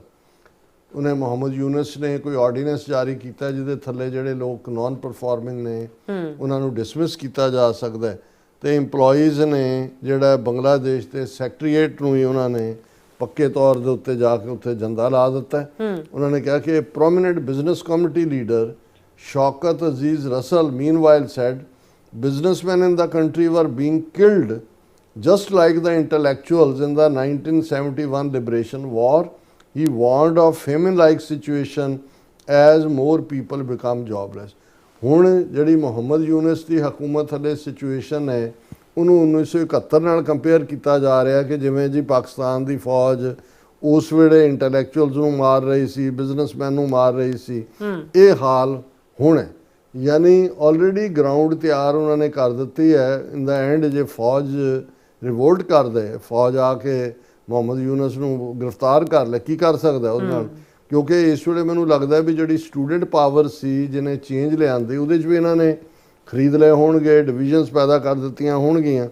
ਔਰ ਇਸ ਸਾਰੇ ਨੂੰ ਜਦੋਂ ਅਸੀਂ ਅਸਾਮ ਦੇ ਚੀਫ ਮਿਨਿਸਟਰ ਦੀ ਸਟੇਟਮੈਂਟ ਨਾਲ ਮਿਲਾ ਕੇ ਦੇਖਦੇ ਹਾਂ ਤਾਂ ਪਿਕਚਰ ਹੋਰ ਕਲੀਅਰ ਹੋ ਜਾਂਦੀ ਹੈ। ਉਹਨਾਂ ਨੇ ਕਿਹਾ ਕਿ ਬਈ Assam CM reminds Dhaka of 2 Bangladesh chicken necks. ਹੁਣ ਕਿਉਂਕਿ ਮੁਹੰਮਦ ਯੂਨਸ ਦੇ ਸਾਥੀ ਵਜ਼ੀਰ ਨੇ ਕਿਹਾ ਸੀ ਕਿ ਬਈ ਚਿਕਨ ਨੈਕ ਤੋਂ ਜਿਹੜਾ ਅਸੀਂ ਜਿਹੜਾ ਜੇ ਭਾਰਤ ਨੇ ਹਮਲਾ ਕੀਤਾ ਪਾਕਿਸਤਾਨ ਤੇ ਤਾਂ ਅਸੀਂ ਆਕੂਪਾਈ ਕਰ ਸਕਦੇ ਹਾਂ। ਤੇ ਉਹ ਹੁਣ ਅਸਾਮ ਦਾ ਚੀਫ ਮਿਨਿਸਟਰ ਜਿਹਦਾ ਕੋਈ ਲਾਗਾ ਦੇਗਾ ਨਹੀਂ ਫੋਰਨ ਪਾਲਿਸੀ ਨਾਲ, ਸਟੇਟ ਨੂੰ ਕੋਈ ਹੱਕ ਨਹੀਂ ਹੁੰਦਾ ਜਿਹੜਾ ਉਹ ਕੋਈ ਵੀ ਬਿਆਨਬਾਜ਼ੀ ਫੋਰਨ ਪਾਲਿਸੀ ਤੇ ਕਰਨ ਦਾ, ਉਹ ਕਹਿ ਰਿਹਾ ਕਿ ਜੇ ਸਾਡਾ ਇੱਕ ਚਿਕਨ ਨੈਕ ਹੈ ਸਿਲੀਗੁੜੀ ਤੁਸੀਂ ਉਹਨੂੰ ਮਰੋੜ ਸਕਦੇ ਹੋ ਤੇ ਅਸੀਂ ਜਿਹੜਾ ਹੈ ਉਹ ਤੁਹਾਡੇ 2 ਚਿਕਨ ਨੈਕ ਨੇ। ਹਿਮੰਤ ਬਾਸਵਾ ਨੇ ਕਿਹਾ Dhaka should think of its 2 vulnerable narrow strips of land before threatening to cut off India's chicken neck in West Bengal. ਸਾਡਾ ਚਿਕਨ ਨੈਕ ਕੱਟਣ ਤੋਂ ਪਹਿਲਾਂ ਦੇਖ ਲਓ ਤੁਹਾਡੇ 2 ਨੇ। ਦਾ ਚਿਕਨ ਨੈਕ ਜਿਹੜਾ ਉਹ ਰੈਫਰ ਕਰਦਾ ਹੈ taking to X he said those habitually threatening India on the Siliguri corridor should note that Bangladesh has 2 of its own chicken necks that are far more vulnerable। 2 ਉਹਨਾਂ ਦੇ chicken neck ਨੇ। ਫਿਰ ਉਹਨੇ ਕਿਹਾ first is 80 kilometre north Bangladesh corridor from ਦੱਖਣ ਦਿੰਜਾਪੁਰ to south West Garo ਸ਼ੋਮੋਰ। ਇਹ ਬੰਗਲਾਦੇਸ਼ ਦੇ ਨਕਸ਼ੇ ਤੇ ਹੋਏਗਾ ਕਿ ਜੀ 80 ਕਿਲੋਮੀਟਰ ਫਲਾਣੀ ਥਾਂ ਤੋਂ ਤੇ ਫਲਾਣੀ ਥਾਂ ਤੇ। First is the 80 kilometre north Bangladesh corridor and second is 28 kilometre Chittagong corridor from South Tripura till to Bay of Bengal. ਕਿ ਚਿਟਾਗੋਂਗ ਦਾ ਜਿਹੜਾ ਕੋਰੀਡੋਰ ਹੈ this corridor smaller than India's chicken necks is the only link between Bangladesh's economic capital and political capital। ਕਿ ਉਹਨਾਂ ਦੀਆਂ ਦੋਨਾਂ ਰਾਜਧਾਨੀਆਂ ਢਾਕਾ ਔਰ economical ਚਿਟਾਗੋਂਗ ਉਹਦੇ ਤੋਂ ਸਿਲੀਗੁੜੀ ਤੋਂ ਵੀ ਘੱਟ ਹੈ ਵੀ ਅਸੀਂ ਉਹ ਮਰੋੜ ਦਿਆਂਗੇ। ਸੋ ਮੈਨੂੰ ਇਹ ਲੱਗਦਾ ਹੈ ਕਿ ਬਈ ਆਲਰੇਡੀ ਕਾਫੀ ਹੱਦ ਤੱਕ ਫੌਜ ਦਾ ਜੇ ਸਪੋਕਸਮੈਨ ਇਸ ਲੈਵਲ ਤੇ ਪਬਲਿਕਲੀ ਕਹਿੰਦਾ ਹੈ ਕਿ ਜੀ ਜੇ ਤੁਸੀਂ ਮਿਆਂਮਾਰ ਦੇ ਨਾਲ ਹਿਊਮੈਨਿਟੇਰੀਅਨ ਕੋਰੀਡੋਰ ਬਣਾਉਣਾ ਹੈ ਤੇ ਇਹ ਤਾਂ ਅਸੀਂ ਨਹੀਂ ਹੋਣ ਦਿਆਂਗੇ। ਇਹਦਾ ਮਤਲਬ ਇਹ ਹੈ ਕਿ ਆਲਰੇਡੀ ਫੌਜ ਦੇ ਵਿੱਚ ਇਹਨਾਂ ਦੀ ਪੂਰੀ ਘੁਸਪੈਠ ਹੈ। ਸਿਵਲ ਸੈਕਟਰੀਏਟ ਨੂੰ ਲੌਕਅਪ ਕਰਵਾਉਣਾ ਵੀ ਦੱਸ ਦਿੰਦਾ ਇਹ ਹੈ। ਔਰ ਅਸਾਮ ਦੇ ਚੀਫ ਮਿਨਿਸਟਰ ਦਾ ਕਹਿਣਾ ਕਿ ਜੀ ਅਸੀਂ ਤੁਹਾਡੇ 2 ਜਿਹੜੇ ਚਿਕਨ ਨੈਕ ਨੇ ਉਹਨਾਂ ਨੂੰ ਅਸੀਂ ਮਰੋੜ ਦਿਆਂਗੇ। ਇਸ ਤੋਂ ਇਹ ਲੱਗਦਾ ਹੈ ਕਿ ਸਮਥਿੰਗ ਇਜ਼ ਇਨ ਦਾ ਆਫਿੰਗ। ਕੁਛ ਨਾ ਕੁਛ ਹੋਣ ਜਾ ਰਿਹਾ ਬੰਗਲਾਦੇਸ਼, ਕੋਈ ਕੂ ਦੇ ਨਾਂ ਥੱਲੇ, ਡਾਇਰੈਕਟ ਇੰਟਰਫੇਰੈਂਸ ਦੇ ਨਾਂ ਥੱਲੇ ਜਾਂ ਕਿਸੇ ਅਪਰਾਈਜ਼ਿੰਗ ਦੇ ਨਾਂ ਥੱਲੇ। ਜੀ ਡਾਕਟਰ ਸਾਹਿਬ ਤੁਹਾਡਾ ਬਹੁਤ ਬਹੁਤ ਧੰਨਵਾਦ। ਸੋ ਥੱਲੇ ਬ੍ਰੇਕ ਵਿਊਅਰਸ ਤੁਸੀਂ ਕਿਤੇ ਨਹੀਂ ਜਾਣਾ, ਮਿਲਦੇ ਹਾਂ after this short break.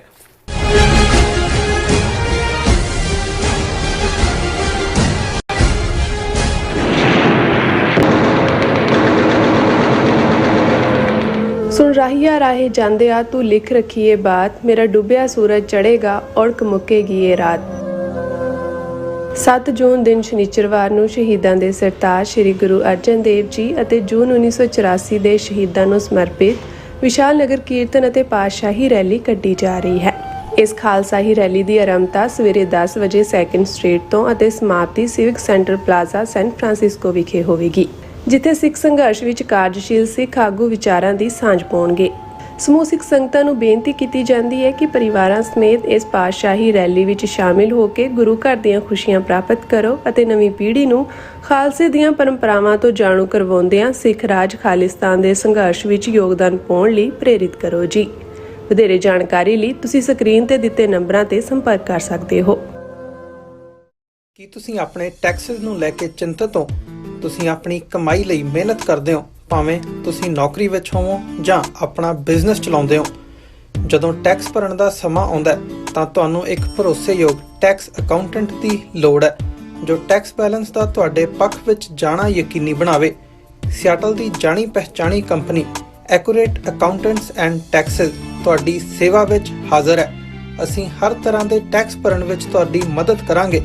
Tax ਸੰਬੰਧੀ ਕਿਸੇ ਵੀ ਤਰ੍ਹਾਂ ਦੇ ਸਵਾਲ ਲਈ ਅੱਜ ਹੀ ਸਾਡੇ ਤੱਕ ਪਹੁੰਚ ਕਰੋ। Accurate accountants and Texas.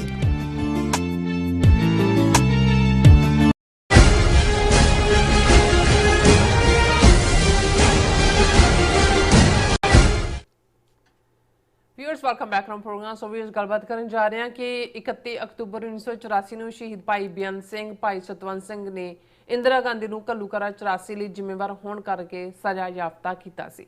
ਸੋ ਇੰਦਰਾ ਗਾਂਧੀ ਨੇ ਉਸ ਵੇਲੇ ਏਮਜ਼ ਨਵੀਂ ਦਿੱਲੀ ਵਿੱਚ ਲਿਆਂਦਾ ਗਿਆ ਸੀ ਔਰ ਉਸ ਵੇਲੇ ਡਾਕਟਰ ਪਾਰਗਨ ਏਮਜ਼ ਦੀ ਤਾਜ਼ਾ ਡਾਇਰੈਕਟਰ ਬਣੀ ਸੀ। ਸੋ ਹੁਣ ਉਹ 94 ਸਾਲਾਂ ਦੀ ਹੈ। ਸੋ ਉਸ ਨੇ ਹਾਲ ਹੀ ਵਿੱਚ ਪ੍ਰਕਾਸ਼ਿਤ ਇੱਕ ਪੁਸਤਕ ਵਿੱਚ ਇੰਦਰਾ ਗਾਂਧੀ ਦੇ ਅਖੀਰਲੇ ਪਲਾਂ ਦਾ ਜ਼ਿਕਰ ਕੀਤਾ ਜਿਹੜਾ ਕਿ ਫਸਟ ਹੈਂਡ ਅਕਾਊਂਟ ਹੈ। ਸੋ ਇਸ ਦਾ ਕਹਿਣਾ ਹੈ ਕਿ ਇੰਦਰਾ ਗਾਂਧੀ ਏਮਜ਼ ਲਿਆਉਣ ਵੇਲੇ ਮਰ ਚੁੱਕੀ ਸੀ ਔਰ ਇਸ ਦੇ ਬਾਵਜੂਦ ਵਾਧੂ ਖੂਨ ਚਾੜਿਆ ਗਿਆ ਅਤੇ ਸਰਜਰੀ ਕੀਤੀ ਗਈ। ਸੋ ਇਸ ਬਾਰੇ ਆਪਾਂ ਗੱਲਬਾਤ ਕਰਨ ਜਾ ਰਹੇ ਹਾਂ ਔਰ ਨਾਲ ਹੀ ਤੁਹਾਡੇ ਜਿਹੜੇ ਲਾਈਵ ਮੈਸੇਜ ਨੇ ਉਹ ਵੀ ਆਪਾਂ ਸ਼ੇਅਰ ਕਰਨ ਜਾ ਰਹੇ ਹਾਂ। ਸੋ ਅਸੀਂ ਚਾਹਾਂਗੇ ਕਿ ਤੁਸੀਂ ਇਸੇ ਤਰ੍ਹਾਂ ਬਣੇ ਰਹਿਣਾ ਦੇਖਣ ਸੁਣ ਲਈ ਜਾਂ ਲਿਖਣ ਲਈ। ਤੁਹਾਡਾ ਸਭ ਦਾ ਬਹੁਤ ਬਹੁਤ ਸ਼ੁਕਰੀਆ ਜੀ। ਰਾਜ ਸਾਹਿਬ ਕੀ ਵਿਚਾਰਾਂ ਨੇ ਇਸ ਮੁੱਦੇ ਬਾਰੇ? ਦੇਖੋ, ਹਿਸਟਰੀ ਬਾਰੇ ਅਕਸਰ ਇਹ ਕਿਹਾ ਜਾਂਦਾ ਹੈ ਕਿ ਵੀ ਜਦੋਂ ਡਸਟ ਸੈਟਲ ਹੋ ਜਾਂਦੀ ਹੈ, ਘੱਟਾ ਬਹਿ ਜਾਂਦਾ ਹੈ ਤੇ ਫਿਰ ਟਰੂ ਹਿਸਟਰੀ ਬਾਹਰ ਆਉਂਦੀ ਹੈ। ਹਾਂਜੀ, ਇਹਦੇ 'ਚ ਕੋਈ ਸ਼ੱਕ ਨਹੀਂ ਹੈ ਕਿ 31 ਅਕਤੂਬਰ 1984 ਨੂੰ ਸ਼ਹੀਦ ਬੇਅੰਤ ਸਿੰਘ, ਸ਼ਹੀਦ ਸਤਵੰਤ ਸਿੰਘ ਹੋਰਾਂ ਨੇ ਉਹ ਬਹਾਦਰੀ ਭਰਿਆ ਕਾਰਨਾਮਾ ਜਿਹੜਾ ਬਿਲਕੁਲ ਭਾਈ ਸੁੱਖਾ ਸਿੰਘ, ਮਤਾਬ ਸਿੰਘ ਦੇ ਵਾਰਸਾਂ ਦੇ ਜ਼ਿੰਮੇ ਕਰਨਾ ਬਣਦਾ ਸੀ, ਉਹ ਕੀਤਾ। ਘੱਲੂਘਾਰਾ 84 ਜਿਸ ਵਿੱਚ ਹਜ਼ਾਰਾਂ ਬੇਗੁਨਾਹ ਸਿੱਖਾਂ ਨੂੰ, ਜਿਨ੍ਹਾਂ ਦੇ ਵਿੱਚ ਛੋਟੇ ਛੋਟੇ ਬੱਚੇ, ਕੁੱਖਾਂ ਵਿੱਚ ਪੜ੍ਹ ਰਹੇ ਬੱਚੇ, ਬਜ਼ੁਰਗ, ਬਹੁਤ ਸਾਰਿਆਂ ਨੂੰ ਪੁਆਇੰਟ ਬਲੈਂਕ ਰੇਂਜ ਦੇ ਉੱਤੇ, ਇਕੱਲਾ ਸ੍ਰੀ ਅੰਮ੍ਰਿਤਸਰ ਸ਼ਹਿਰ 'ਚ ਹੀ ਨਹੀਂ ਪੰਜਾਬ ਭਰ 'ਚ 37 ਤੋਂ ਜ਼ਿਆਦਾ ਇਤਿਹਾਸਕ ਗੁਰਦੁਆਰਿਆਂ 'ਤੇ ਹਮਲਾ ਕਰਕੇ ਸਿੱਖਾਂ ਦੇ ਖਿਲਾਫ ਟੋਟਲ ਵਾਰ ਡਿਕਲੇਅਰ ਕੀਤੀ ਗਈ। ਔਰ ਜੂਨ ਦੇ ਪਹਿਲੇ ਹਫਤੇ ਇਹ ਜਿਹੜਾ ਮੌਤ ਦਾ ਤਾਂਡਵ ਨਾਚ ਹੈ ਸਾਰੇ ਪੰਜਾਬ ਦੇ ਗੁਰਦੁਆਰਿਆਂ 'ਚ, ਖਾਸ ਤੌਰ 'ਤੇ ਦਰਬਾਰ ਸਾਹਿਬ, ਤਰਨਤਾਰਨ ਸਾਹਿਬ, ਗੁਰਦੁਆਰਾ ਮੁਕਤਸਰ ਸਾਹਿਬ ਔਰ ਦੂਖ ਨਿਵਾਰਨ ਸਾਹਿਬ ਪਟਿਆਲਾ, ਜਿਹਨਾਂ 4 ਥਾਵਾਂ ਤੇ ਟੈਂਕ ਲਿਆਂਦੇ ਗਏ। ਸੋ ਜ਼ਾਹਰ ਹੈ ਕਿ ਬੇਅੰਤ ਸਿੰਘ, ਸਤਵੰਤ ਸਿੰਘ ਜਿਨ੍ਹਾਂ ਦੀ ਆਪਣੀ ਜ਼ਿੰਦਗੀ ਸੀ, ਬੇਅੰਤ ਸਿੰਘ ਵਿਆਹੁਤਾ ਸਨ, ਆਪਣੇ ਬੱਚੇ ਸਨ, ਸਤਵੰਤ ਸਿੰਘ ਮੰਗੇ ਹੋਏ ਸੀ, ਲੇਕਿਨ ਉਹਨਾਂ ਨੇ ਕੌਮੀ ਗੈਰਤ, ਕੌਮੀ ਅਣਖ ਨੂੰ ਜਿਹੜਾ ਹੈ ਉਹ ਪਹਿਲ ਦਿੰਦਿਆਂ ਇਸ ਘੋਸਟ ਨੂੰ, ਇਸ ਭੂਤਣੀ ਨੂੰ 31 ਅਕਤੂਬਰ ਵਾਲੇ ਦਿਨ ਹੀ ਜਿਹੜਾ ਹੈਲੋਵੀਨ ਆਲ ਘੋਸਟਸ ਡੇ ਹੈ ਉਸ ਦਿਨ ਸਜ਼ਾ ਯਾਫਤਾ ਕੀਤੀ। ਹੁਣ ਜਦੋਂ ਅਸੀਂ ਫਸਟ ਹੈਂਡ ਅਕਾਊਂਟ ਜਿਹਨੂੰ ਤੁਸੀਂ ਕਿਹਾ ਜਾਂ ਇਹਨੂੰ ਇਹ ਵੀ ਕਿਹਾ ਜਾਂਦਾ ਕਮਿੰਗ ਫਰਮ ਦਾ ਹਾਰਸ ਮਾਊਥ, ਹੁਣ ਇਹ ਠੀਕ ਹੈ ਵੀ ਇੰਦਰਾ ਗਾਂਧੀ ਨੂੰ ਗੋਲੀਆਂ ਮਾਰਨ ਤੱਕ ਦਾ ਪਾਰਟ ਤਾਂ ਉਸ ਦੇ ਵੇਰਵੇ ਵੀ ਸੀ। 8:00 ਤੇ ਇਹ ਹੋਇਆ, ਕੋਈ ਐਂਬੂਲੈਂਸ ਵੀ ਨਹੀਂ ਸੀ, ਸੋਨੀਆ ਗਾਂਧੀ ਦੌੜੀ ਗਈ, ਨੰਗੇ ਪੈਰੀਂ ਗਈ, ਉਹਨੂੰ ਬਿਠਾਇਆ, ਕਿਵੇਂ ਹੋਇਆ ਲੈ ਕੇ ਗਏ। ਪਰ ਉਹਦੀ ਹਾਲਤ ਕੀ ਸੀ? ਕਿਉਂਕਿ ਜਦੋਂ ਆਲ India Institute of Medical sciences ਜਿਹਨੂੰ ਏਮਜ਼ ਕਿਹਾ ਜਾਂਦਾ ਹੈ, ਉਹਦੇ 'ਚ ਉਹਦੀ ਬਾਡੀ ਲਿਆਂਦੀ ਗਈ ਤਾਂ ਕਈ ਘੰਟੇ ਸੀ ਜੀ ਹੁਣ ਉਹਦਾ ਦਿਲ ਧੜਕ ਪਿਆ, ਹੁਣ ਸਰਜਰੀ ਹੋ ਰਹੀ ਹੈ, ਹੁਣ ਉਹਦਾ ਜਿਹੜਾ B- ਬਲੱਡ, ਰੇਅਰ ਬਲੱਡ ਹੈ, ਉਹ ਪੋਜ਼ਿਟਿਵ ਦੀਆਂ ਇੰਨੀਆਂ ਬੋਟਲਾਂ ਹਮੇਸ਼ਾ ਨਾਲ ਰਹਿੰਦੀਆਂ ਸੀ ਉਹਦੇ, ਉਹ ਹੁਣ ਲਾਇਆ ਜਾ ਰਿਹਾ, ਇਹ ਉਹ ਇਸ ਕਿਸਮ ਦੀਆਂ। ਔਰ ਫਿਰ ਸੈਕੰਡਰੀ ਅਕਾਊਂਟ ਕੇ ਵੀ ਸੋਨੀਆ ਗਾਂਧੀ ਨੇ ਕੀ ਕਿਹਾ, ਜਾਂ ਰਾਜੀਵ ਗਾਂਧੀ ਆਇਆ ਕਲਕੱਤਿਓਂ ਔਰ ਇਹ ਯਮਨ ਦੇ ਦੌਰੇ ਤੇ ਸੀ ਗਿਆਨੀ ਜੈਲ ਸਿੰਘ, ਉਹ ਆਇਆ, ਸੋਨੀਆ ਗਾਂਧੀ ਲਿਪਟ ਗਈ ਰਾਜੀਵ ਗਾਂਧੀ ਨੂੰ ਕਿ ਨਹੀਂ ਤੂੰ ਹੁਣ ਜ਼ਿੰਮੇਵਾਰੀ ਨਹੀਂ ਲੈਣੀ। ਉਹਨੇ ਜਿਹੜਾ ਸੋਨੀਆ ਗਾਂਧੀ ਦਾ ਤੇ ਰਾਜੀਵ ਗਾਂਧੀ ਦਾ ਇਹ ਅਕਾਊਂਟ ਵੀ ਆਉਂਦਾ ਹੈ ਕਿ ਉਹਨੇ ਕਿਹਾ ਵੀ ਤੈਨੂੰ ਮਾਰ ਦੇਣਗੇ, ਉਹਨੇ ਕਿਹਾ ਮਾਰ ਤਾਂ ਮੈਨੂੰ ਦੇਣਾ ਹੀ ਹੈ ਸਿੱਖਾਂ ਨੇ। ਸੋ ਮਤਲਬ ਇਹ ਸਾਰਾ ਹੁਣ ਜਿਹੜੀ ਅੱਜ ਅਸੀਂ ਗੱਲ ਕਰ ਰਹੇ ਹਾਂ ਇਹ ਉਸ ਵੇਲੇ ਉਸੇ ਹੀ ਦਿਨ ਜਿਹਨੂੰ ਇੰਦਰਾ ਗਾਂਧੀ ਨੇ ਨੋਮੀਨੇਟ ਕੀਤਾ as a first director, woman director ਜਿਹੜਾ All India Institute of Medical Sciences ਦਾ, ਏਮਜ਼ ਦਾ, ਡਾਕਟਰ ਸਨੇਹ ਭਾਰਗਵ। ਇਹ ਹੁਣ 94 ਸਾਲਾਂ ਦੀ ਹੋ ਗਈ ਹੈ ਫਿਰੋਜ਼ਪੁਰ ਨਾਲ ਇਹਦਾ ਸੰਬੰਧ ਹੈ, ਯਜ਼ਾਰ ਹੈ, ਪੰਜਾਬੀ ਬਲੱਡ ਹੈ। ਔਰ ਇਹਦਾ ਪਹਿਲਾ ਦਿਨ ਸੀ, ਅਜੇ ਇਹਨੇ ਚਾਰਜ ਵੀ ਨਹੀਂ ਸੀ ਲਿਆ। ਇਹਨੇ ਹੁਣ ਇੱਕ ਕਿਤਾਬ ਜਿਹੜੀ ਕਿ ਲਿਖੀ ਹੈ, ਜਾਂ ਬਾਇਓਗ੍ਰਾਫੀ ਕਿਸੇ ਨੇ ਇਹਨਾਂ ਦੀ ਲਿਖੀ ਹੈ, ਉਹਦੇ 'ਚ ਉਹਨੇ ਉਹ ਅਕਾਊਂਟ ਬਿਆਨ ਕੀਤਾ ਹੈ ਕਿ ਜਦੋਂ ਇੰਦਰਾ ਗਾਂਧੀ ਨੂੰ ਲਿਆਂਦਾ ਗਿਆ ਔਰ ਉਹਦੇ ਐਂਡ ਤੱਕ ਕੀ ਹੋਇਆ। ਸੋ ਇਹ ਮੋਸਟ ਮੈਂ ਸਮਝਦਾ ਹਾਂ ਕਿ ਵੀ ਇਹ ਅਕਾਊਂਟ ਟਰਸਟਵਰਦੀ ਹੈ। ਇਹਦੇ ਤੋਂ ਅਸੀਂ 2-3 ਚੀਜ਼ਾਂ, ਹਾਲਾਂ ਬਹੁਤ ਸਾਰੀਆਂ ਤਾਂ ਪਹਿਲਾਂ ਵੀ ਪਤਾ ਨੇ, ਲੇਕਿਨ ਉਸ ਦੇ ਉੱਤੇ ਸਟੈਂਪ ਲੱਗ ਜਾਂਦੀ ਹੈ coming from the horse mouth. ਉਸ ਦੇ ਵਿੱਚ ਬੀਬੀ ਨੇ ਜਿਹੜੀਆਂ 2-3 ਗੱਲਾਂ ਖਾਸ ਤੌਰ ਤੇ, ਹਾਲਾਂ ਇਹ ਮੇਨ ਖਬਰ ਹੈ, ਸਾਰੇ ਮੀਡੀਆ 'ਚ ਵੀ ਲੱਗੀ ਹੋਈ ਹੈ, ਕਿ ਉਹਨੇ ਸਨੇਹ ਭਾਰਗਵ ਨੇ ਇਹ ਸਾਰੇ ਨੂੰ ਕਿਹਾ ਕਿ ਵੀ ਇਹ ਕਿਵੇਂ ਹੋਇਆ। ਉਹਨੇ ਕਿਹਾ ਕਿ ਵੀ ਮੈਂ ਅਜੇ ਚਾਰਜ ਵੀ ਨਹੀਂ ਸੀ ਲਿਆ, ਅਜੇ ਮੇਰੀ ਅਪਾਇੰਟਮੈਂਟ ਬਾਰੇ ਮੀਟਿੰਗ ਹੋਣੀ ਸੀ, ਤੇ ਅਸੀਂ ਜਿਹੜਾ ਮੀਟਿੰਗ ਚੱਲ ਰਹੀ ਸੀ ਅਪਾਇੰਟਮੈਂਟ ਮੇਰੀ ਦੀ, ਰੇਡੀਓਗ੍ਰਾਫਰ ਇੱਕ ਭੱਜ ਕੇ ਅੰਦਰ ਆਇਆ ਡੋਰ ਦੇ, ਔਰ ਉਹਨੇ ਕਿਹਾ ਕਿ ਪ੍ਰਾਈਮ ਮਿਨਿਸਟਰ ਵਾਜ਼ ਇਨ ਦਾ ਕੈਜੂਅਲਟੀ, ਕਿ ਕੈਜੂਅਲਟੀ ਦੇਰ ਵਾਜ਼ ਪੈਨਿਕ ਆਲ ਓਵਰ। ਚਾਰ 'ਚ ਫਿਰ ਇੱਕ ਖੌਫ ਛਾਇਆ, ਔਰ ਫਿਰ ਉਹ ਕਹਿੰਦੇ ਆ ਕਿ ਵੀ ਉਹਨੇ ਕਿਹਾ ਕਿ ਵੀ ਮੈਂ ਜਿਹੜੀ ਹੈ ਉਹ ਉਸ ਦਿਨ ਨੂੰ ਯਾਦ ਕਰ ਰਹੀ ਹੈ। I saw her lifeless body on a gurney and realized it didn't even have a bed sheet on it.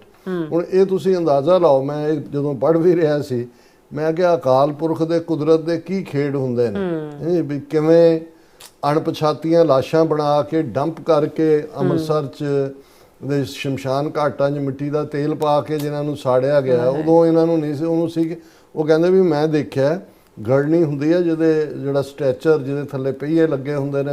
ਉਹਨੇ ਕਿਹਾ ਜੀ ਉਹਦੇ ਤੇ ਉਹਦੀ ਡੈੱਡ ਬਾਡੀ ਸੀ ਇੰਦਰਾ ਗਾਂਧੀ ਦੀ, ਔਰ ਉਹਦੇ ਤੇ ਈਵਨ ਕੋਈ ਚਾਦਰ ਵੀ ਨਹੀਂ ਸੀ ਵਿਛੀ ਹੋਈ। And realised it didn't even have a bed sheet on it. The cold metal against the skin would have made any patient wince. ਉਹਨੇ ਕਿਹਾ ਜੀ ਥੱਲੇ ਉਹ ਇੰਨਾ ਠੰਡਾ ਉਹਦਾ ਮੈਟਲ ਦਾ ਹੁੰਦਾ ਵੀ ਉਹਨੇ ਕਿਹਾ ਜੀ ਉਹਦੀ ਤਾਂ ਚਮੜੀ ਨੂੰ ਨੇ ਜਕੜ ਦੇਣਾ। ਹੁਣ ਉਹਦਾ ਤਰਸ her personal secretary R K Dhawan and adviser ML Fotedar were weeping, ਤੇ ਰੋ ਰਹੇ ਸੀ ਧਵਨ ਵੀ ਔਰ ਫੋਤੇਦਾਰ ਵੀ। Bhargava tells Tribune recalling how Indira was moved to the operation theatre on the 8th floor and arrangements made on the 7th floor for her daughter-in-law Sonia Gandhi to meet the mourners. ਕਿ 7ਵੀਂ ਮੰਜ਼ਲ ਤੇ ਸੋਨੀਆ ਗਾਂਧੀ ਨੂੰ ਥਾਂ ਕਿ ਜਿਹੜੇ ਲੋਕ ਅਫਸੋਸ ਕਰਨ ਆਣਗੇ ਉਹਨੂੰ ਡੀਲ ਕਰਨਾ, ਔਰ 8ਵੀਂ ਮੰਜ਼ਲ ਤੇ ਆਪਰੇਸ਼ਨ ਥੀਏਟਰ ਸੀ। ਫਿਰ ਉਹਨੇ ਕਿਹਾ we were told that we had to put off announcing her death until her son Rajiv Gandhi, President Gyani Zail Singh and others including PC Alexander, her principal secretary who was in Bombay, could reach Delhi. ਸਾਨੂੰ ਕਿਹਾ ਗਿਆ ਵੀ ਇੰਦਰਾ ਗਾਂਧੀ ਦੀ ਮੌਤ ਅਜੇ announce ਨਹੀਂ ਕਰਨੀ, ਜਦੋਂ ਤੱਕ ਜ਼ੈਲ ਸਿੰਘ ਨਾ ਆ ਜਾਏ, ਰਾਜੀਵ ਗਾਂਧੀ ਨਾ ਆ ਜਾਏ, ਔਰ ਉਹਦਾ ਜਿਹੜਾ ਦੂਸਰਾ PC ਅਲੈਗਜ਼ੈਂਡਰ ਹੈ, ਸ਼ੈਤਾਨ ਦੀ ਟੂਟੀ, ਈਸਾਈ ਕੇਰਲਾ ਦਾ ਬ੍ਰਾਹਮਣ ਟਰਨਡ ਈਸਾਈ, ਜਿਹੜਾ ਮੇਨ ਜਿਹੜੀ ਕੋਟਰੀ ਸੀ ਉਹਦਾ ਇਹ ਹਿੱਸਾ ਸੀ, ਵੀ ਇਹ ਨਾ ਆ ਜਾਣ। ਜ਼ੈਲ ਸਿੰਘ ਨਾਰਥ ਯਮਨ ਦੇ ਦੌਰੇ ਤੇ ਸੀ, ਰਾਜੀਵ ਗਾਂਧੀ ਕਲਕੱਤੇ ਸੀ, ਔਰ ਉਹਨਾਂ ਨੇ ਕਿਹਾ ਜੀ ਕਿ ਰਾਜੀਵ ਗਾਂਧੀ ਨੂੰ ਹੀ ਸਹੁੰ ਚੁਕਾਈ ਜਾਣੀ ਹੈ, ਪਰ ਅਜੇ ਉਹਦੀ ਮੌਤ ਅਨਾਉਂਸ ਨਾ ਕੀਤੀ ਜਾਏ। Until then, our job for the next 4 hours was to keep up the charade that we were trying to save her life when in fact she was dead when she was brought to AIMS. ਉਹਨੇ ਕਿਹਾ ਜੀ ਸਾਡੇ ਜ਼ਿੰਮੇ ਇਹ ਸੀ ਕਿ ਅਸੀਂ ਅਗਲੇ 4 ਘੰਟੇ ਉਹਨੂੰ ਜਿਉਂਦੇ ਰੱਖਣ ਦੀ ਡਰਾਮਾ ਕਰਨਾ ਹੈ, ਹਾਲਾਂਕਿ ਜਦੋਂ ਉਹਨੂੰ ਲਿਆਂਦਾ ਗਿਆ ਉਹ ਮਰੀ ਹੋਈ ਸੀ। ਹੁਣ ਤੁਸੀਂ ਇਹ ਦੇਖੋ ਵੀ ਕਿੰਨਾ ਫਰਾਡ ਤੇ ਧੋਖਾ ਹੁੰਦਾ ਕਈ ਚੀਜ਼ਾਂ ਦੇ ਵਿੱਚ। On the AIMS response, Bhargav said the hospital cancelled all elective surgeries for the day and senior surgeons P. Venugopal and MM Kapoor were summoned to attend to Indira. ਹੁਣ ਜਿਹੜੇ ਵਿਚਾਰੇ ਬਾਕੀਆਂ ਦੀਆਂ ਲਾਈਫ ਸੇਵਿੰਗ ਸਰਜਰੀਜ਼ ਹੋਣਗੀਆਂ ਉਹ ਸਾਰੀਆਂ cancel ਕਰਤੀਆਂ। ਇਹ 2 ਸਰਜਨ ਕਹਿੰਦੇ ਆ ਗਏ, ਹਾਲਾਂ ਮਰ ਤਾਂ ਚੁੱਕੀ ਹੈ ਉੱਥੇ, ਹੁਣ ਤੁਸੀਂ ਕਾਹਦੀ ਸਰਜਰੀ ਕਰਨੀ, ਪਰ ਉਹਨੂੰ ਕਿਉਂਕਿ ਅਜੇ ਕੁਝ ਘੰਟੇ ਜਿਉਂਦੇ ਦਿਖਾਣਾ ਸੀ ਤਾਂ ਕਿ ਰਾਜੀਵ ਗਾਂਧੀ ਤੇ ਦੂਜੇ ਪਹੁੰਚ ਜਾਣ ਤੇ ਸਹੁੰ ਚੁੱਕ ਲੈਣ। ਔਰ ਉਹਨਾਂ ਨੇ ਕਿਹਾ we struggled to arrange B negative blood which is rare. Indira Gandhi the B negative C. then we requested O negative, the universal donor, from wherever we could. Blood was being pumped into her but it was a losing battle. ਉਹਨੇ ਕਿਹਾ ਮਰੀ ਹੋਈ ਸੀ ਪਰ ਅਸੀਂ ਉਹ ਜਿਹੜਾ blood ਇਕੱਠਾ ਕੀਤਾ ਉਹਦੇ ਚ ਉਹ ਪਾਈ ਗਏ। Of the 33 bullets fired at her, some had passed through her body while others remained lodged inside. ਕੁਛ ਤਾਂ ਆਰ ਪਾਰ ਹੋ ਗਈਆਂ, ਕੁਛ ਉਹਦੇ ਅੰਦਰ ਹੀ ਫਸੀਆਂ ਹੋਈਆਂ ਸੀ। The bullets had shattered her right lung and liver. ਉਹਦਾ ਸੱਜਾ ਫੇਫੜਾ ਔਰ ਉਸ ਦਾ ਜਿਗਰ ਉਹਨੂੰ ਉਹਨੇ ਬੁਲੇਟਸ ਨੇ ਉਹਨੂੰ ਡਿਸਟਰੋਏ ਕਰਤਾ ਸੀ। As the surgeons tried to staunch the bleeding, bullets kept tumbling out and clattering to the floor। ਜਦੋਂ ਸਰਜਰੀ ਕਰ ਰਹੇ ਨੇ ਬੁਲਟ ਡਿੱਗਦੀ ਹੈ ਠੱਕ ਕਰਕੇ ਥੱਲੇ, ਠੱਕ ਕਰਕੇ ਥੱਲੇ। ਇਹ ਰਾਣੀ ਮਹਾਰਾਣੀ ਜਿਹੜੀ ਸਮਝਦੀ ਸੀ ਵੀ ਮੌਤ ਨੂੰ ਮੈਂ ਪਾਵੇ ਨਾਲ ਬੰਨਿਆ ਹੋਇਆ ਹੈ, ਉਹ ਡਿੱਗ ਰਹੀਆਂ ਸੀ ਗੋਲੀਆਂ ਜ਼ਮੀਨ ਤੇ। Doctor Venugopal had to change his scrubs 3 times, they were drenched in so much blood। ਉਹਨੂੰ 3 ਵਾਰ ਆਪਣਾ ਉਹ ਬਦਲਣਾ ਪਿਆ ਕਿਉਂਕਿ ਇੰਨਾ ਖੂਨ ਚਾਰ ਚਫੇਰੇ ਜਿਹੜਾ ਉਹ ਡੁੱਬੜਿਆ ਹੋਇਆ ਸੀ। Bhargav also remembers how a Sikh technician operating heart-lung machine on the PM fled the operation theatre when he heard Sikh bodyguards had shot her। ਉਹਨੇ ਕਿਹਾ ਜੀ ਇੱਕ ਸਿੱਖ ਟੈਕਨੀਸ਼ੀਅਨ ਸੀ, ਉਹਨੂੰ ਜਦੋਂ ਪਤਾ ਲੱਗਾ ਵੀ ਸਿੱਖਾਂ ਨੇ ਮਾਰ, ਉਹ ਛੱਡ ਕੇ ਹੀ ਦੌੜ ਗਿਆ ਡਿਊਟੀ। ਉਹਨੇ ਕਿਹਾ ਖਸਮਾਂ ਨੂੰ ਖਾਓ। ਉਹਨਾਂ ਨੇ ਕਿਹਾ ਜੀ we are lucky to find a replacement, ਵੀ ਅਸੀਂ ਉਹਦਾ ਕੋਈ ਹੋਰ ਲੱਭਿਆ। ਉਹ ਫਿਰ ਉਹਨੇ ਕਿਹਾ ਜੀ ਸੋਨੀਆ ਨੂੰ ਅਸਥਮਾ ਅਟੈਕ ਹੋ ਗਿਆ। ਫਿਰ ਉਹਦਾ ਫਿਜ਼ੀਸ਼ੀਅਨ KP ਮਾਥੁਰ ਆਇਆ, ਉਹਨੂੰ ਕਿਹਾ ਵੀ ਉਹਨੂੰ ਜਿਹੜਾ ਉਹਦਾ ਦਮੇ ਦਾ ਦੌਰਾ ਦੂਰ ਕਰੋ। ਫਿਰ ਉਹਨੇ ਕਿਹਾ ਵੀ another challenge Bhargava Sahib was to ਐਮਬਾਮ the PM's body. ਹੁਣ ਕਿਉਂਕਿ ਅਕਤੂਬਰ ਦਾ ਮਹੀਨਾ ਭਾਵੇਂ ਠੰਡਾ ਹੁੰਦਾ ਪਰ ਉਹਨਾਂ ਨੇ ਕਿਹਾ ਜੇ ਜਦ ਤੱਕ ਉਹਦਾ ਸੰਸਕਾਰ ਕਰਨਾ ਹੈ, ਬਾਹਰਲੇ ਡਿਗਨਿਟਰੀ ਆਣੇ ਨੇ ਤੇ ਉਹਨੂੰ ਪ੍ਰੀਜ਼ਰਵ ਕਰਨ ਲਈ ਐਮਬਾਮ ਕੀਤਾ ਜਾਂਦਾ। ਦਾ ਐਫਰਟ ਫੇਲਡ, ਵੀ ਜਦੋਂ ਅਸੀਂ ਐਮਬਾਮ ਕਰਨ ਲੱਗੇ ਉਹ ਯਤਨ ਵੀ ਕਾਮਯਾਬ ਨਹੀਂ ਹੋਇਆ। The embalming chemical injected into different main arteries kept oozing out, ਕਿ ਜਿਹੜਾ ਅਸੀਂ ਉਹ ਕੈਮੀਕਲ ਪਾ ਰਹੇ ਸੀ ਉਹ ਖੁੜਮ ਕਰਕੇ ਬਾਹਰ ਆ ਜਾਂਦਾ ਵੀ ਉਹ ਵੀ ਕਹਿੰਦੇ ਹੋਣੇ ਵੀ ਇਸ ਭੂਤਨੀ ਦੇ ਅੰਦਰ ਨਹੀਂ ਰਹਿਣਾ। So we decided to focus on her face and placed her on a special cooling mattress cardiac surgeons used to keep patient temperatures low। ਉਹਨੇ ਕਿਹਾ ਜੀ ਫਿਰ ਅਸੀਂ ਕਿਹਾ ਵੀ ਬਾਕੀ ਬਾਡੀ ਛੱਡੋ, ਜੋ ਹੈ ਮੁਸ਼ਕ ਮਾਰਦੀ ਹੈ ਇਹਦਾ ਮੂੰਹ ਸੰਭਾਲ ਲਓ। ਉਹਨੇ ਕਿਉਂਕਿ ਮੂੰਹ 'ਚ ਨਹੀਂ ਨਾ ਕੋਈ ਗੋਲੀ ਮਾਰੀ ਸੀ, ਉਹ ਲਿਵਰ ਔਰ ਦੂਜੇ 'ਚ ਹੀ ਸੀ ਜੀ। ਉਹ ਕਿਸੇ ਨੇ ਦੱਸਿਆ ਨਹੀਂ ਹੋਣਾ ਉਹਨਾਂ ਨੂੰ। ਉਹਨੇ ਕਿਹਾ ਜੀ ਇਹਦਾ ਮੂੰਹ ਸੰਭਾਲ ਲਓ। ਉਹਨੇ ਕਿਹਾ ਜੀ ਫਿਰ ਉਹ ਕੂਲਿੰਗ ਮੈਟਰੈਸ ਸੀ ਜਿਹੜੇ ਕਾਰਡੀਅਕ ਸਰਜਨ ਯੂਜ਼ ਕਰਦੇ ਨੇ ਪੇਸ਼ੈਂਟ ਦਾ ਟੈਂਪਰੇਚਰ ਲੋ ਕਰਨ ਲਈ। ਫਿਰ ਉਹਨੇ ਕਿਹਾ ਕਿ ਜੀ ਮੈਂ ਇਸका ਇਹ ਹੁਣ ਉਹਨੇ ਆਪਣਾ ਥੋੜੀ ਵੱਡਾਪਨ ਦਿਖਾਇਆ ਕਿ ਜੀ ਸਾਨੂੰ ਇਹ ਫੀਅਰ ਸੀ ਕਿ ਏਮਸ ਦੇ ਵਿੱਚ ਜਿਹੜੇ ਸਿੱਖ ਫੈਕਲਟੀ ਟੈਕਨੀਸ਼ੀਅਨ ਕੰਮ ਕਰਦੇ ਨੇ ਉਹਨਾਂ ਨੂੰ ਕੋਈ ਖਤਰਾ ਨਾ ਹੋਏ। ਸੋ ਮੈਂ ਦਿੱਲੀ ਪੁਲਿਸ ਨਾਲ ਗੱਲ ਕੀਤੀ, ਅਸੀਂ ਪੁਲਿਸ ਪਰਸਨਲ ਉੱਥੇ ਸੱਦੇ to keep our Sikh family safe, says the author. ਫਿਰ ਉਹਨੇ ਕਿਹਾ ਜੀ ਮੈਂ asked myself then and I ask myself today. ਉਦੋਂ ਵੀ ਮੈਂ ਆਪਣੇ ਆਪ ਨੂੰ ਪੁੱਛਿਆ ਸੀ, 40 ਸਾਲ ਬਾਅਦ ਮੈਂ ਹੁਣ ਫਿਰ ਆਪਣੇ ਆਪ ਨੂੰ ਪੁੱਛਦੇ ਹਾਂ, why are we fighting on the grounds of religion? Can't we live together as one? ਇਹ ਵੈਸੇ ਸਵਾਲ ਬਣਦਾ ਨਹੀਂ ਕਿਉਂਕਿ ਉਹਨੂੰ ਵੀ ਪਤਾ ਹੈ ਵੀ ਇੰਦਰਾ ਗਾਂਧੀ ਨੂੰ ਕਿਉਂ ਸਜ਼ਾ ਯਾਫਤਾ, ਕੋਈ ਰਿਲੀਜਨਸ ਦੀ ਲੜਾਈ ਤਾਂ ਨਹੀਂ ਸੀ, ਸਿੱਖਾਂ ਨੇ ਕਿਸੇ ਦੇ ਖਿਲਾਫ ਨਹੀਂ ਸੀ ਲੜਾਈ ਲੜੀ, ਉਹਨੇ ਸਿੱਖਾਂ ਦੇ ਖਿਲਾਫ ਜਿਹੜੀ ਹੈ ਉਹ ਜੰਗ ਕੀਤੀ। ਉਹਨੂੰ ਪੁੱਛਣਾ ਚਾਹੀਦਾ ਹੈ ਕਿ ਆਹ ਤੇਰਾ ਐਂਡ ਹੋਇਆ, ਮੌਕੇ ਤੇ ਗੋਲੀਆਂ ਵੀ ਠੱਕ ਠੱਕ ਥੱਲੇ ਡਿੱਗੀਆਂ, ਬਾਮ ਵੀ ਨਹੀਂ ਚੜਿਆ ਹੈ, ਦੂਜਾ ਵੀ ਹੋਇਆ ਕਿ ਵੀ ਤੂੰ ਇਸ ਤੋਂ ਪਹਿਲਾਂ ਜਿਹੜੇ ਉੱਥੇ ਅਣਪਛਾਤੀਆਂ ਕਹਿ ਕੇ ਜਿਨ੍ਹਾਂ ਨੂੰ ਹਜ਼ਾਰਾਂ ਦੀ ਗਿਣਤੀ 'ਚ ਟਰੱਕਾਂ 'ਚ ਢੋ ਕੇ ਮਿਊਨਿਸਪਲ ਔਰ ਦੂਜੇ 'ਚ ਮਾਰਿਆ, ਸਾੜਿਆ, ਬੱਚੇ, ਔਰਤਾਂ, ਜੇ ਇਹ ਯਾਦ ਹੋਏ ਕਿ ਭਾਈ ਇਨ ਦਾ ਐਂਡ ਆਫ ਦਾ ਡੇ ਤੁਹਾਨੂੰ ਹਰ ਇੱਕ ਦੇ ਲਈ ਜਿਹੜਾ ਉਹ ਸਜ਼ਾ ਯਾਫਤਾ ਹੋਣਾ ਪੈਂਦਾ ਹੈ। ਔਰ ਇਸੇ ਲਈ ਜਦੋਂ ਇਸ ਪਾਸੇ ਇਹ ਵਰਤਾਰਾ ਵਰਤ ਰਿਹਾ ਸੀ ਤੇ ਹਰਮੰਦਰ ਸਾਹਿਬ ਦੇ ਅੰਦਰ ਕੀਰਤਨ ਇਹ ਗੂੰਜ ਰਿਹਾ ਸੀ, ਜੈਕਾਰ ਕੀਓ ਧਰਮੀਆਂ ਕਾ ਪਾਪੀ ਕੋ ਦੰਡ ਦਿਓ ਹੈ। ਜੀ ਰਾਜ ਸਾਹਿਬ, ਬਹੁਤ ਬਹੁਤ ਸ਼ੁਕਰੀਆ। ਸੋ ਹੁਣ ਆਪਾਂ ਜਿਹੜੇ ਵਿਊਅਰਸ ਮੈਸੇਜ ਨੇ ਉਹ ਲੈਣ ਜਾ ਰਹੇ ਹਾਂ। ਸਭ ਦਾ ਬਹੁਤ ਬਹੁਤ ਸ਼ੁਕਰੀਆ ਅਦਾ ਕਰਦੇ ਹਾਂ। ਸੋਨਮਾਲ ਜੀ ਸਾਡੇ ਪਹਿਲੇ ਵਿਊਅਰ ਨੇ, ਸਾਨੂੰ ਫਤਿਹ ਬੁਲਾਉਂਦੇ ਨੇ। ਵਾਹਿਗੁਰੂ ਜੀ ਕਾ ਖਾਲਸਾ, ਵਾਹਿਗੁਰੂ ਜੀ ਕੀ ਫਤਿਹ। ਔਰ ਤਾਰਿਕ ਜੋਸਫ ਇਹ ਸਾਨੂੰ ਕਹਿੰਦੇ ਨੇ ਕਿ ਹਿੰਦੂਤਵਾ ਇੱਕ ਟਰਾਈ ਕਰਨਗੇ, ਜਿਹੜੇ ਹਿੰਦੂਤਵੀਆਂ ਦੀ ਜਿਹੜੀ ਆਖਰੀ ਟਰਾਈ ਹੋਵੇਗੀ। ਸੋ ਉਹਦੇ ਤੋਂ ਬਾਅਦ ਜਿਹੜਾ ਖਾਲਿਸਤਾਨ ਤੇ ਕਸ਼ਮੀਰ ਜਿਹੜਾ ਦੁਨੀਆ ਦੇ ਨਕਸ਼ੇ ਤੇ ਹੋਵੇਗਾ। ਸੋ ਮਨਜੂਰ ਕੋਇਨੂਰ, ਇਨਸ਼ਾਅੱਲਾ, ਹਾਂਜੀ, ਮਨਜੂਰ ਕੋਇਨੂਰ ਖਾਲਿਸਤਾਨ ਜ਼ਿੰਦਾਬਾਦ ਕਹਿੰਦੇ। ਰਾਜਨਪ੍ਰੀਤ ਸਿੰਘ ਜੀ ਵੀ ਫਤਿਹ ਬੁਲਾਉਂਦੇ ਨੇ, ਔਰ ਮੁਸਤਾਕ ਮਲਿਕ ਜੀ ਵੀ, ਔਰ ਇਸੇ ਤਰ੍ਹਾਂ ਧਰਮ ਸਿੰਘ ਜੀ ਵੀ, ਹਰਮਨ ਪੰਨੂ ਜੀ ਵੀ, ਮੁਹੰਮਦ ਯਾਕੂਬ ਜੀ, ਹਮੇਸ਼ਾ ਤਰ੍ਹਾਂ ਕਾਫੀ ਸਾਰੇ ਮੈਸੇਜ ਨੇ। ਬਹੁਤ ਬਹੁਤ ਸ਼ੁਕਰੀਆ ਜੀ, ਬਹੁਤ ਸ਼ੁਕਰੀਆ ਯਾਕੂਬ ਸਾਹਿਬ। ਹਾਂਜੀ, ਸਾਨੂੰ ਵੈਲਕਮ ਕਹਿੰਦੇ ਨੇ ਦੋਨਾਂ ਨੂੰ। ਫਿਰ ਕਹਿੰਦੇ ਨੇ ਕਿ ਡਾਕਟਰ ਸਾਹਿਬ ਜਿਹੜਾ ਮੋਦੀ ਹੈ ਆਵਾਜ਼ ਨਹੀਂ ਆ ਰਿਹਾ, और पाकिस्तान के नाम वो निशान जड़ा क्या मिटा दूंगा, वो कह रहे हैं गॉड ब्लेस अमेरिका। सिख ਜਿਹੜੇ ਸਿੰਘ ਗਰਚਾ ਜੀ ਵੀ, और इसी तरह बलजीत बराड़ जी भी, मोहम्मद याकूब जी कहते जी जी God bless America. God bless Khalistan, God bless Kashmir, God bless Pakistan, God bless Afghanistan, God bless Palestine. और इस तरह बिलाल जी सानू हालो कहंदे ने दोनों नू। और फिर इस तरह जाकूब जी कहंदे ने कि लेकिन मोदी बाज नहीं आ रहा, सो जंग करवा के ही छोड़ेगा। और जसवीर सिंह जी बरवार जड़े ने सानू फतेह बुलाते हैं, और मोहम्मद जाकूब जी भी, और फिर इसी तरह सतनाम सिंह जी सरदार साहब जी भी। और जाकूब जी कहते वी विल नेवर फॉरगेट 6 जून 1984, अब बनेगा खालिस्तान, सच्चा पक्का सिख खालिस्तान की बात करता है, और खालिस्तान फॉर खालिस्तान, खालसा फॉर खालिस्तान। फिर इसी तरह खुशप्रीत कौर जड़े ने भिंदर जी ने सानू फतेह बुलाते हैं।